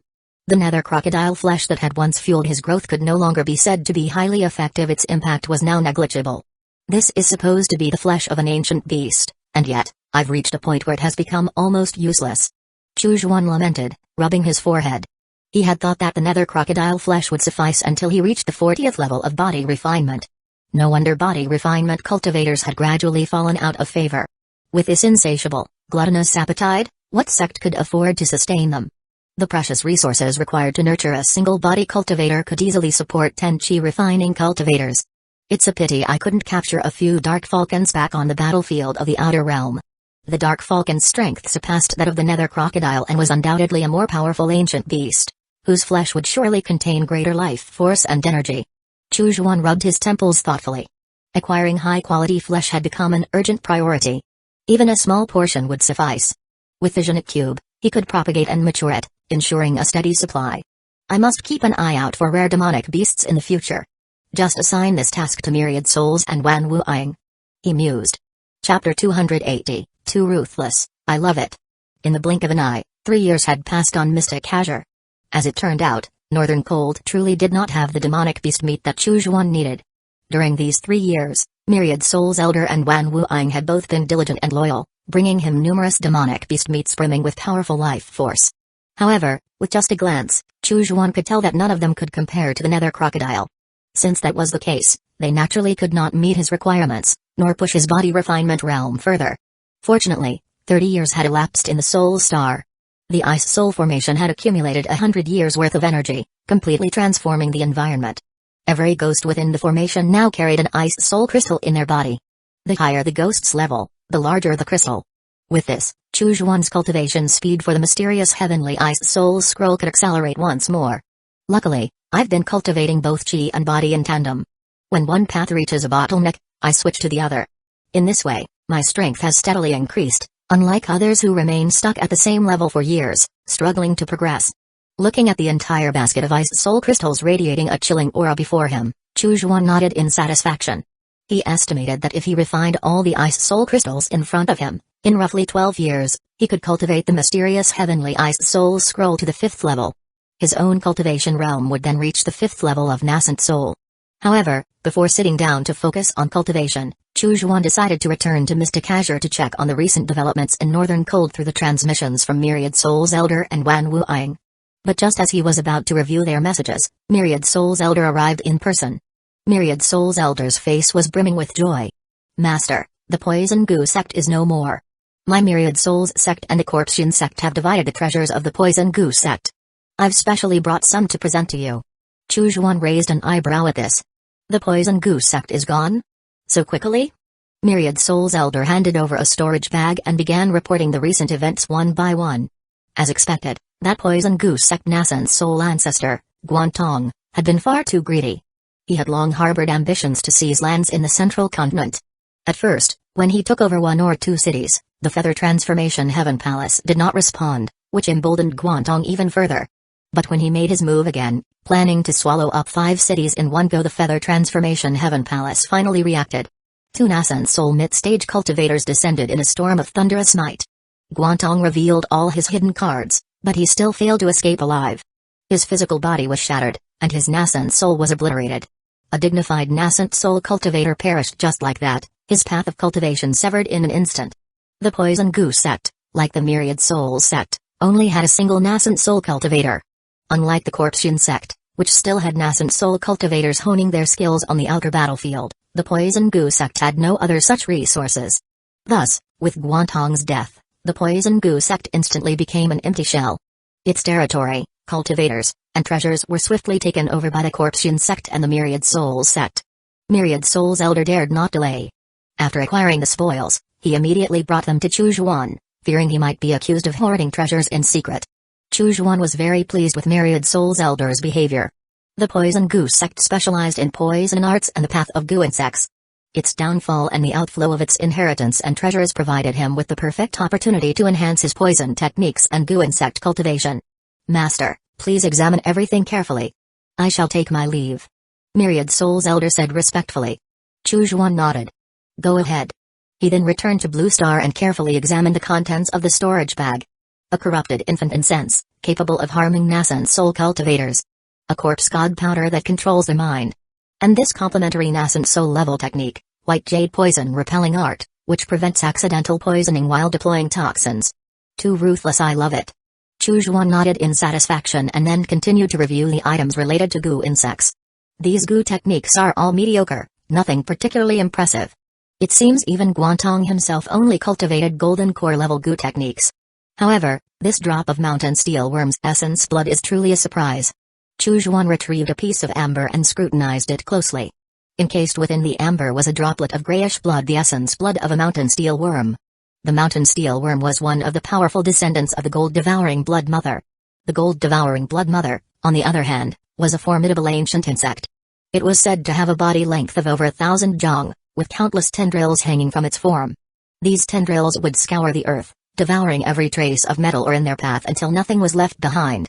The first goo insect Chu Juan cultivated, the blood steel wire, was a distant descendant of the gold-devouring blood mother, several generations removed. Its inherited bloodline from the gold-devouring blood mother was diluted to the point of being nearly imperceptible. Without the assistance of a powerful bloodline, it was nearly impossible for it to undergo atavistic transformations. Previously, the blood steel wire had ingested the essence blood of a powerful goo insect, which elevated it to the second-rank goo category, while also raising its potential. Later, when Chu Juan advanced to the nascent soul stage, both the blood steel wire and the blood bee queen, being his life-bound goo insects, received another boost, reaching the late stage of the second transformation. Now, if he could feed it this essence blood of the mountain steel worm, the blood steel wire would undoubtedly break through to the third-rank goo category. Moreover, its potential would be further enhanced, equivalent to the level of a golden core cultivator. Gangzai, come forth. This blood essence is yours. Chu Juan commanded with a thought. The skin on his palm split open, and Gangzai emerged, its gaze fixated on the amber with intense desire. With a casual squeeze, Chu Juan crushed the amber. Gangzai lunged forward and swallowed the droplet of essence blood in an instant. It immediately retreated back into the blood insect pouch. Chu Juan directed his spiritual sense inward and saw that Gangzai had begun forming a cocoon. Once the blood cocoon breaks, it will undergo an atavistic transformation into a mountain steel worm, advancing firmly into the third transformation goo category. It's time for me to cultivate as well. Chu Juan sat cross-legged and began refining the ice soul crystals to strengthen himself. The Feather Transformation Heaven Palace had made a decisive move to discipline the poison goo sect of Northern Cold. In the future, they would surely target the unruly sects in Western Land, Eastern Border, and Southern Wilderness. For now, this period would likely be a rare time of peace. Perfect for quietly cultivating and amassing power. Mystic Azure, Central Continent, Feather Transformation Heaven Palace. Two figures departed from Feather Transformation Island under the cover of night, heading straight for Northern Cold. One was a middle-aged cultivator Wei Ji.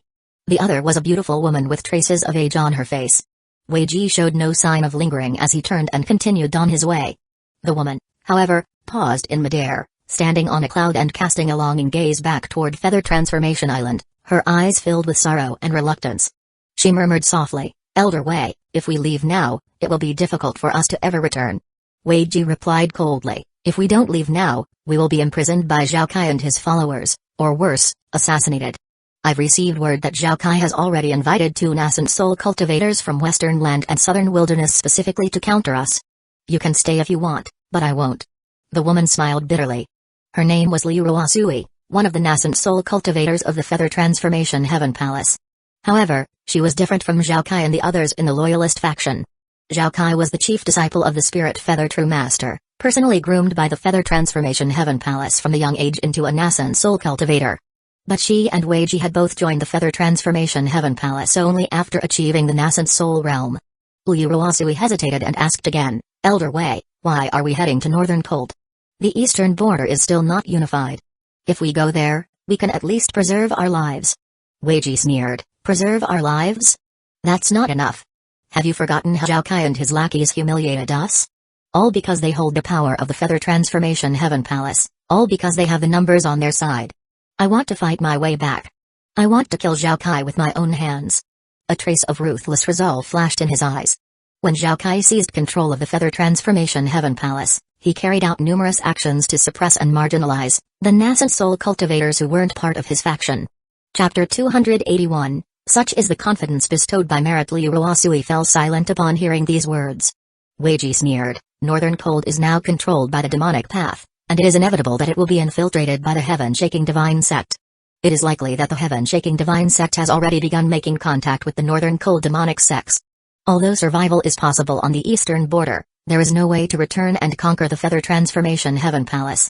Only in Northern Cold can we reconnect with the Heaven-Shaking Divine Sect and aid them in overtaking the Mystic Azure Realm." Li Ruasui had a sudden realization. "I see, Elder Wei has indeed considered this more thoroughly than I have. Then, if the two of us go to Northern Cold, which sect shall we join? Has Elder Wei already decided? Wei Ji shook his head. Join? No, once we control that artifact, we ourselves will become a force to be reckoned with.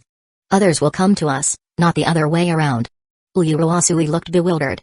Wei Ji massaged his forehead. The Mystic Azure Realm's protective formation was laid down by the Reincarnation Divine Church, featuring a central core and 64 support points. The core is located in the central continent, and the support points are spread across various locations. Among these 64 supports, there are 10 major and 54 minor points. 2 of these major points are located in Northern Cold. Uyuruasui pondered. So, you mean to say that we need to take control of these 2 major points in Northern Cold? Wei Ji nodded. Exactly. Once we control those 2 points, the people from Heaven-Shaking Divine Sect will naturally seek us out to collaborate. Enough talk, let's hurry. Some things can be discussed once we arrive in Northern Cold. The 2 utilized their evasion techniques to speed up their journey. Wherever they passed, only the howling wind could be heard, leaving no trace behind. At the rise of the sun over the eastern mountains, Zhao Kai and the other nascent soul cultivators finally caught up to a high mountain. These 2 are truly cowardly, fleeing under cover of night. The burly male cultivator frowned deeply. Humphrey, merely cowards who flee without a fight. Scoffed the voluptuous female cultivator. Zhao Kai merely furrowed his brow slightly. I think they likely fled towards the eastern border. Senior brother, shall we pursue? Asked the burly male cultivator. Zhao Kai waved his hand dismissively. Forget it, chasing them is just a waste of time. They are determined to flee, we can't stop them. Let's head back. The battle in the eastern border hasn't been decided yet, we need to reinforce immediately and unify the eastern border. The voluptuous female cultivator smiled. Once the eastern border is unified, we will control most of the protective formation supports.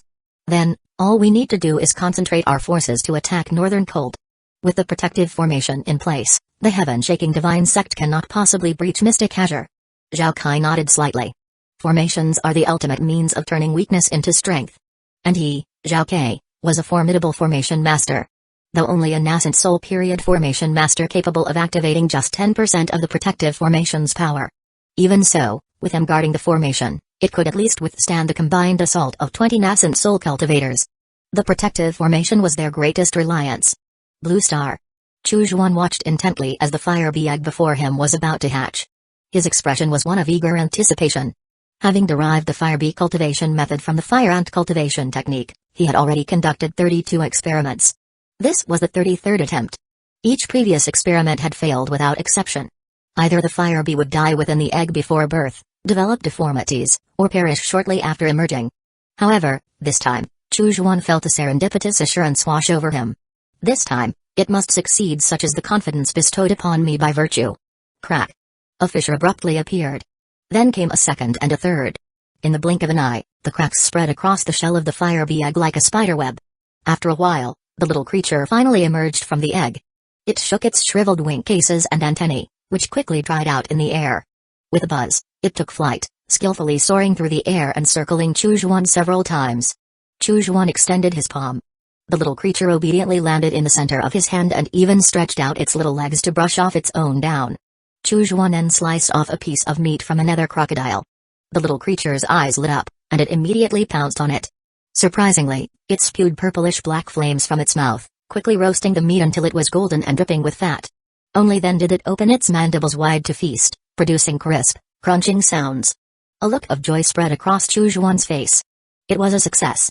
The new fire bee was successfully nurtured. This fire bee exhaled blood evil yin fire from its mouth and exhibited impressive abilities in flying and feeding. Clearly, it was exceedingly healthy and robust. Moreover, it was born with the strength of a second-stage early-phase goo insect. With some nurturing, it might even reach the third stage. Chu Zhuan was profoundly moved. A third-stage goo could match a golden core cultivator. Given enough of them, fearless and relentless, they could even overwhelm a nascent soul cultivator. Especially since these little ones could produce and spew blood evil yin fire. This cave world truly is a splendid place. Chu Zhuan mused. Now that I have obtained the fire ant cultivation method, I can look forward to acquiring the thunder ant cultivation method and even the queen ant cultivation method in the future. Still, it's too slow. If only I could obtain the queen ant cultivation method in one go. Amidst his elation, Chu Zhuan felt a pang of regret. With the queen ant cultivation method, he could modify it to develop a queen bee cultivation method. The enhancement of a blood bee queen would be far more significant than that of a mere fire bee. However, considering the societal structure of the cave world, the tribal hierarchy was evidently rigid. A small tribe that produced a gold insect master would inevitably be absorbed into a mid-sized tribe. And the strong figures from these mid-sized tribes would likely be taken by the larger tribes. If that were the case, obtaining the queen ant cultivation method would necessitate access to a large tribe. How long would that take? Must he wait until Zhao Huo ascended to the ranks of a platinum or diamond insect master? That would be far too long. He couldn't wait that long. Yet currently, he lacked any means to forcibly change hosts. He could only watch and wait. Mystic Azure Star. Upon returning, Chu Zhuan immediately received a psychic message from Wan Hun. 2 unfamiliar nascent soul cultivators have arrived in Northern Cold? After they conquered 2 small sects, they entrenched themselves, making no further moves. Zhengji has already paid them a visit. The 2 sides got along well and conversed amicably, with no conflicts arising.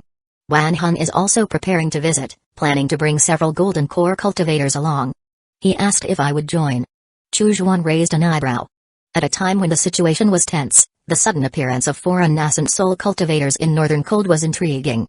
He definitely needed to ascertain their capabilities. After all, on this trip, he was merely an early-stage golden core cultivator.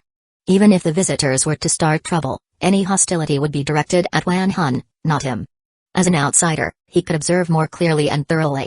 Chapter 282, Neither speaks a single truth in Northern Cold. At Golden Thunder Mountain, once the stronghold of the Golden Thunder sect of the Jin Kingdom, the landscape had changed dramatically. After the collapse of the Northern Cold Righteous Alliance, the Golden Thunder sect had been swept away by the demonic sects.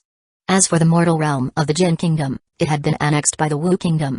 Now, the mortal world of Northern Cold was under the rule of the Wu Kingdom, while the cultivation world was dominated by the Corpshin sect and the Myriad Soul sect. However, the sudden appearance of 2 nascent soul cultivators in Northern Cold disrupted this clear structure.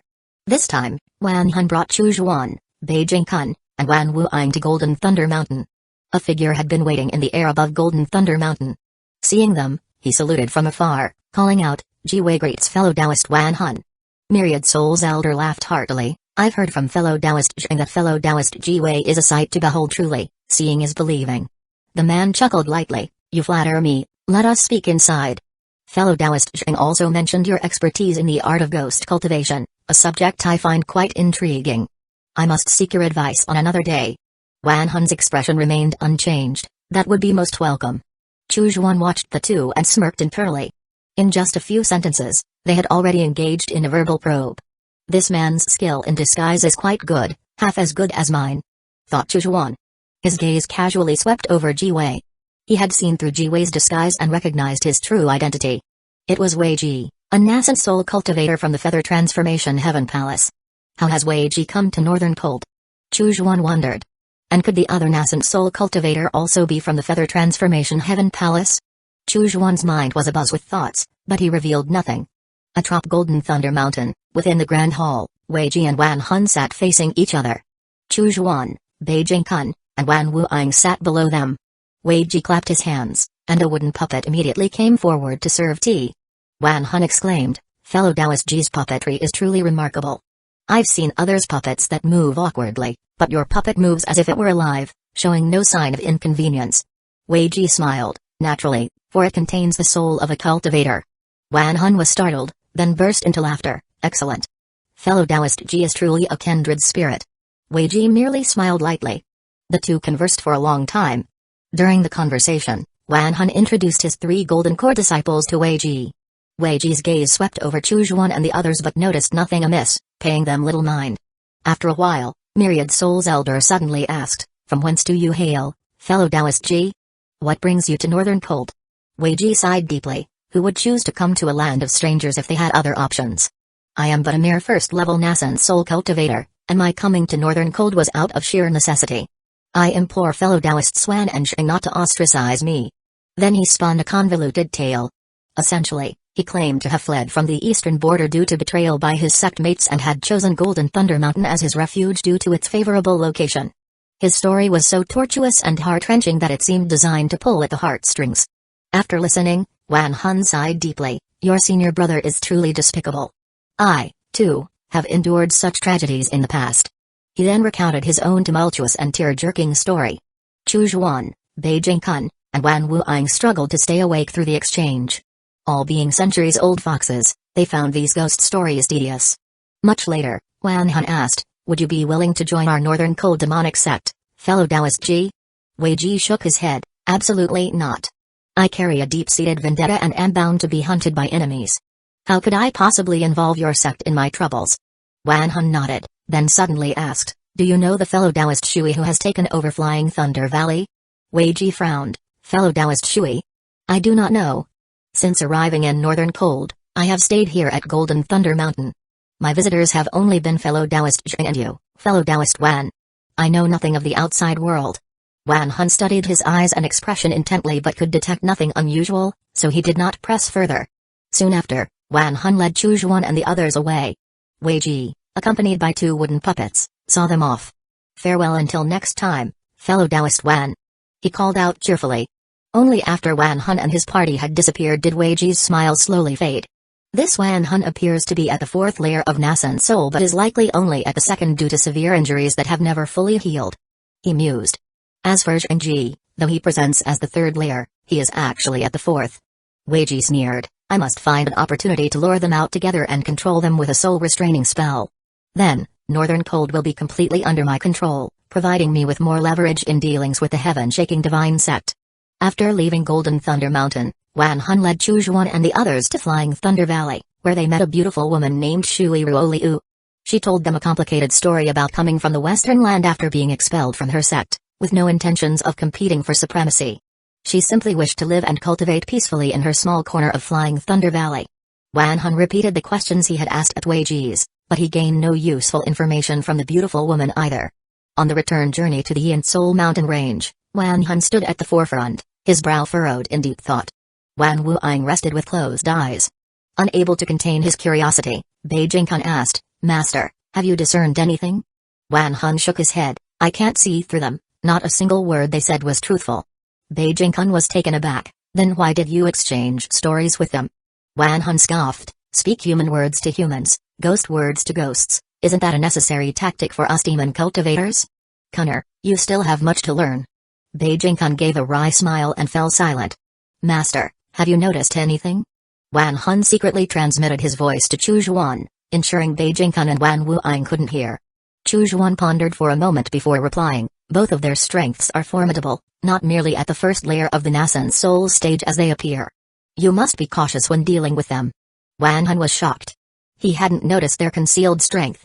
Fortunately, Chu Zhuan's warning might save him from a disaster in the future. "Thank you, Master." Wan Hun replied respectfully. "Think nothing of it. Let's return to the Yin Soul Mountain Range, no need to dwell on this." Chu Zhuan replied casually. At Black Devil Peak, Chu Zhuan continued his cultivation, waiting. He was waiting for Wei Ji and the others to make their move. Sure enough, less than a month later, Wan Hun sent him a message. "Master, Ji Wei and Shui Ruoliu just met and started fighting immediately. Ji Wei even severed one of Shui Ruoliu's arms. It turns out these two were mortal enemies from the past. Had Zhang Ji not intervened, they might have fought to the death, once again destabilizing Northern Cold's situation. Zhang Ji and I have decided to invite them to the Myriad Soul sect and mediate their conflict under the guise of reconciliation, planning to control their minds while they are off guard. What are your thoughts, Master?" Chapter 283, Do Not Rashly Commit Slaughter. Chu Zhuan couldn't help but chuckle after hearing Wan Hun's message. It seemed likely that these two were in cahoots, and their sudden bout of life-and-death combat was clearly staged. Wan Hun and Zhang Ji couldn't see through this, which was not surprising to Chu Zhuan. Only someone with his high proficiency in disguise techniques could discern that the so-called Ji Wei and Shui Ruoliu were using false identities. Beneath their disguises were their true faces. Wan Hun and Zhang Ji's thinking was straightforward. These two unfamiliar nascent soul cultivators were difficult to grasp and control, so they decided to directly manipulate their minds. This would ensure real stability.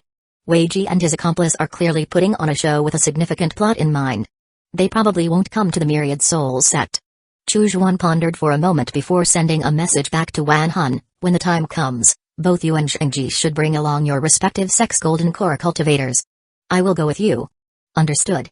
A few days later, Wan Hun relayed new information. Ji Wei and Shui Ruoliu were blinded by rage and would not heed any advice. The two had fought from the eastern edge of Northern Cold to the west, accumulating numerous injuries, yet they showed no signs of wanting to cease their battle. Zhengji and Wan Hun, feeling helpless, decided to intervene directly. Chu Zhuan laughed upon hearing this. As he had guessed. Moments later, Chu Zhuan, Bei Jingkun, and Wan Wuing boarded Wan Hun's flying magic treasure and departed from the Yin-Sol mountain range. Several hours later, they hovered outside Flying Thunder Valley. Zhengji and his Golden Core disciples were already there, at a loss for what to do. Peering into the valley, Chu Zhuan saw two distinctly different types of spiritual qi clashing continuously. However, the water spiritual qi was consistently suppressed by the metal spiritual qi, indicating that Wei Ji was dominating the female cultivator in their battle. Wan Hun and Zhengji exchanged glances, instantly understanding each other's thoughts. Wei Ji and Shui Ruoliu had been fighting for a long time and must be running low on spiritual qi and riddled with injuries. Now was the perfect opportunity to exploit their weakness and forcefully take control of their minds. Zhengji cleared his throat. Fellow Taoist Ji, leave some leeway, we may meet again in the future. There's room to talk things out, stop for a moment. As Wei Ji's resentful roar echoed through Flying Thunder Valley, Wan Hun loudly called out, indeed, fellow Taoist Ji, even mortal enemies can sit down and discuss matters. Besides, you might have mistaken her identity. I see nothing in fellow Taoist Shui that resembles the heinous villain you describe. A harrowing cry of desperation then followed from Shui Ruoliu. I've never done such a thing. Fellow Taoist Ji must be mistaken. Fellow Taoists, save me. Wan Hun and Zhengji continued their half-hearted shouts without entering the valley. It was better to wait a bit longer. Once both parties were depleted of their spiritual qi, it would be a good time to intervene. Suddenly, another scream resonated from the valley.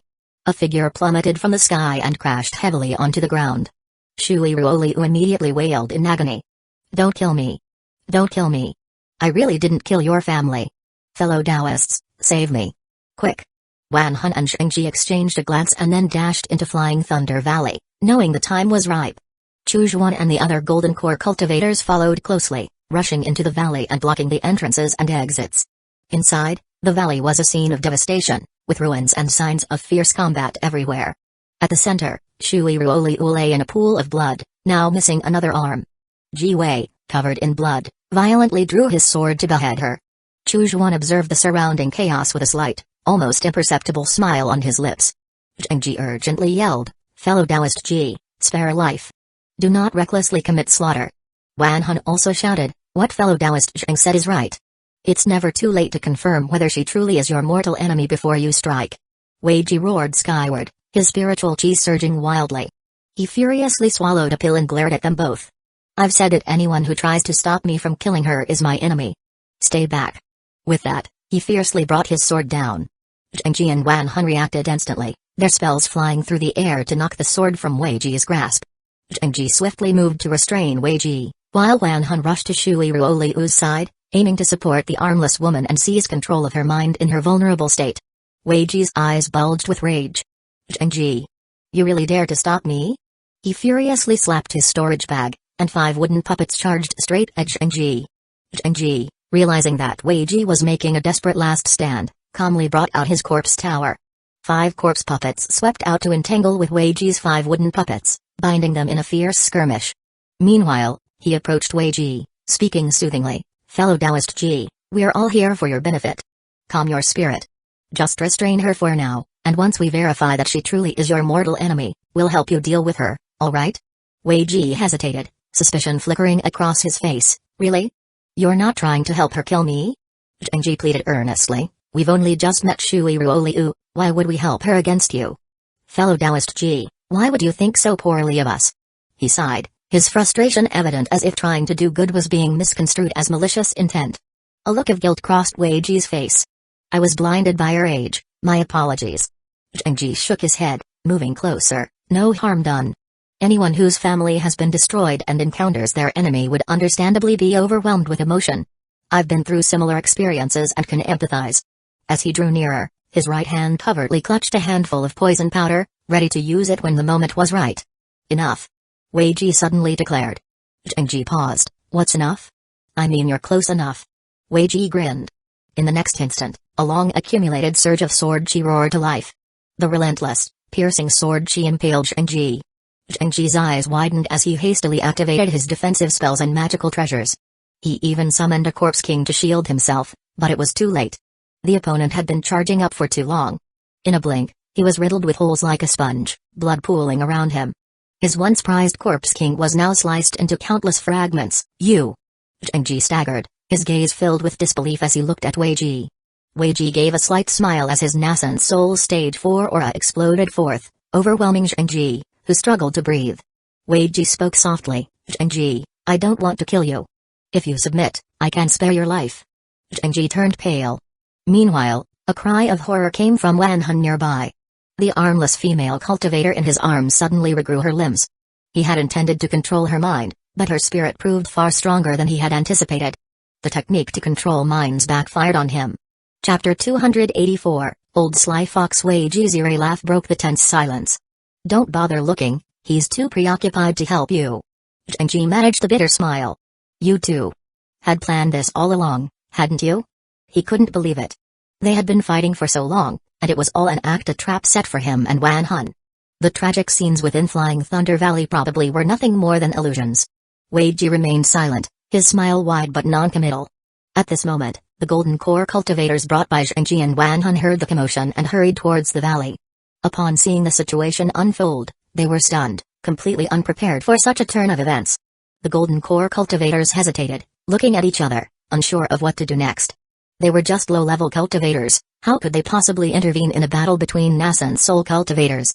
Seeing Zhengji's reluctance to speak, Wei Ji scoffed, you didn't actually expect those golden core cultivators to save you, did you? Mere low-level cultivators, as if they could turn the tide. Zhengji naturally had no such expectations. He was about to respond when he noticed a faint chill rising from the ground. He blinked but concealed his surprise well, masking his reaction. Suddenly, Wan Hun's voice boomed, Master, save me. Zhengji, Wei Ji, and Li Ruosui were all taken aback. Master? You old sly fox, still playing so crafty at your age? While the three were momentarily distracted, a massive column of frost erupted suddenly from beneath Wei Ji. His pupils shrank, and without hesitation, he summoned a giant sword to block it. Boom! A terrifying explosion echoed as the ice god pillar slammed into Wei Ji, sending him flying back a great distance.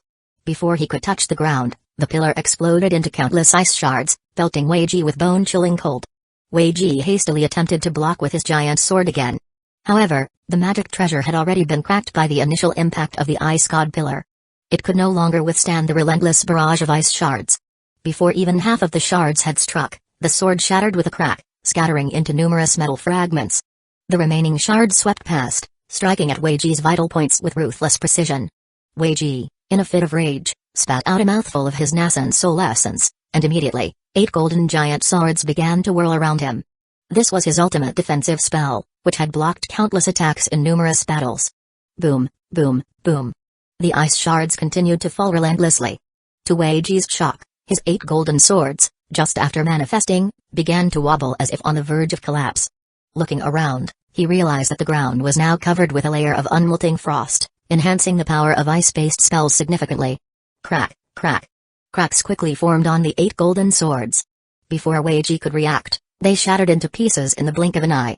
His body was blown away by the force, tumbling through the air.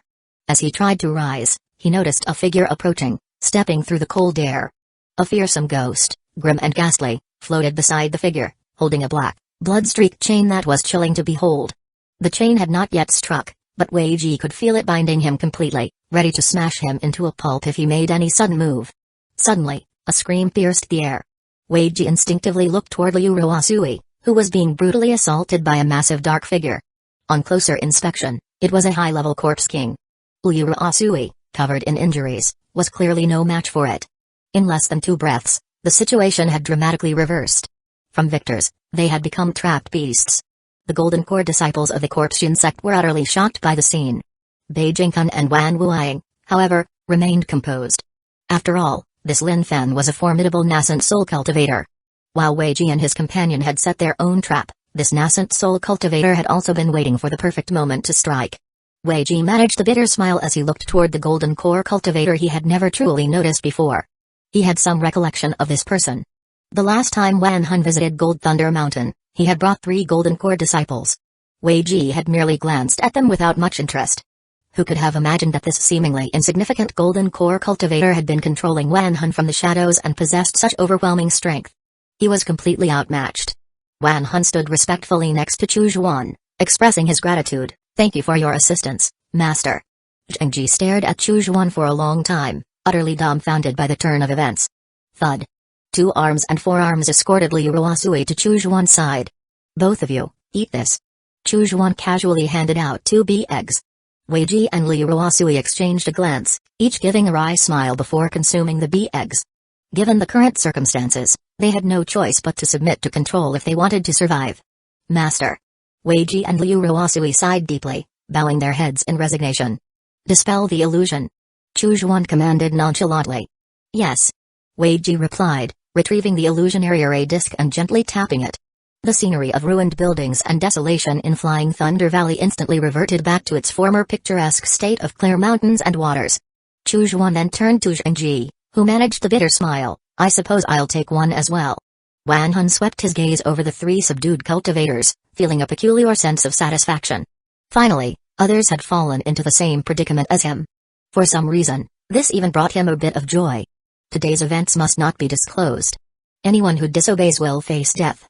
Chu Juan stated calmly. Zhengji, make sure you keep your disciples in line. Zhengji nodded vigorously. Master, rest assured, they have already taken the heart-eating powder, they wouldn't dare to defy my orders. Chu Juan's smile was tinged with irony. That's good to hear.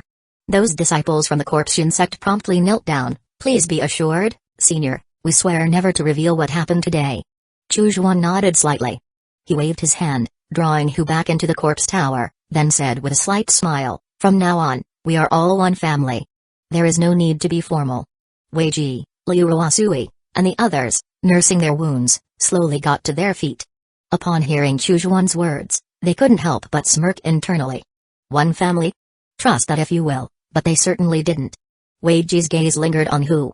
The Corpse King seemed familiar, yet he couldn't quite place where he had seen it before. Corpse puppets all look similar, big and ugly. Maybe I'm just mistaken. He thought to himself. Chu Juan spoke casually, we are near the Corpshin sect. Let's go there to discuss further matters. Zhengji responded with respect, yes, I will arrange for it immediately. Chapter 285, Someone from the Heaven-Shaking Divine Sect at dusk. Within the Grand Hall of the Corpshin sect, the massive doors thunderously closed, leaving only Chu Juan and his 4 companions inside. Outside the Grand Hall, the Golden Core disciples of the Corpshin sect looked at each other in confusion. Hey? Why can that Golden Core cultivator enter the Grand Hall while we can't? Yeah, is he special or something? I remember that person is Lin Fan from the Myriad Souls sect, he's only at the 2nd layer of Golden Core. I don't know, I don't dare to ask. The 3 Corpshin sect Golden Core disciples who had witnessed Chu Juan's terrifying abilities just listened to their fellow brothers' discussions, practicing the art of keeping one's peace. They acted as if they heard nothing. Inside the hall, Chu Juan cut straight to the point. Wei Ji, explain how you came from Central Continent to Northern Cold. Wei Ji was taken aback by how easily Chu Juan called out his name. All the explanations he had prepared along the way were stuck in his throat, unable to emerge. Wei Ji? Zhengji and Wan Hun murmured the name, pondering over it. It took them a moment to realize. Isn't his a nascent soul cultivator from the Feather Transformation Heaven Palace? What's he doing in Northern Cold? Wei Ji managed a wry smile. So, you knew my identity all along. Liu Ruosui spoke up in a low voice. I am Liu Ruosui, also a nascent soul cultivator from Feather Transformation Heaven Palace. Tell me how you ended up in Northern Cold. Chu Juan said calmly, his voice firm, and don't think about lying. Your lives are in my hands. With a resigned sigh, Wei Ji had no choice but to recount the persecution they faced from Zhao Kai and their subsequent decision to flee to Northern Cold. Chu Juan raised an eyebrow after hearing the explanation. The Realm Protection Array. Such a thing indeed existed. However, Chu Juan hadn't expected that Mystic Azure Realm would have a Realm Protection Array. It seemed the Reincarnation Divine Church placed great importance on Mystic Azure Star. Like a Sect's Grand Protective Array, the Realm Protection Array was immense, meant to cover an entire world. Its creation required vast resources, including at least 2 Deity Transformation Stage Array Masters and 8 Nascent Soul Stage Array Masters to set up properly. Moreover, setting up the array was time-consuming and laborious. It was meant to encompass the whole cultivation star, and any flaw could lead to its failure. Chu Juan recalled a conversation he had with Ziman King at an outpost battlefront. Not every cultivation star had a realm protection array. Only those stars deemed crucial by the Reincarnation Divine Church were equipped with one. For instance, the majestic Sword Sex Dawn star did not have one because it was located in the core area of the Reincarnation Divine Church's territory, and there was no immediate need to establish such an array. Considering this, It made sense that the Reincarnation Divine Church had invested heavily in setting up the Realm Protection Array on Mystic Azure Star, a resource-rich location that was also at the front line of their conflict with the Heaven-Shaking Divine Sect. Naturally, they couldn't allow the Heaven-Shaking Divine Sect to capture it easily. So, the locations you two occupied, Gold Thunder Mountain and Flying Thunder Valley, are where two of the major nodes of the Realm Protection Array are situated? Chujuan narrowed his eyes. Wei Ji nodded affirmatively. Exactly. The Realm Protection Array is rarely activated, it is reserved for times of dire peril. Therefore, only the upper echelons of the Feather Transformation Heaven Palace are aware of the locations of these nodes. I only learned of them after I stole some classified information before leaving the Feather Transformation Heaven Palace. Chujuan nodded slightly. Wei Ji and Liu Ruasui's lives were in his hands, and he doubted they would dare to lie to him. Considering everything, it indeed seemed plausible. For now, all that was left was to wait for the Heaven-Shaking Divine Sect to make their move. You may all return to your previous duties. Everything remains as it was. Chujuan instructed with a wave of his hand. When people from the Heaven-Shaking Divine Sect arrive, just send me a message. Wei Ji and the others stood up and bowed. Yes. Moments later, Chujuan was on Wan Hun's flying magic treasure, heading back to the Yinsol mountain range. As he looked down at the rivers and mountains below, a smile crept across his face. With this, he had Northern Cold 1/5 of Mystic Azure Star under his control. Blue Star. During the days waiting for the Heaven-Shaking Divine Sect's cultivators to arrive, Chujuan was far from idle. The Ice Soul Crystals were now in place, and he couldn't afford to waste a single moment. Advancing to the 5th level of the Nascent Soul stage was urgent. Only with sufficient strength could he command from a position of authority. 12 years passed in the blink of an eye. The basket of Ice Soul Crystals before Chujuan, which had once been full, was now depleted, leaving only dull, shattered remnants on the ground. Around him, a vast expanse of frost had formed, turning the surrounding high-rise buildings into sculptures of ice. Sunlight reflected off the ice, casting a spectrum of colors, yet it could not melt the frost by even a fraction. This was a local phenomenon created by cultivating the mysterious heavenly Ice Soul Scroll. Suddenly, a chilling cold burst forth from within Chujuan, spreading in all directions with unprecedented intensity. Birds flying overhead, already burdened by the local cold, now fell heavily to the ground, turning into lifelike ice sculptures upon impact. As Chujuan's aura surged to a new level, he opened his eyes, which had taken on an icy blue hue. Nascent Soul 5th layer! He exclaimed joyfully. The augmentation from the Ice Soul Crystals had accelerated his cultivation rate significantly, making him realize that his treatment might even surpass that of a holy son of the Reincarnation Divine Church. It's time to return to Mystic Azure Star.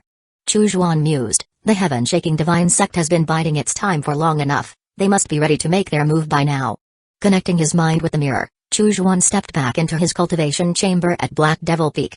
Given the clear situation in Northern Cold, if the Heaven-Shaking Divine Sect didn't approach him soon, he would consider them fools, unworthy of contending with the Reincarnation Divine Church. He might as well pledge allegiance to the Reincarnation Divine Church directly. There's actually a message. Chujuan infused his spiritual chi into the transmission jade. Wan Hun's voice immediately emerged from it. Master, messages have come in from Wei Ji, Liu Ruasui, and Shengji. A black-robed cultivator claiming to be Shi Junshin from the Heaven-Shaking Divine Sect has visited, inviting them to join under the Heaven-Shaking Divine Sect's banner. He bestowed numerous treasures upon them and promised divine items for transcending to the deity transformation phase. Shi Junshin has also approached the Myriad Soul Sect with the same request. However, he expressed a desire to meet the person behind me before discussing further about the treasures. Master, I think this person is rather formidable. Do you plan to meet him? After listening to Wan Hun's message, Chujuan frowned slightly but soon relaxed. This Shi Junshin was no ordinary figure. He had discerned that Wan Hun was under his control, though he surely hadn't guessed that Wei Ji, Liu Ruasui, and Shengji were also under Chujuan's influence. Arrange a meeting with him at the Corpshin sect. I'll accompany you. Chujuan instructed calmly. If he is apprehensive, let him bring Wei Ji and Liu Ruasui along. Yes, I will relay the message right away. Wan Hun responded respectfully. Chapter 286, Better I come and take it myself. In the Grand Hall of the Corpshin sect, Chujuan and Wan Hun once again found themselves entering the familiar setting. This time, several individuals were already waiting inside. Sitting at the head of the gathering was the black-robed cultivator from the Heaven-Shaking Divine Sect, Shi Junshin. Accompanying him were Wei Ji, Zhengji, and Liu Ruasui, who all displayed smiles and acted with utmost respect towards Shi Junshin. Upon noticing the arrival of Wan Hun and another, Shi Junshin's gaze shifted. His eyes moved past Wan Hun and settled on Chu Zhuan with a curious expression. "And this is?" he inquired, his tone filled with intrigue. Shi Junshan had already conducted a thorough investigation of the sects in Northern Cold. He was well aware of Hu Lin Fan was supposedly just a minor cultivator at the second layer of Golden Core. Yet, here he was, the puppet master behind Wan Hun, a fact Shi Junshan had never managed to discern, a revelation that he found truly unsettling. Shi Junshan stood up, greeting them with a smile. "Greetings, fellow Taoist Wan. And how should I address this distinguished person beside him?" Chu Zhuan responded calmly, "A name is but a code, knowing my identity is sufficient for you, fellow Taoist Shi." Laughing heartily, Shi Junshan replied, "Very well. Then I shall address you as fellow Taoist Lin Fan, if that is acceptable?" "That will do." Chu Zhuan nodded slightly. Zhengji rose and offered his seat at the head. "Please, fellow Taoist Lin, take this seat here." Chu Zhuan took the offered seat opposite Shi Junshan. As the grand hall door slowly closed, the room's atmosphere tensed subtly. Shi Junshan then began, smiling, "Fellow Taoist Lin, you are surely aware of the heaven-shaking divine sect?" "Of course. And, you must also be aware of the long-standing grudge between the heaven-shaking divine sect and the reincarnation divine church?" "Indeed, I am." Continuing, Shi Junshan added, "Then you must understand that the reincarnation divine church is no longer as powerful as it once was. Joining the heaven-shaking divine sect now would be a wise decision for you. Once Mystic Azure Star falls under our control, those who have switched allegiances early will certainly receive the sect's favor." Chu Zhuan responded with a light chuckle, "And what sort of favor are you suggesting?" Shi Junshan leaned forward slightly, his voice lowering as he unveiled the incentives, the finest magic treasures, secret spiritual sense techniques, and even items for deity transformation. Chu Zhuan smiled faintly. "Ma Fiayu once told me the same thing, but unlike fellow Taoist Shi, they didn't speak in vague promises. They were much more concrete in their words." Upon hearing this, Wei Ji and the others exchanged curious glances, especially Wan Hun, who wore an expression that suggested he was trying to avoid notice, focusing solely on his own breathing. "Feather Transformation Heaven Palace is Ma Fiayu. Wasn't that person killed by you? How could she have possibly said such a thing to you?" Shi Junshan sneered, "Oh? What do you mean by concrete? Please, enlighten me." Chu Zhuan spoke calmly. "They promised that if I helped the Feather Transformation Heaven Palace and ultimately assisted in repelling the forces of the heaven-shaking divine sect, they would grant me the position of an elder, 2 top-tier magic treasures, 2 Nasan soul-level secret techniques for spiritual sense, and 5 top-tier Nasan soul-level talismans.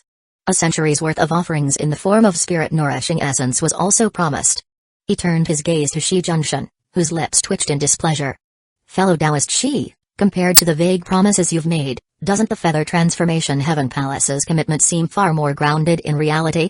Wei Ji and Liu Ruasui, both unconsciously touched their noses. Ma Fiayu was a bloodthirsty, battle-hungry maniac. Her mind was filled with the craving for power, not promises like that. Wan Hun and Zhengji exchanged looks. They were utterly bewildered by their master's audacity in fabricating such tales without so much as a blush. Shi Junshan's face darkened.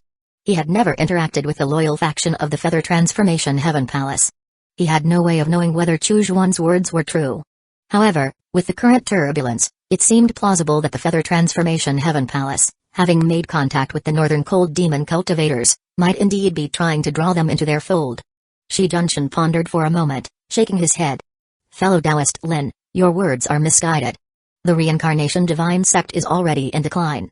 When the two sects clash for supremacy, they will surely fall." Chu Zhuan's voice remained indifferent. "I don't believe that." Shi Junshan's face twisted with irritation. "You don't believe it? Then what am I even saying?" he thought, his mind racing. Shi Junshan's face turned stormy.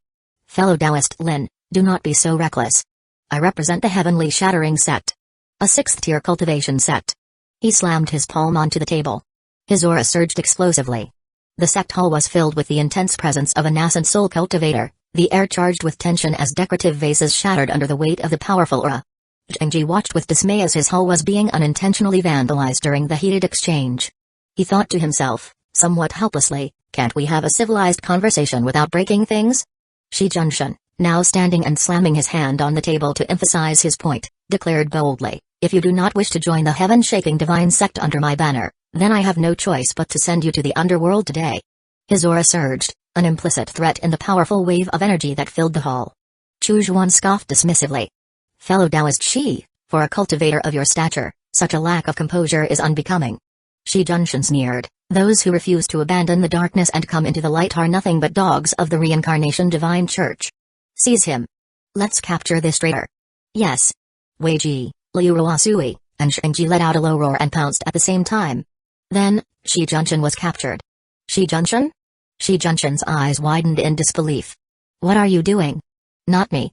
Weiji's face was expressionless as he confirmed, yes, it's you. Following his declaration, Weiji and the others turned to Chujuan and bowed deeply. We pay our respects, master. Chujuan nodded slightly. We're all family here, there's no need for such formalities. The four stood back up, their allegiance unmistakably clear.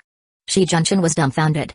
He couldn't comprehend the reality that not only had Wan Hun been under Chujuan's control, but Weiji, Liuruasui, and Shinji were too. When did this happen? Shi Junshin thought, his mind racing through the possibilities.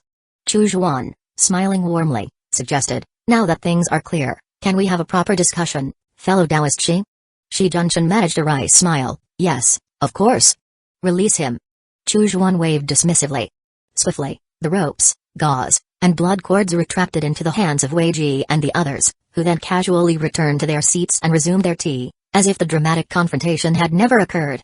Shi Junshin sat down again, his earlier arrogance washed away, replaced by a wariness of Chujuan. Chujuan continued calmly, which side I join is irrelevant to me. Shi Junshin chuckled bitterly, I understand. I assure you, fellow Taoist Lin, that should you decide to join our heaven-shaking divine sect, whatever the feather transformation heaven palace promised, we will double it once Mystic Azure Star is integrated into our territory. However, deity transformation materials are exceedingly rare, I can only promise one. But I will ensure delivery within 50 years. If it takes longer, I, Shi Junshin, will present my head to you. Chujuan dismissed the offer with a gesture, no need for that. You shouldn't have to present your head, I'll come and collect it myself.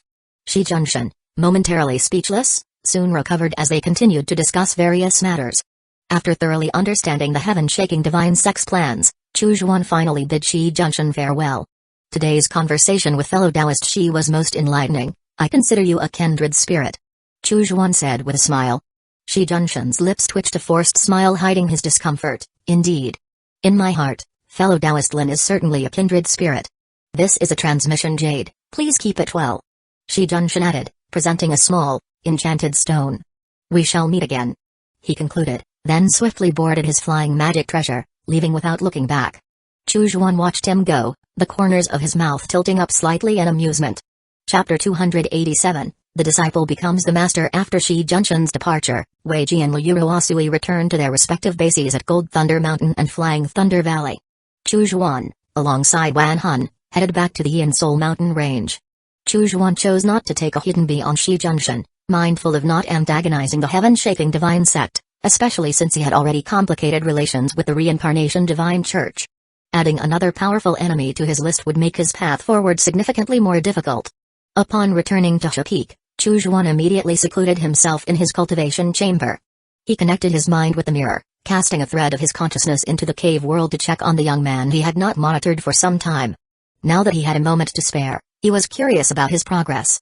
Calculating the time, Chujuan figured that with the time dilation between Mystic Azure and the cave world, a considerable amount of time must have passed there. When he last left, Hyuga was just 15 and had just opened his insect orifice. With 42 years having passed in the cave world, Hyuga would now be in his late 50s. Normally, he should have already advanced to at least a silver insect master.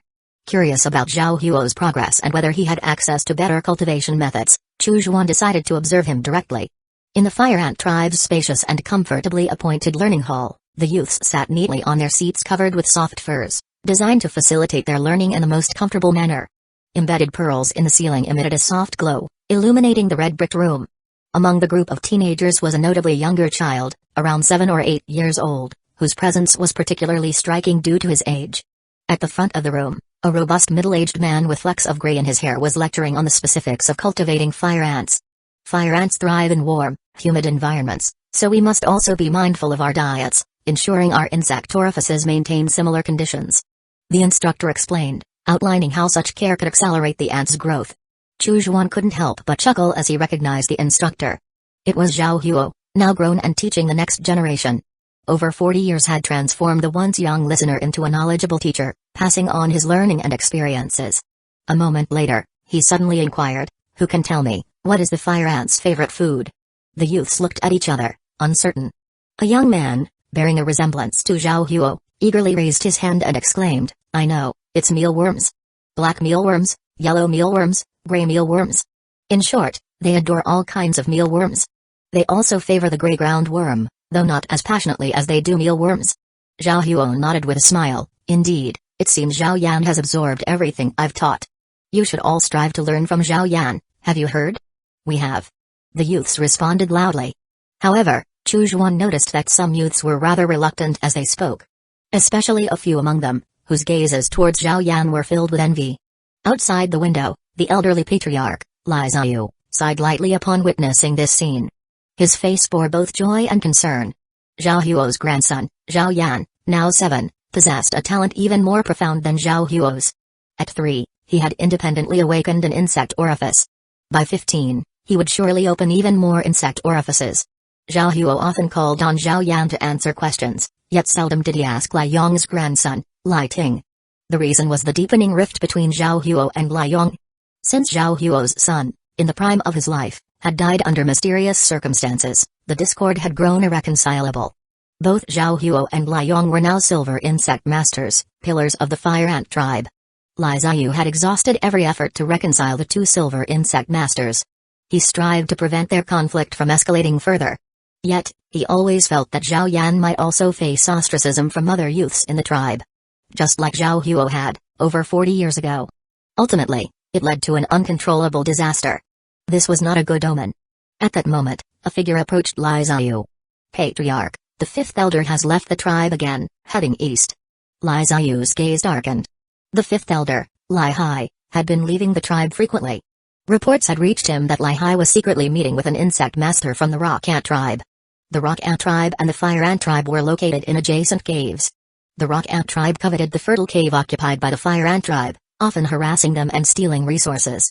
Over the years, the two tribes had accrued many disputes and grievances. Even silver insect masters had perished. Efforts by the Thunder Ant tribe to mediate had been futile.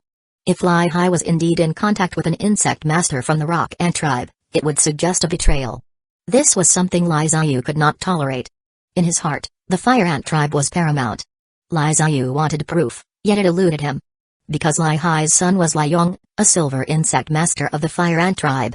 Without evidence, even as patriarch, Lai Xiu could not easily move against Lai Hai. This time, Lai Xiu planned to take some of his confidants and personally investigate. If Lai Hai was wronged, he would clear his name. If Lai Hai truly conspired with the enemy, he would capture him and bring him before the tribe for trial. The lesson concluded. Zhao Huo took a sip of water, and his grandson rushed to his side. Grandfather, I answered all your questions. Am I not very smart? Zhao Yan asked, his large eyes twinkling. Zhao Huo laughed heartily, clever. My grandson is certainly clever. Come, let's go home for dinner. He took his grandson's hand and strode out of the classroom. Zhao Huo always carried a fragment of the mirror, allowing Chu Zhuan to see the current state of the Fire Ant tribe through him. It's been over 40 years, and it seems there's been little change. Chu Zhuan shook his head. The tribal structure in this cave world was overly rigid. Among the surrounding smaller tribes, the Fire Ant tribe was considered the elite. It was unlikely to be easily overthrown by other tribes. No change was more normal than this. However, the tribe does seem to have its fair share of people missing arms and legs. Chu Zhuan pondered. Looking around, he saw many disabilities. They all appeared to be the result of Yao insect bites. Thump. A ball rolled from a distance, gently hitting Zhao Yan's foot. Two timid children stood in place, daring only to watch from afar, not approaching. Chu Zhuan glanced at them and noticed they too bore injuries. Likely victims of Yao insect attacks. A flash of anger crossed Zhao Yan's eyes, swiftly masked. However, Chu Zhuan saw it all very clearly. Chapter 288, A Small Territory, Many Troubles. At that moment, a figure hastened to Zhao Huo's side, whispering into his ear. Zhao Huo furrowed his brow, and after a long moment, he gently patted Zhao Yan's head. Yanner, grandfather has urgent business to attend to, you'll need to go home alone. All right, grandfather, please be careful. Zhao Yan replied obediently. Zhao Huo, accompanied by an insect master, quickly departed from the Fire Ant tribe. Chu Zhuan looked back. He saw Zhao Huo's grandson, Zhao Yan, now astride a smaller child, pummeling him relentlessly. Chu Zhuan couldn't help but shake his head. The child beside them, Obviously intimidated by Zhao Huo's stature, dared not retaliate against Zhao Yan. The boy could only suffer Zhao Yan's bullying. Clearly, Zhao Huo's discipline over his grandson was lacking. However, Chu Zhuan's concern was not with the bullied child. His attention was drawn to the looming crisis within the Fire Ant tribe. He had overheard Zhao Huo's conversation with his subordinates clearly. Patriarch Li Ziyu was tracking 5th Elder Li Hai.